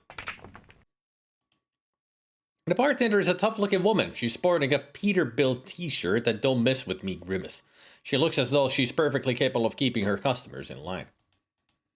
Looks like someone used the screen for a spitting contest starting. Ugh. This guy looks like he sprouted out of that bar stool. Must be a regular here. Just a skinny little guy minding his own business. The place has a lot of atmosphere. The bar's worn waxed wooden surface has obviously seen a lot of action. You see various scores of past games. Empty tables and chairs sit silently about, waiting for a crowd to arrive. The bartender's arsenal of poisons is neatly arranged behind her. Watch out! A poisonous drink!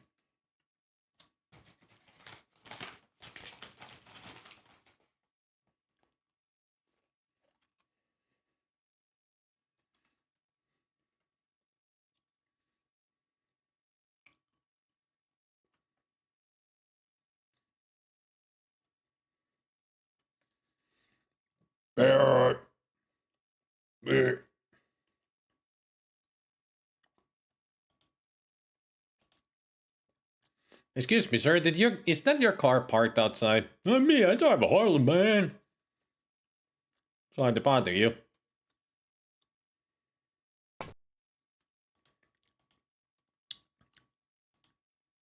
The punk's hateful glare burns right through you. That's the guy. The one we're looking for. Okay, so back, see ya.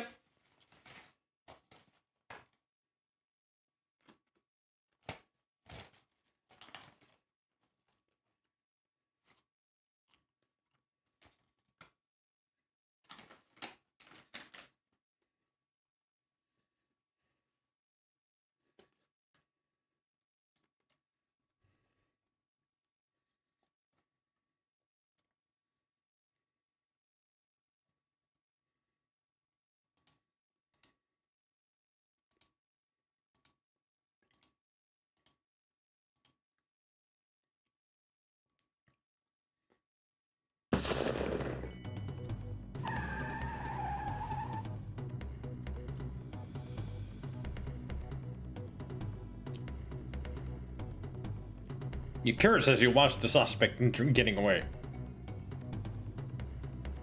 What's going on? Just get in the car!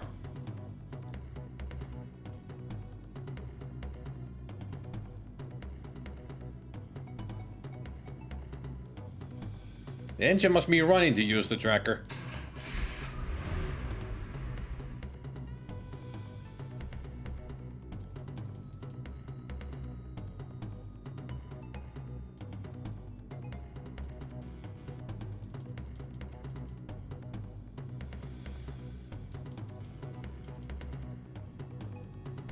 Damn it, did I miss it? I missed it. The blimp has stopped on the freeway.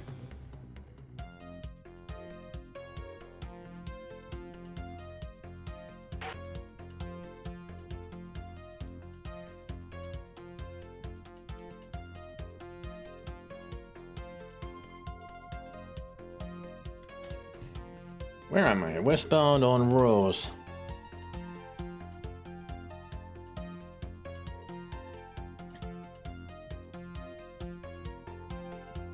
So if I go down, let's see, I'm on Rose. If I go down on the 6th or the 5th, then I can go to Lily and north on the 4th.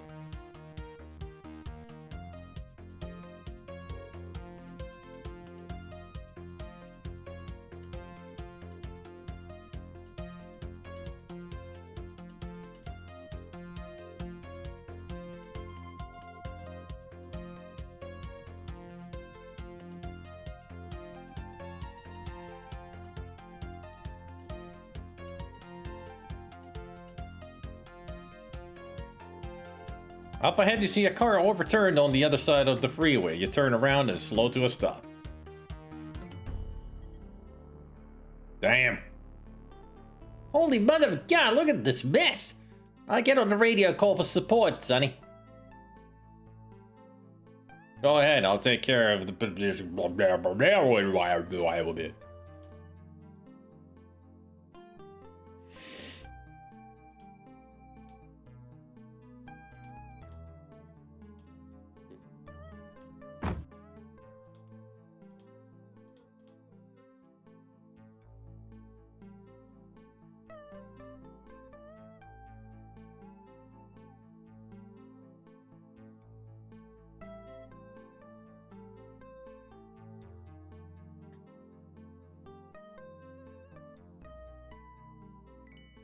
You lay a flare pattern on the road to block traffic until the accident has been cleaned up. I'll take care of directing traffic.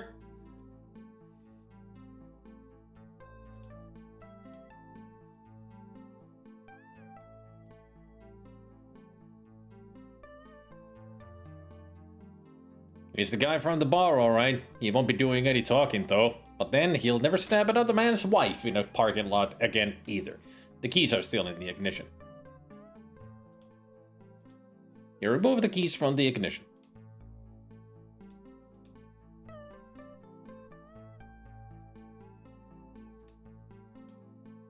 It's the punk who tried to blow you away at the Nugget. He fits the bag lady's description to a T. You regret that you didn't get your hands on him before he died.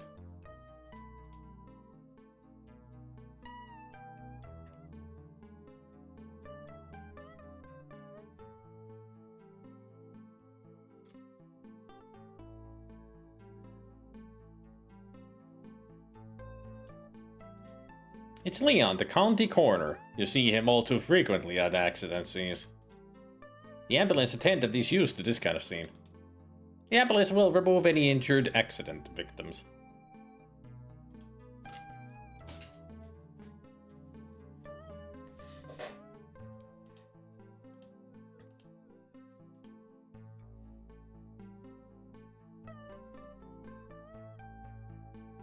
Upon opening the trunk of the car, several packets of cocaine fall to the ground. Apparently, this guy had several bad vices.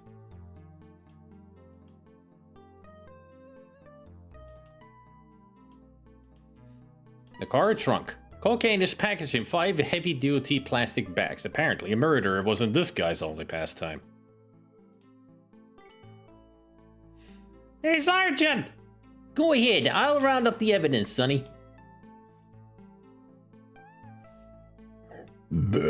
Thanks, Sergeant Bonds. I'll stay for the cleanup. You and Officer Morales can take off now.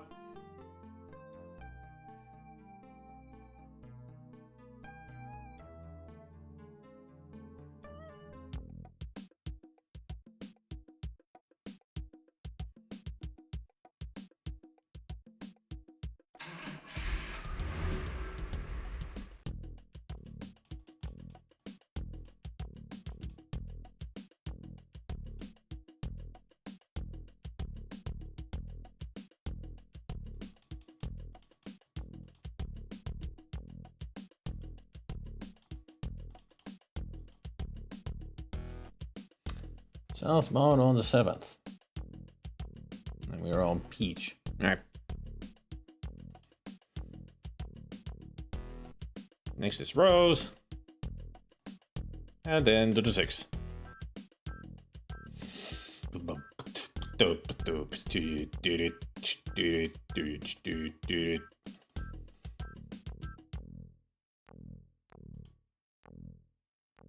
I mean, I cannot even talk about beers because I can't grow one.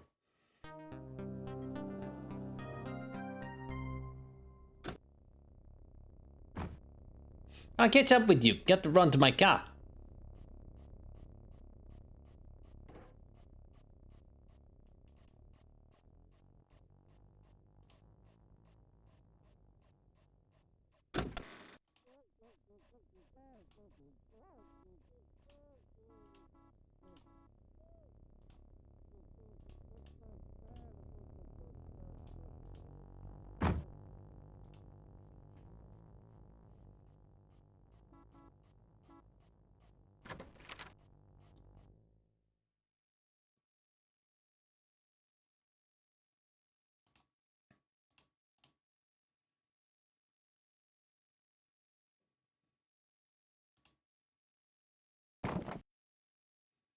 What case number, Sonny?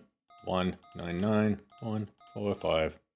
Name? Andrew Dent. Description of evidence? White paint sample. Location found the left rear quarter panel of 1976 GTO. Disposition? Analyzed for possible match to the paint. Transfer the case. One for 5.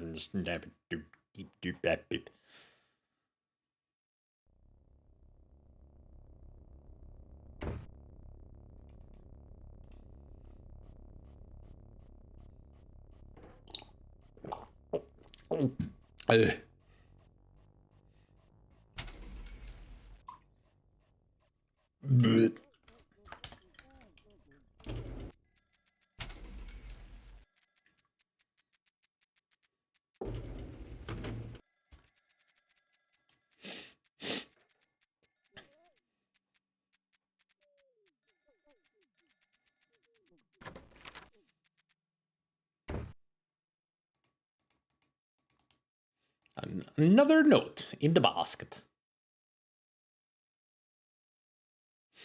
Sonny, Dr. Wagner called again to remind you that it is important for you to see Marie every day.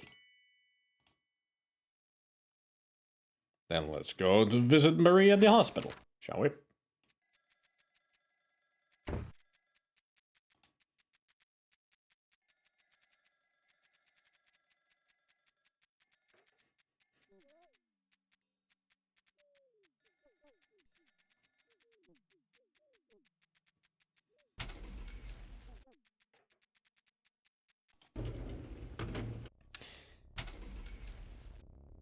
Quagga's theme is the best.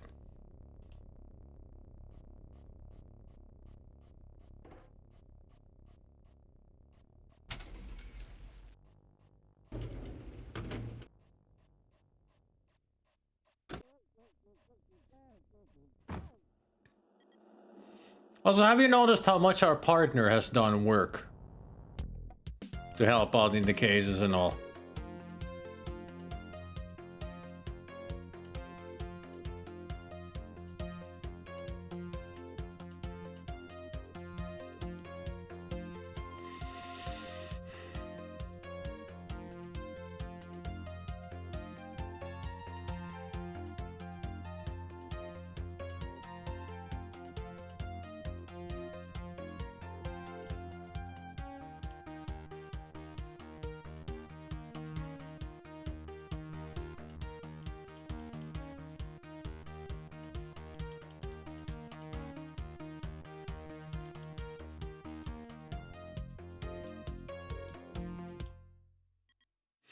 Despite her flaws, Marie has still been far more active than Kenneth ever was. Not Marie. God damn it, Morales. Yo, Sonny, I think I'll make a phone call while you're upstairs. You really like to make phone calls on public phones, don't you? Don't you have a phone at home?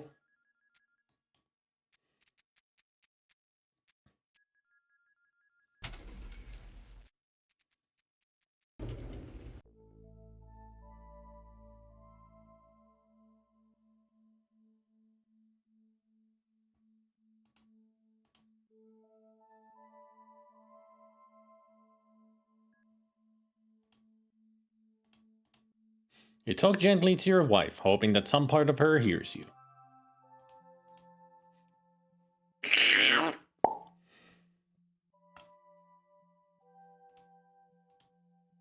At least the eyelids flicker in response to our kiss, so she's still there.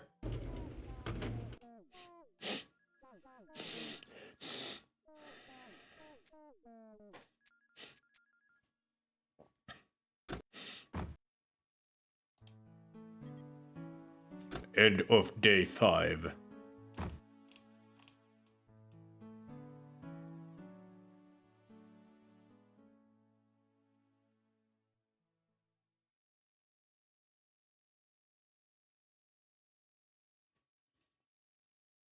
Alright, it will be Nurse Fletcher.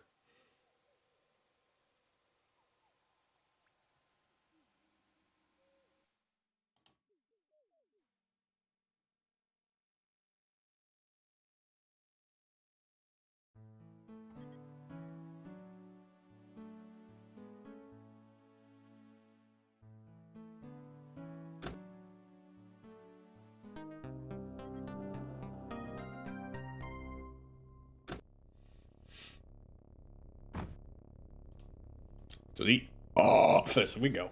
To the office we will go. The office we will go. Yo ho, Mario. Things will happen, I guess.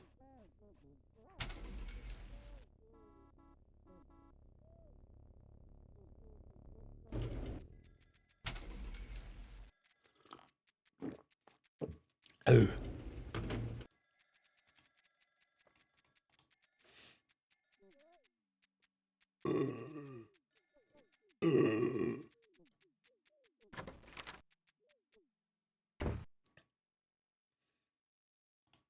Captain?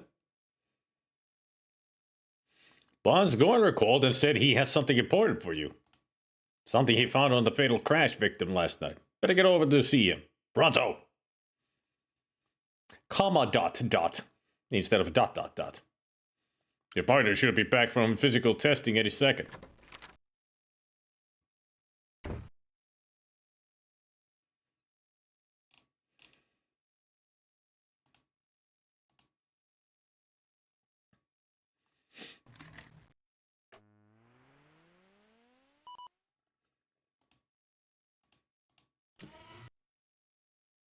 Evidence is added to case number that and that. 199145.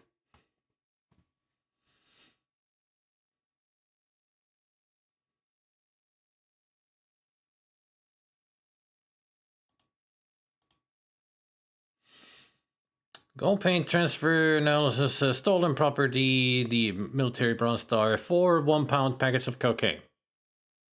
4? There were 5. I wonder where the 5th packet has gone to.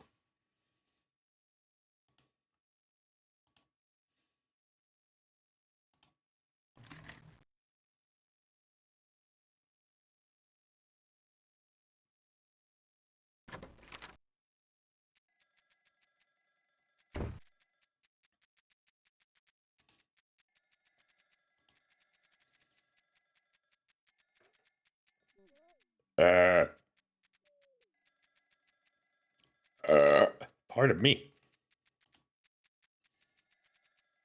Is the psychiatrist here today?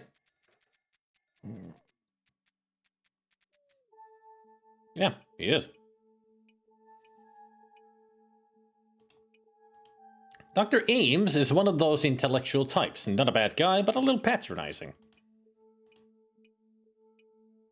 Excuse me, Dr. Ames. I'm tracking a suspected serial killer.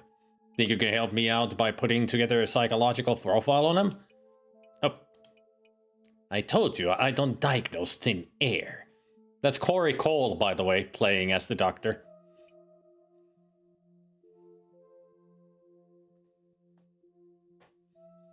It's a wonder that they recovered all 3 pounds of cocaine. These days, you'd expect both of them to just disappear. Now that is Freudian.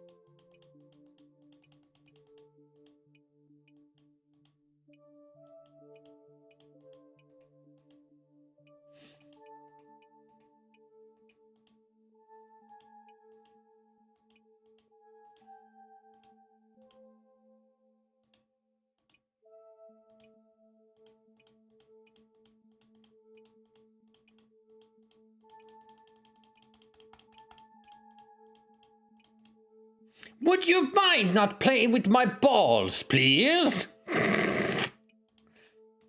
There's the Easter egg.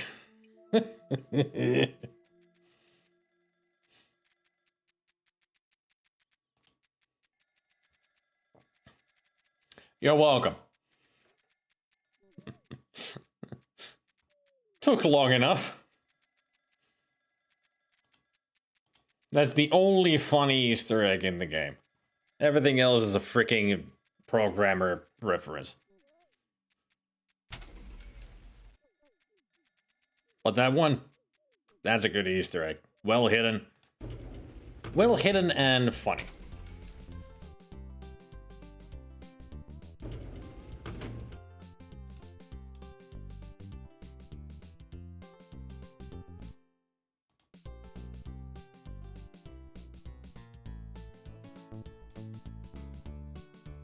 Where are you going, Sarge? This here's the ladies' room. It's right next door.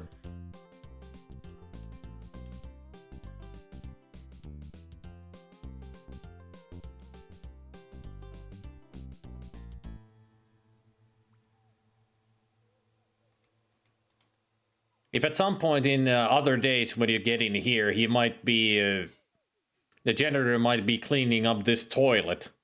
Like using the plunger on it, and if you talk to him or look at him, he'll be grumbling that it must be Officer Walls that blocked the toilet, making a reference to Jim Walls, the writer, creator of the Police Quest series.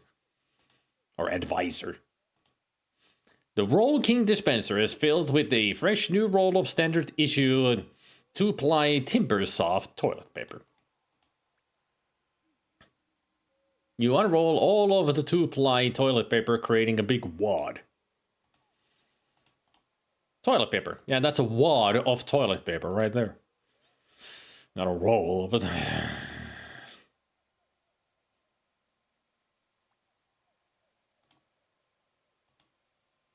You toss the wad of paper into the toilet and flush it. The toilet complains loudly and starts to overflow. It actually might be here where we can... hear the janitor complaining.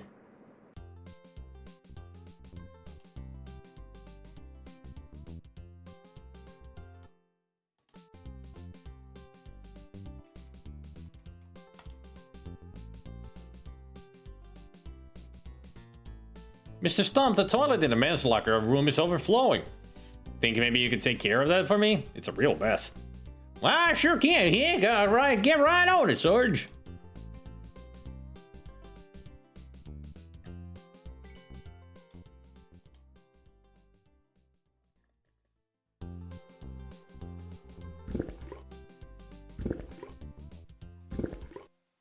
Looks as if the janitor is having trouble with your handiwork. This should keep him busy for quite a while.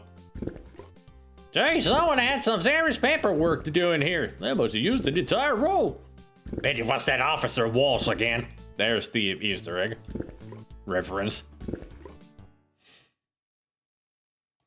At least now we can go to the women's locker room.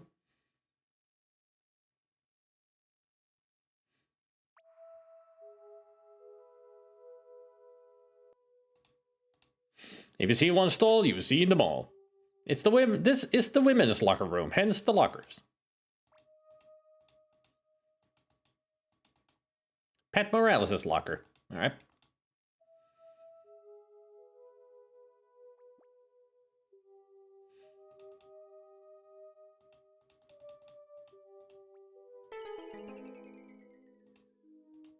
Unbelievable! It looks like Morales has been stealing packets of cocaine.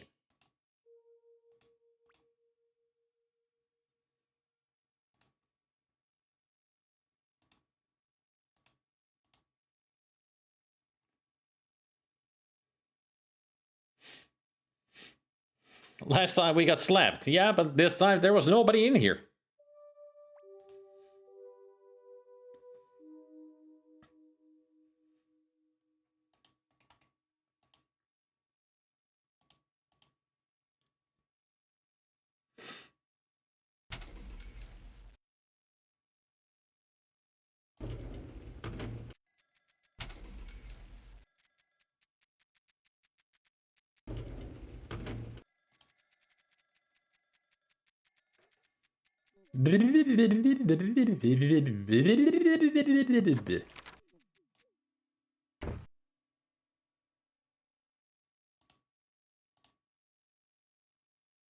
Captain, I have a reason to believe that my partner Morales has stolen some of the evidence from the Rockland case. I was also beginning to suspect that she may be in league with this killed. Alright, Bonds, I'll have the internal affairs boys check it out and keep an eye on her. Play it straight, but be careful. You know, I couldn't finish the longer section telling you that it was cocaine bag in her locker. Okay, fine. You just know it somehow now.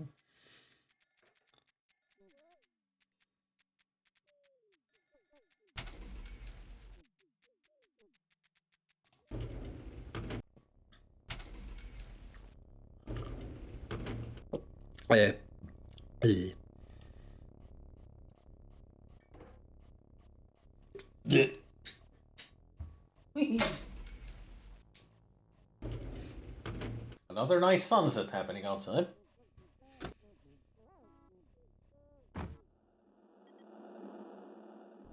Too bad there aren't any clouds in the sky. Would be a nice color. Okay, we're going southbound on the 6th.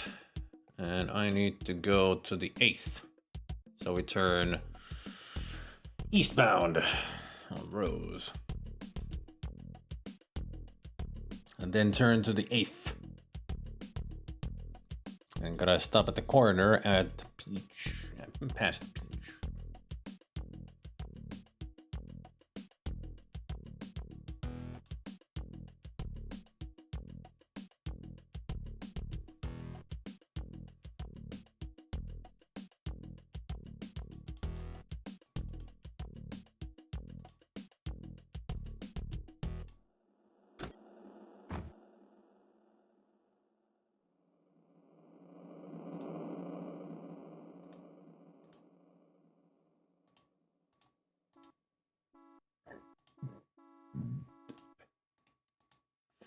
There's the fire hydrant on the sidewalk. Sign reads coroner. This building houses the county coroner's office.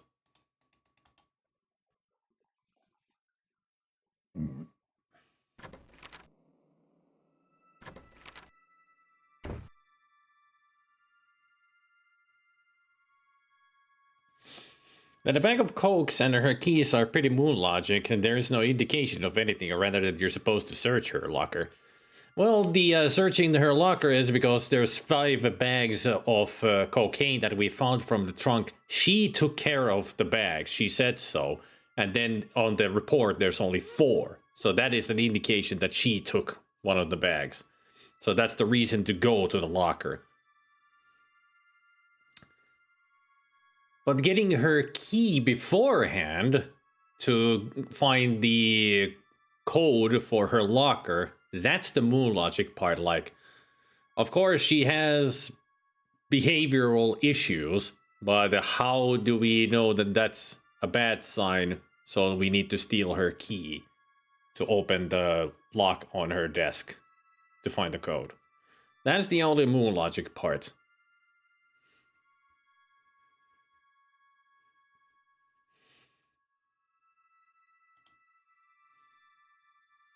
Maybe it's a cop's instinct that we don't have.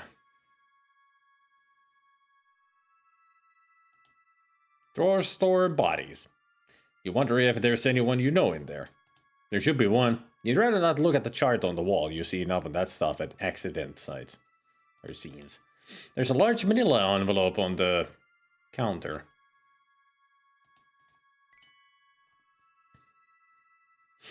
And it would be one hell of a soft lock too if you missed it.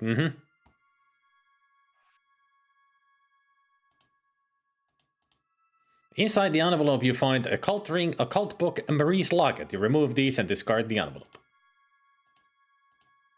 Cult book, cult ring, Marie's locket.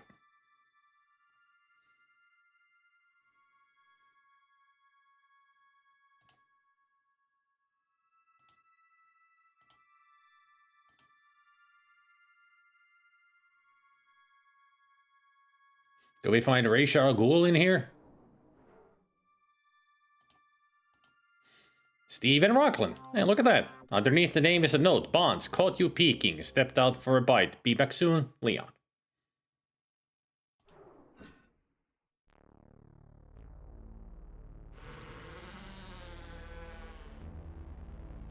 Oh no. Somebody followed us. They're here to kill us. Get the gun. No, it's just a corner.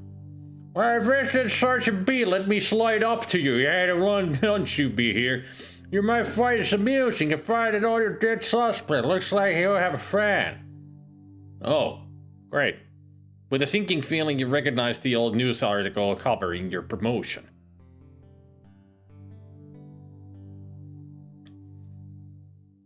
Dun, dun, dun. A red marking pen and pentagram marks your photograph. I wouldn't worry about Bonds. You look good in red. Not to worry, I got a positive idea on your stiff. Name's Stephen Rockland, last known address 500 something. You see you found the manila envelope I put out for you. The stuff in there was Rockland's. Alright, drop by for lunch sometime. I'll slice up some fresh pastrami. Hey, Bonds, you okay? You look a little green around the gills. Why is that always a joke? Pretty much in every cop show or something, I see this being a trope joke. That the coroner has to eat around corpses.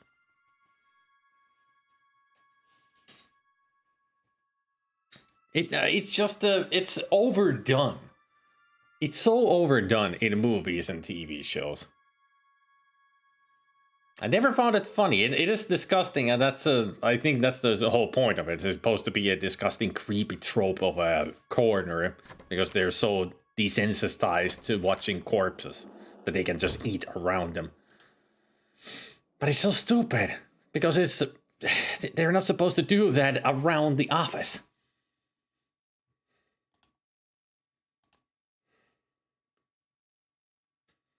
Yeah, it's just so...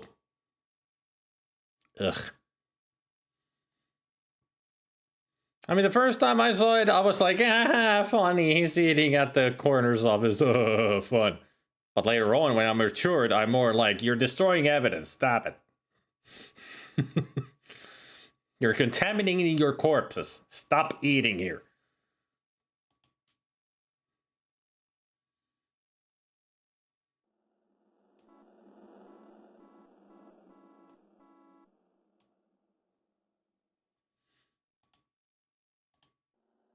Plus, you get sick, yeah. I believe it, Goblin. You decide to drive to the hospital to check up on Marie. With a lowercase m. So her name is now Marie.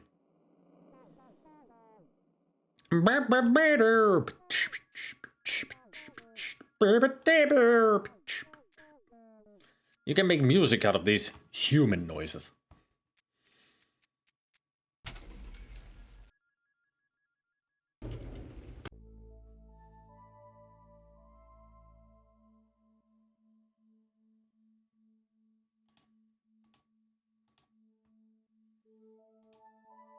Autopsy snack time. Yeah.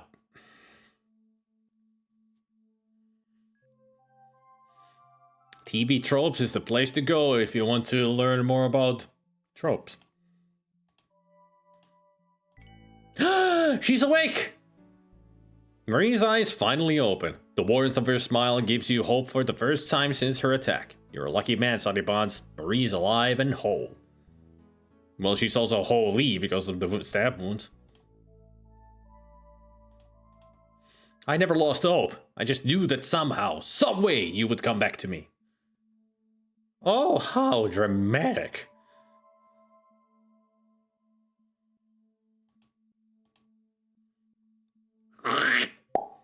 You gently kiss Marie's lips. I guess she has nothing to say to us. A variation where the character sucking on a lollipop or hard candy is closer to truth in television. A real tactic used by some pathologists is to keep a lollipop, mint, etc. in their mouth in order to reduce the impact of any unexpected smells and fight the gag reflex. So that's why Kojak is always sucking on the lollipops. He's fighting off a gag reflex because he hates people. Oh wait, he doesn't hate people. Car radio interrupts the silence. Attention all units, there is a structure fire at 500 West Beach Avenue. Any units in the vicinity, please respond for crowd control assistance. 500 West Beach? That's where Rockland was living. Hey, that's just a few blocks from here. Let's go to the weenie roast. Morales gets on the radio and informs dispatch you're on the way. We are on the way? Okay. Sure.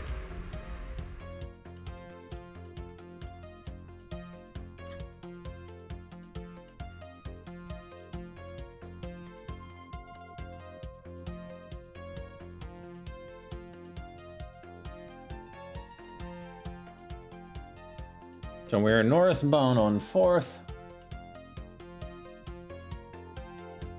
If we turn... I'll go all the way to the end to Palm, then I'll turn westbound, and there we can turn on the 1st, which will be the 500 West block.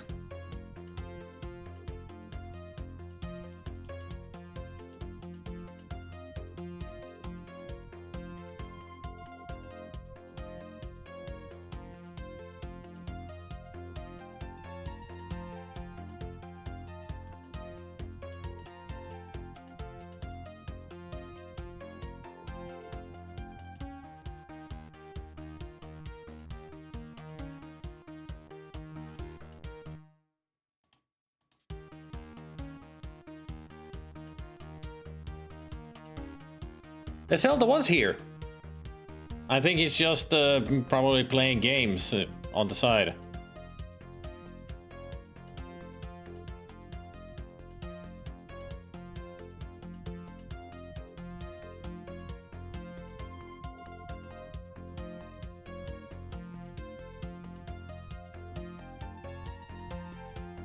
Or he could be doing whatever he wants.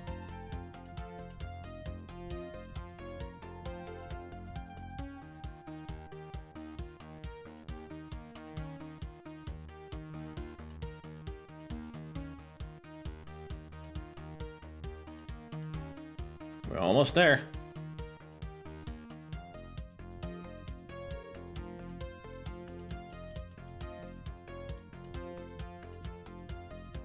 No reason to get out here.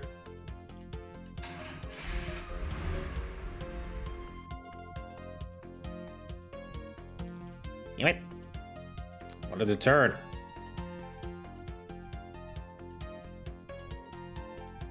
I have made a horrible mistake.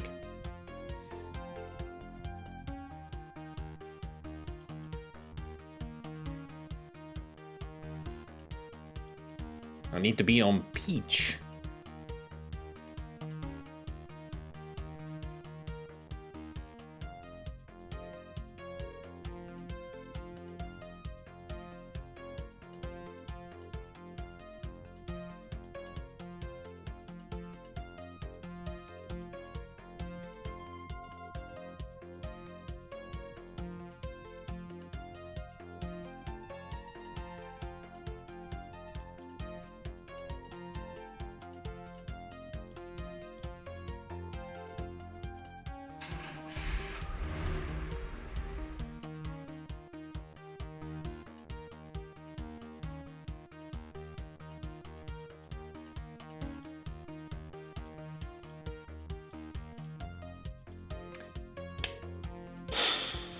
$500 West Peach. I'm on Peach, and 500 West is between Parkway and First. Shit! I'm constantly in the wrong place. I'm gonna restore.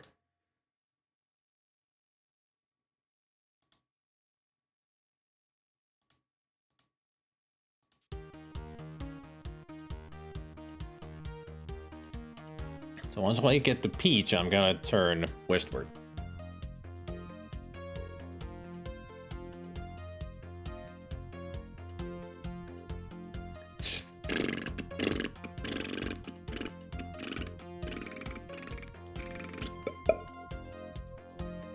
Now we're going the right way.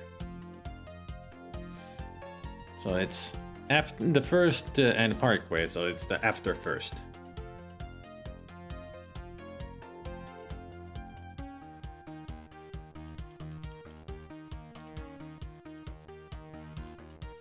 There we go. Finally. I take care of the gawkers across the street, Sonny.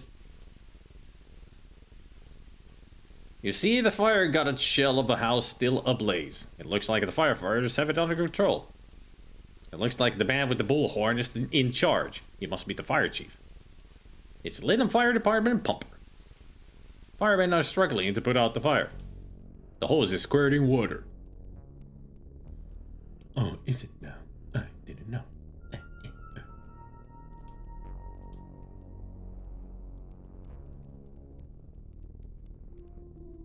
What appears to have started the fire? Looks like the fire's at the beach. She went up out. Oh, faced. Do you have any idea who might have started it? It's under investigation. You're going in if you like. You thank the fire chief and let him get back to work.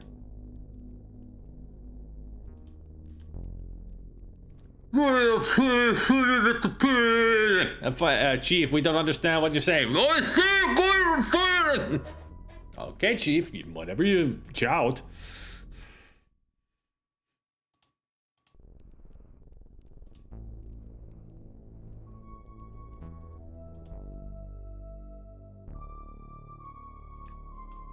The walls are marred by fire. The carpet has melted in places into a molten polyester mess. Just something else that was melted by the intense heat of the fire. You notice something shiny sticking out from under a mound of burned refuse. It looks like a photograph. You pick it up. Jesse and Michael. It's Jesse Baines. It takes you a moment to realize what you're seeing. You feel goosebumps crawl up your back. The man on the left is none other than your one-time arch nemesis, Jesse Baines. The man on the right bears a striking resemblance to him. You don't believe this. The Baines brothers, Michael and Jesse. And now we know who's after us. You shudder again as you look at the photograph of Jesse and Michael Baines. Michael is out for blood. Look at this photograph. It certainly is not gonna make Sonny laugh.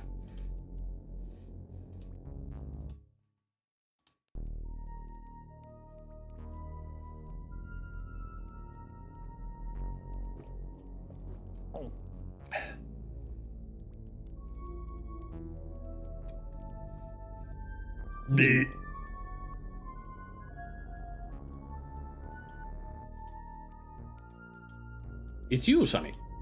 A hallway leads off from what's left of the living room.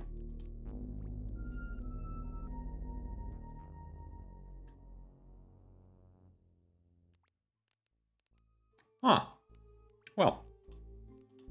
A pentagram has been carefully painted on the wooden floor with red paint. As you study the floor within the altar, you notice a dried puddle of blood and hair. It appears to be a remains of some sick sacrificial ritual. Your stomach turns.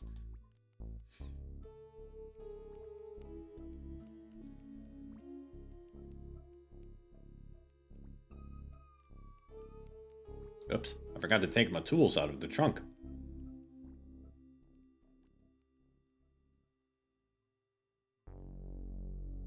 It's his brother. Jesse's dead, Bannigan. We killed him in the second game. Michael is his twin brother, or at least brother.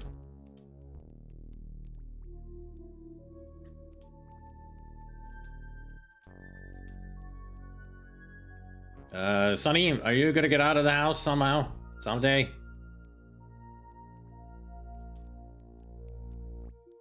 There we go. What a weird place for an exit.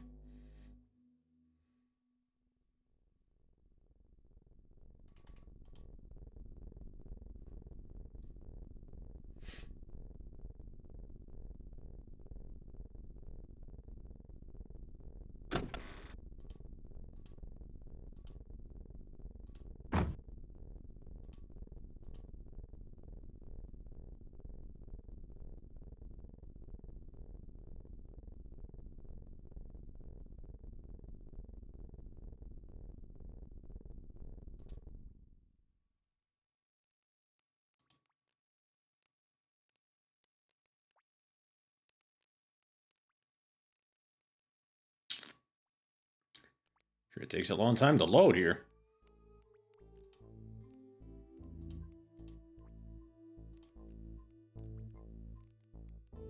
You carefully scrape off some of the dried blood and hair and put them in an envelope.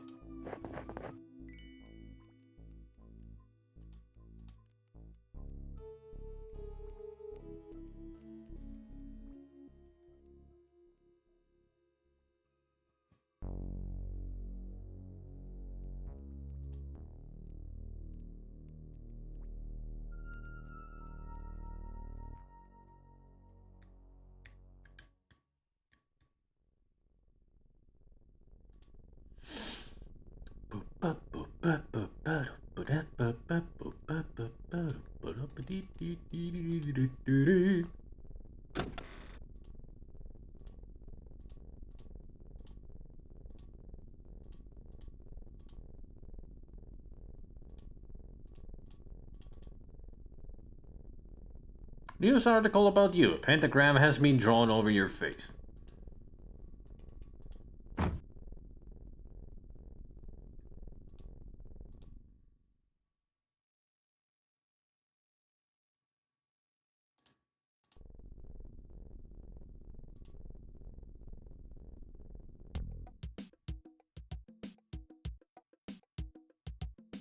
You notice Morales checking her watch. She suddenly says, "Hey, Sonny, drive me over to the mall real quick, would ya? I gotta make a phone call."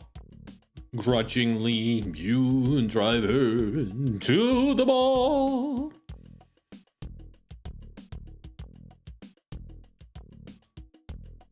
Sit tight, boss. I'll only be a minute. You notice that she's careful to take her purse with her.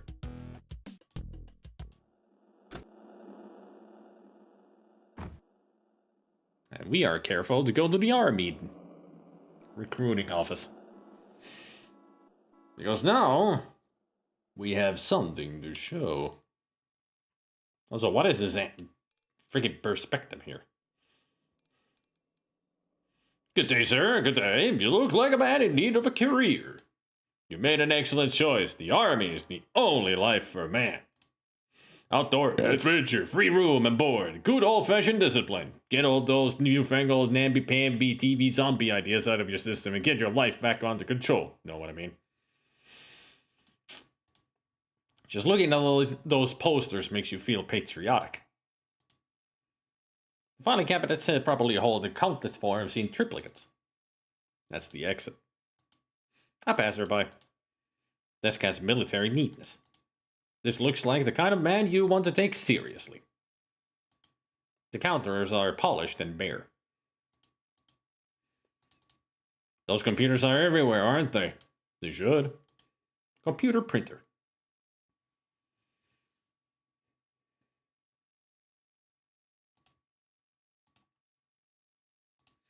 Hey, H doesn't put you aside for getting recruited, right?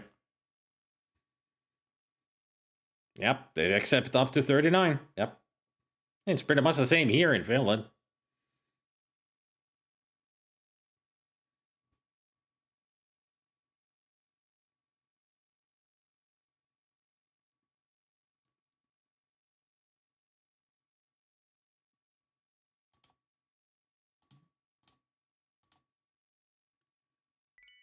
You show the recruiting officer your badge and identify yourself.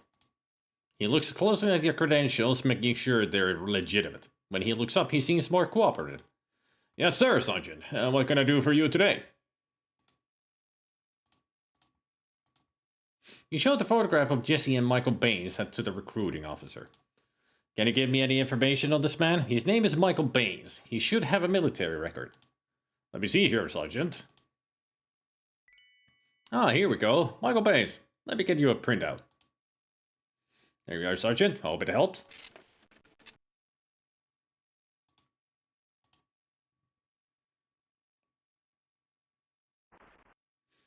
You take the printout of Michael Baines' military record. Should be Baines'. There we go. Browsing through Michael Baines' military record, you come across the following information. Career gunnery sergeant. Exemplary record, bearing and behavior beyond reproach. Behavior alteration noticed the following brother's death, Jesse Baines, at the hands of the police. Admitted to military psychiatric facility following a particularly violent outburst. 2 injured. Returned to active duty, but began displaying more violent antisocial behavior patterns. Unprovoked physical attacks reported. Medical discharge from Army for psychological instability. Man, he broke down when Jesse died. Must have loved his brother a lot. Like a lot. Understandable, family ties and all.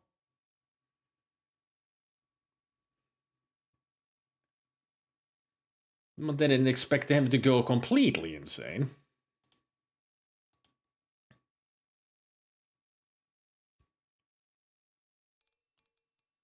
Serving you is a pleasure, sir. Don't forget the U.S. Army if you ever need a change of careers. Thanks, I won't.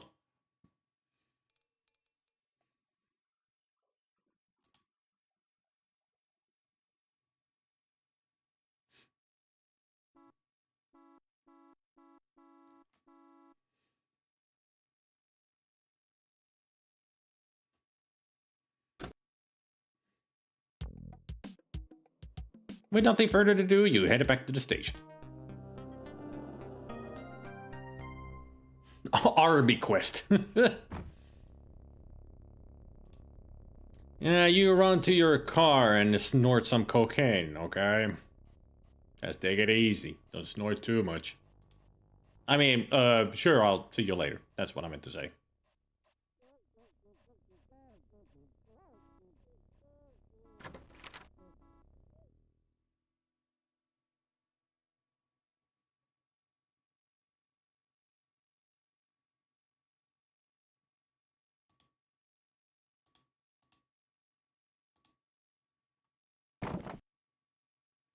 Case number. Name. Unknown source. Description of evidence, blood and hair samples. Location found, burned out house 500 block West Peach. And disposition analyzed with DNA profile.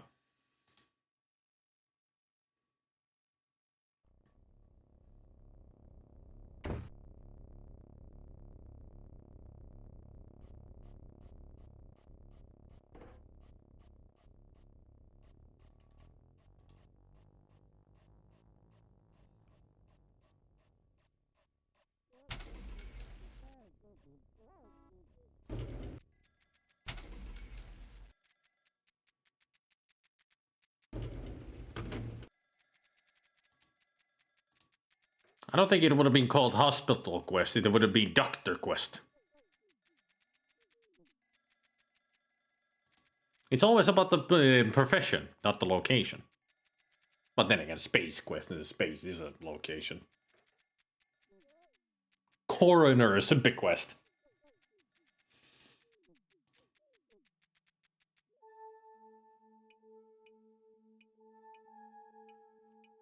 Have no fear, psychiatrist man. I'm not here to touch your balls this time. I'm here to show you this record. You hand the military record to the doctor. Doctor reads Bane's military record. Then goes into his analysis pose. Rather interesting, actually.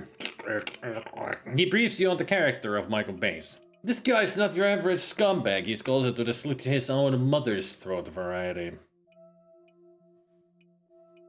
I'd know more if I examined him, but based on this, I'd say he's a schizophrenic psychopath. This guy's criminally insane, Bonds. I'd be careful how I approach him.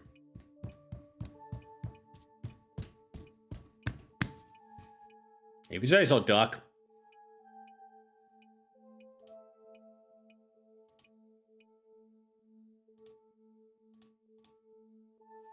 I was looking at this. 522 Palm.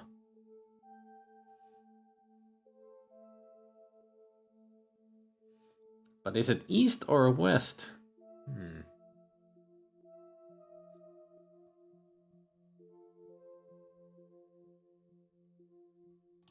Well, let's go to the let's go to Palm and start driving. I mean, if it's the west side, that would be on the upper left corner of the whole map, so that's easy.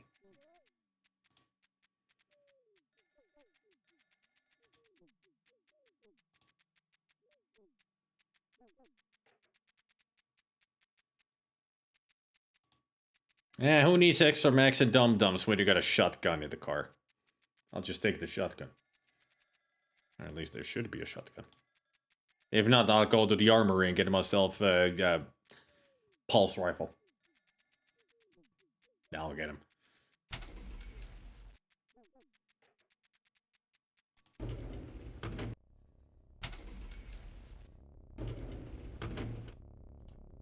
Save the game. We're getting close to the end. I mean, we're only 63 points away.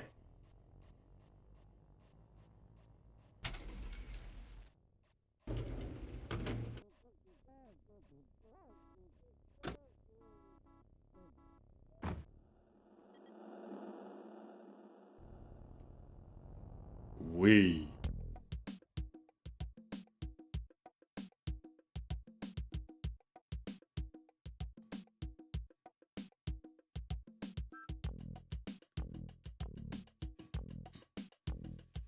Gonna go all the way to west.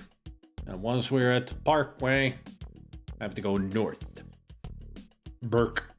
Gas. Burke. Gas. Burke. Gas. Burke.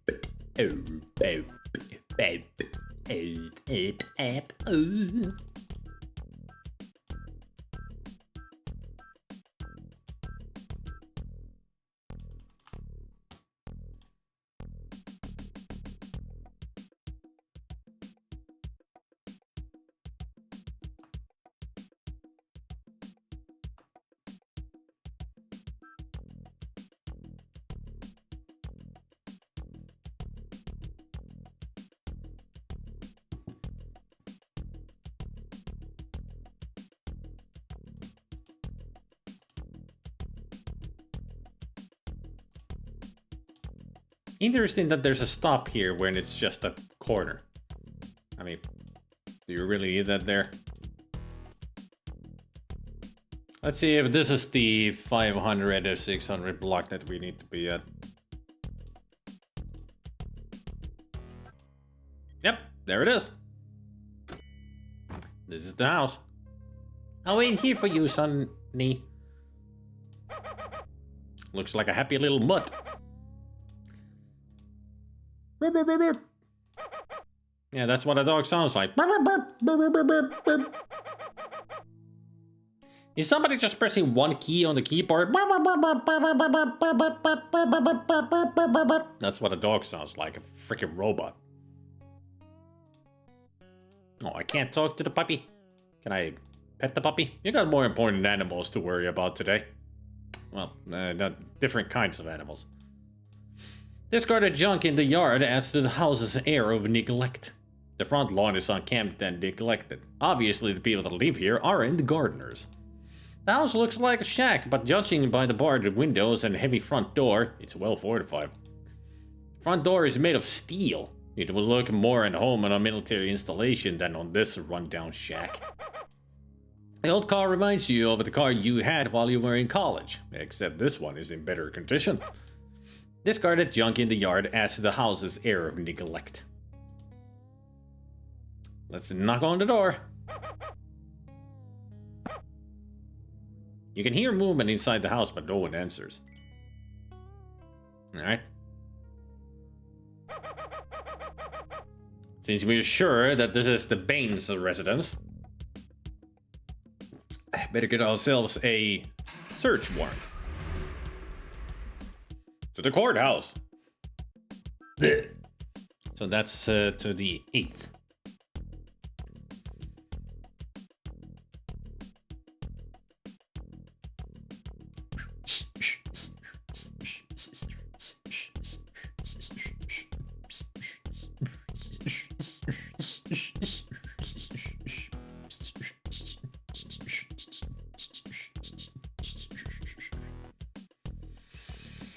Boom, boom, boom, boom, boom.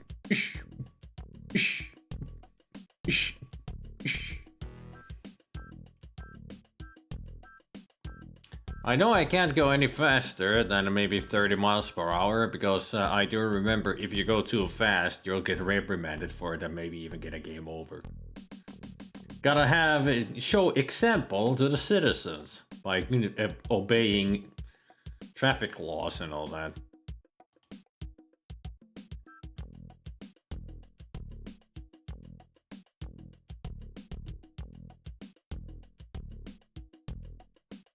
At least the good thing is that they don't have street lights anymore. Oh, that's the corner. I need the next building. On the next block. This one.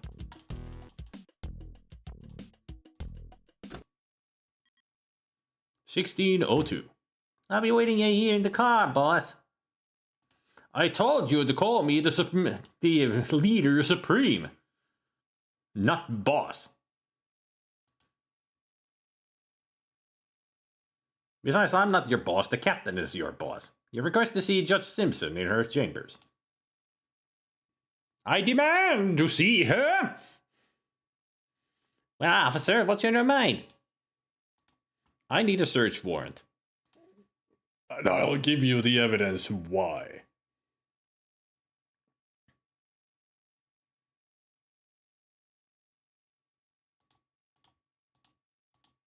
You tell the judge how the photograph of Michael and Jesse Baines helped you locate the suspect at the crack house. You try to convince the judge, but she insists on more evidence.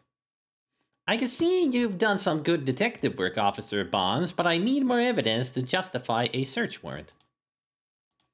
How about this? You hand the news clipping to the judge. Your Honor, I'm convinced that some sort of cult operating a crack house at this location. Well, this looks like a very nasty business indeed. You've sold me. I'll sign the warrant.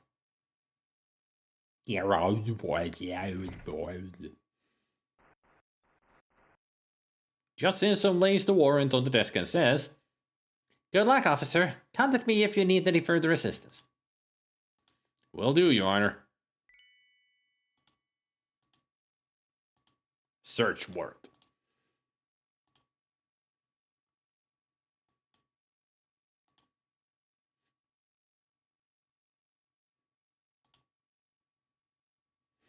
OMG, a pentagram sold! You've convinced me with a drawing of a pentagram over your face. Yes, my drawing skills have come to fruition, but it is ain't nothing. I did not draw this on my own face of an old clipping that I have. Not at all. You're getting your search warrant. Yes.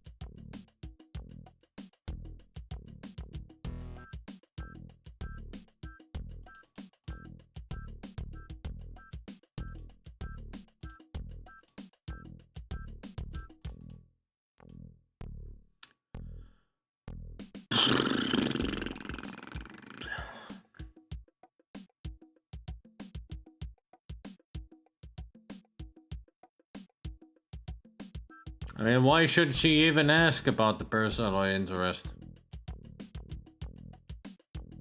It's only a clipping of our face with a pentagram drawn over it. Nothing personal about that.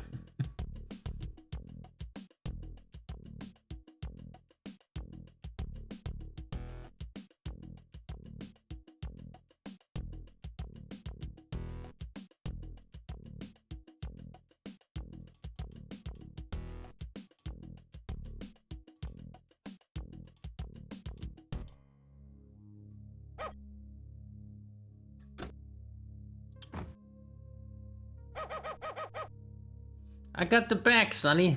Keep your head down.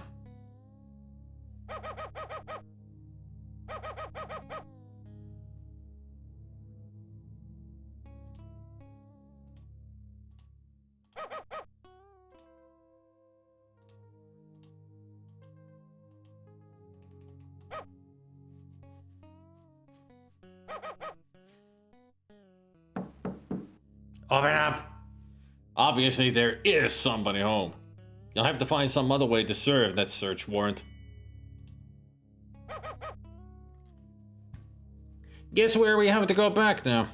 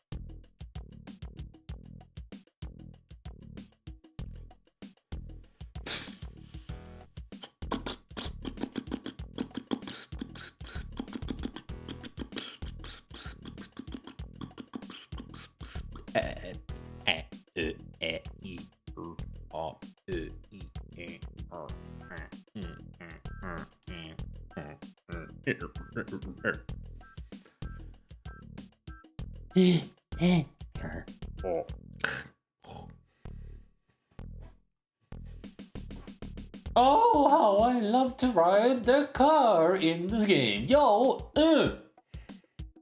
so much fun. Wasting my time.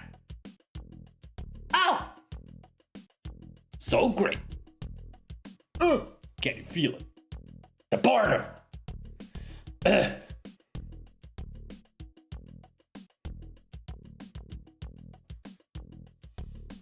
Oh, the yawn.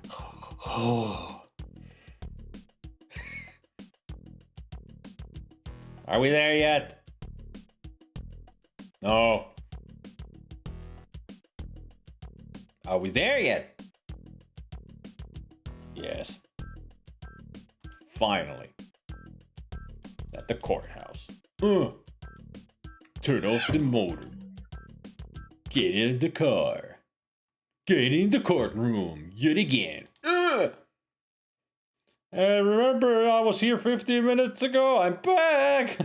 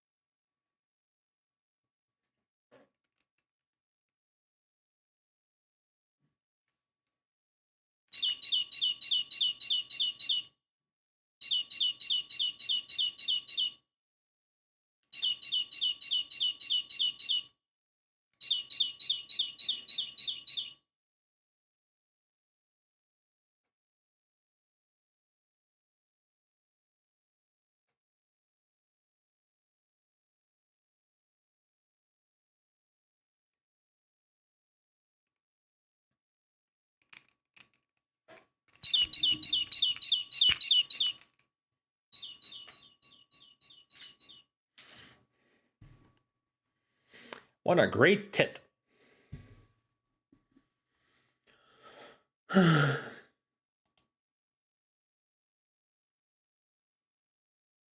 Request the suggestion.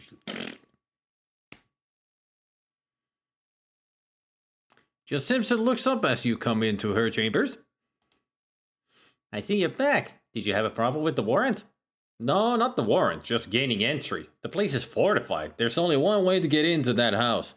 I'm requesting a special order to use the department's RAM unit.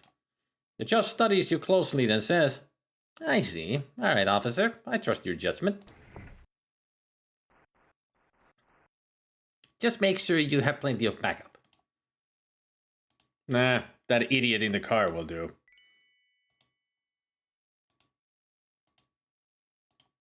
Judicial order.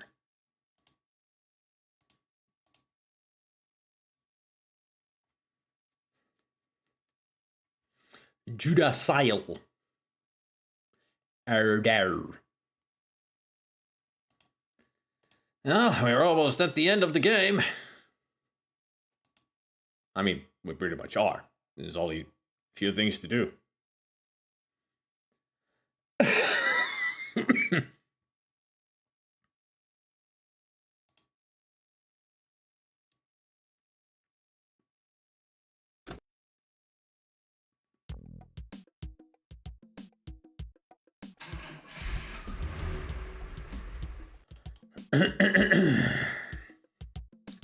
Back in the car. Going north. Back to the Bane's place is where we go. This is so fucking tedious. I really hate it that it's so far away. Why couldn't it be closer? Oh yeah, because it's a realism.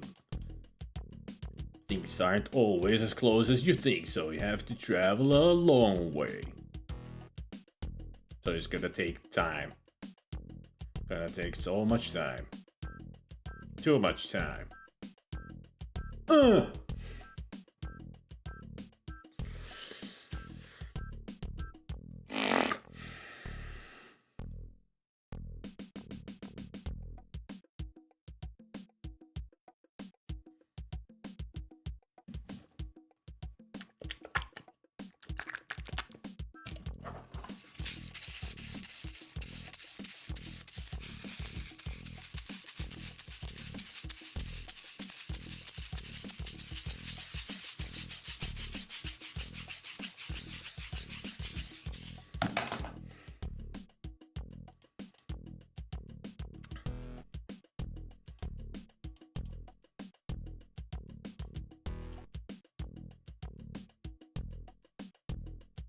I'm not tired, I'm bored. There's a big difference. Thanks to Judge Simpson, the RAM is in place and ready to go.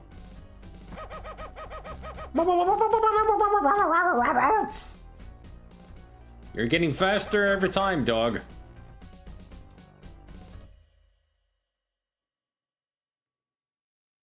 I want the knife. I want the knife. Please. Good reference, Mad Max. Golden Child. But hey, Mad Max, Harry, there, Darth Picus.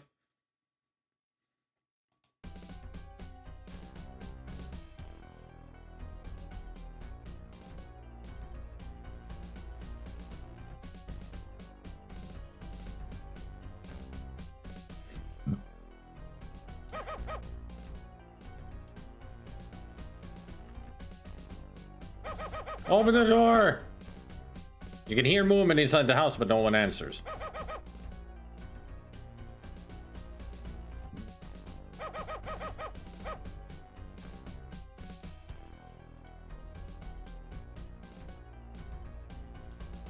Wait until I'm in position and take out the door.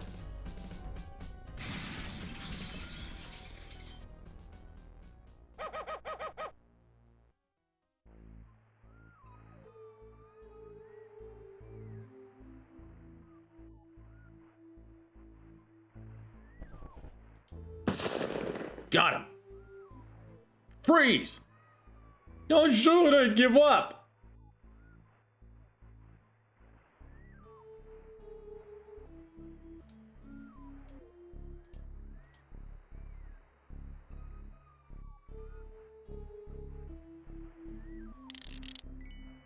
You feel a sense of satisfaction as you slip the cuffs on the wrists of Michael Baines.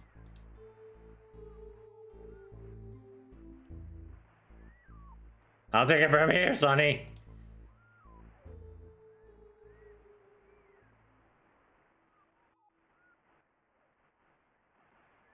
Yeah, let him just walk freely with cuffs on. Don't hold him so he won't run away or anything. The man you shot is dead. She's from December, if you remember correctly. You don't have time for that now. A large fireplace dominates the room.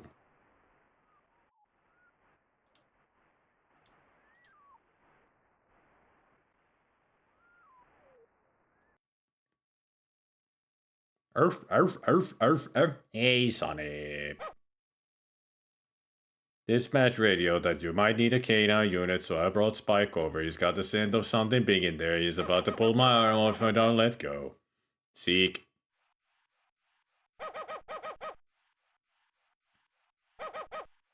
Sniff, sniff, sniff, sniff, sniff, sniff, sniff, sniff, sniff, sniff, sniffer, sniffer, sniffer, sniffer. I mean, that's what the dog is doing.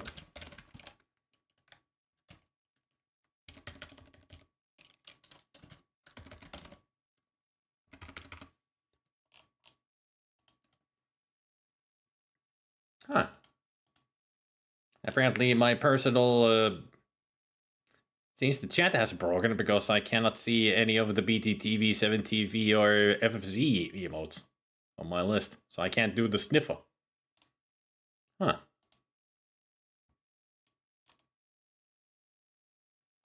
I wonder when that happened.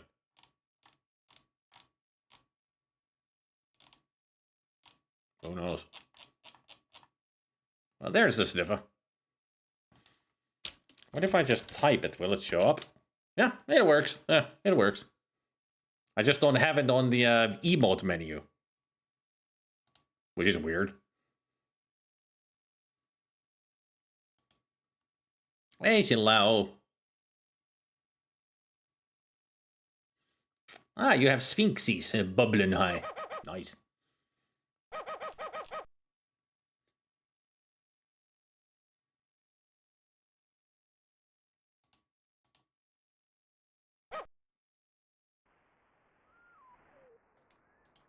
Spike looks agitated. He seems to have found something. A scuffed up cushion sits on the couch. They're in the alleged crack house. Oh, the whole couch has some cushions on it.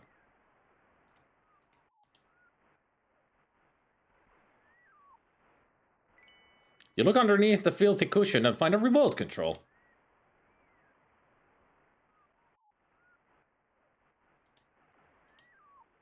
Spike looks agitated. He seems to have found something.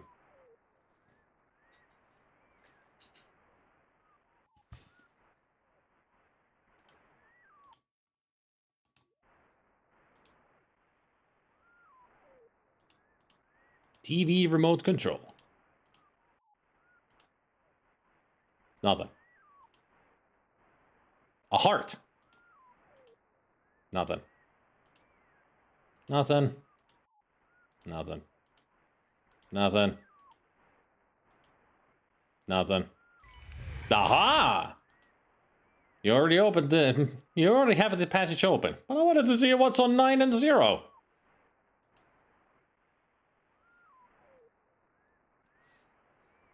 Indeed. It's no wonder that the TV doesn't have any reception. The remote control doesn't work on it that much. There was only one channel anyway. 10 points away from winning the game.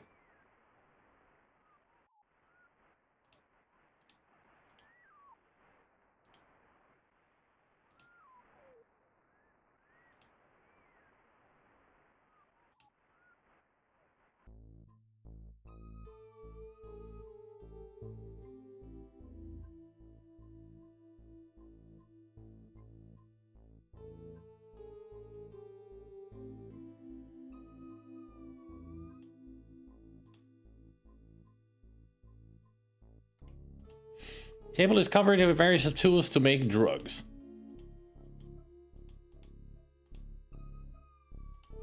Barrels contain chemicals to make drugs. Shelves have various supplies. Basement is a seedy looking place with all the aroma of a drug lab.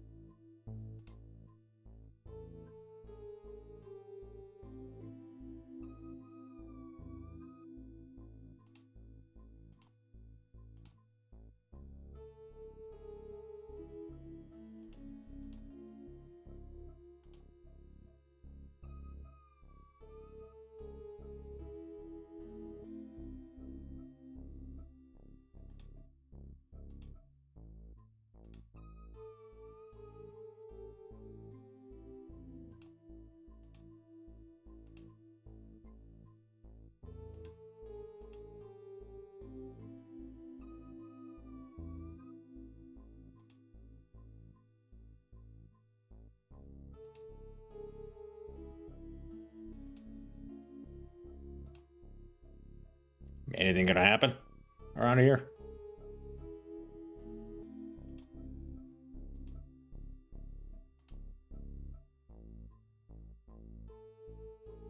I guess I still haven't found the spot that triggers what's supposed to happen.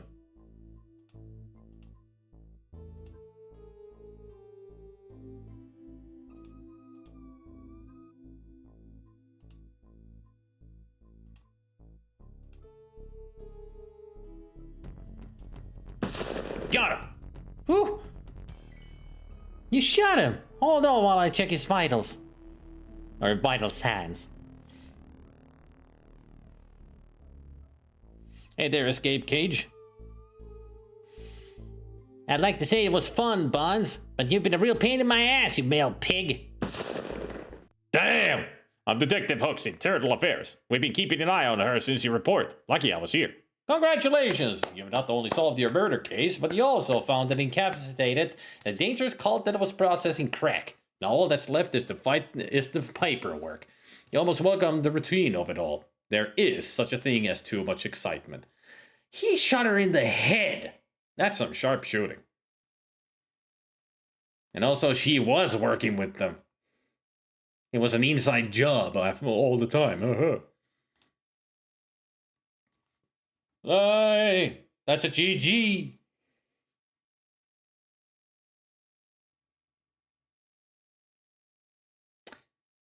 GG game. There we go.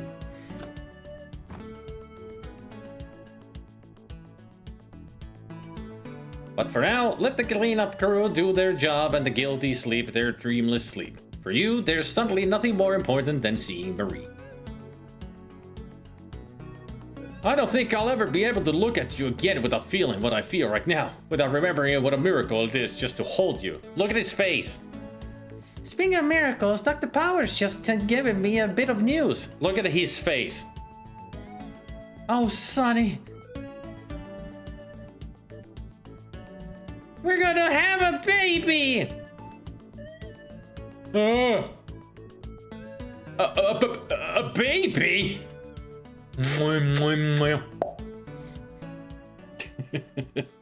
She is Brigante. LPD recently received this top-secret list of the names and occupations of the members of an alleged electronic terrorist group. The gang leader, one Jim Prettyboy Walls, has been known to threaten the Shape-Litten's future like so much silly putty. It is not known at this time if the gang's intentions are for good or evil, or if they should even be taken seriously. Nevertheless, be on the lookout for the following gang members. And there's the credits.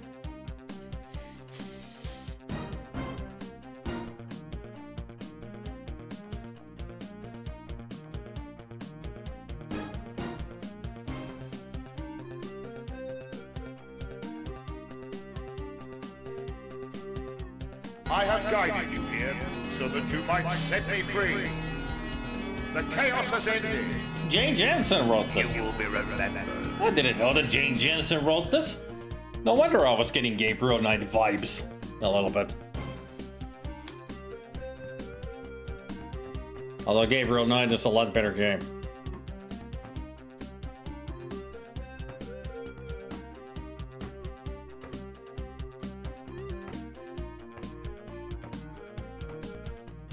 Hey, Josh Mandel was Leon the Corner.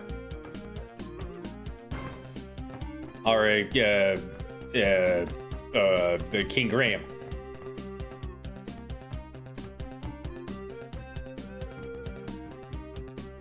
There, Corey Cole as Sidney Ames and Sidney Ames psychologist.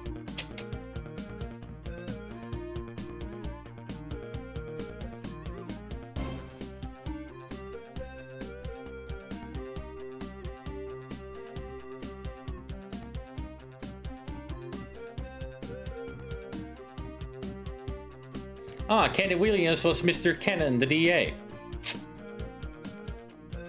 Yeah, you knew it. Yep. Spot the Wonder Dog.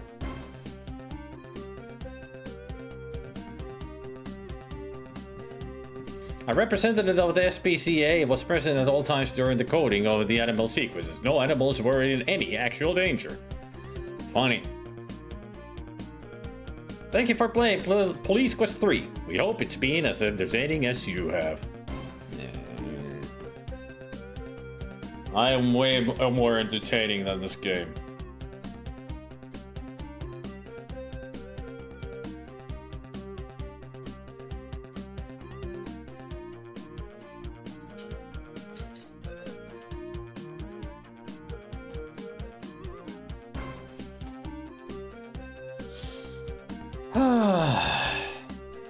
Finally finished the game.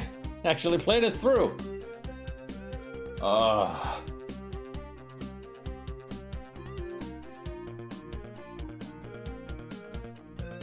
I still say I appreciate the games, but I do not like the Police Quest games.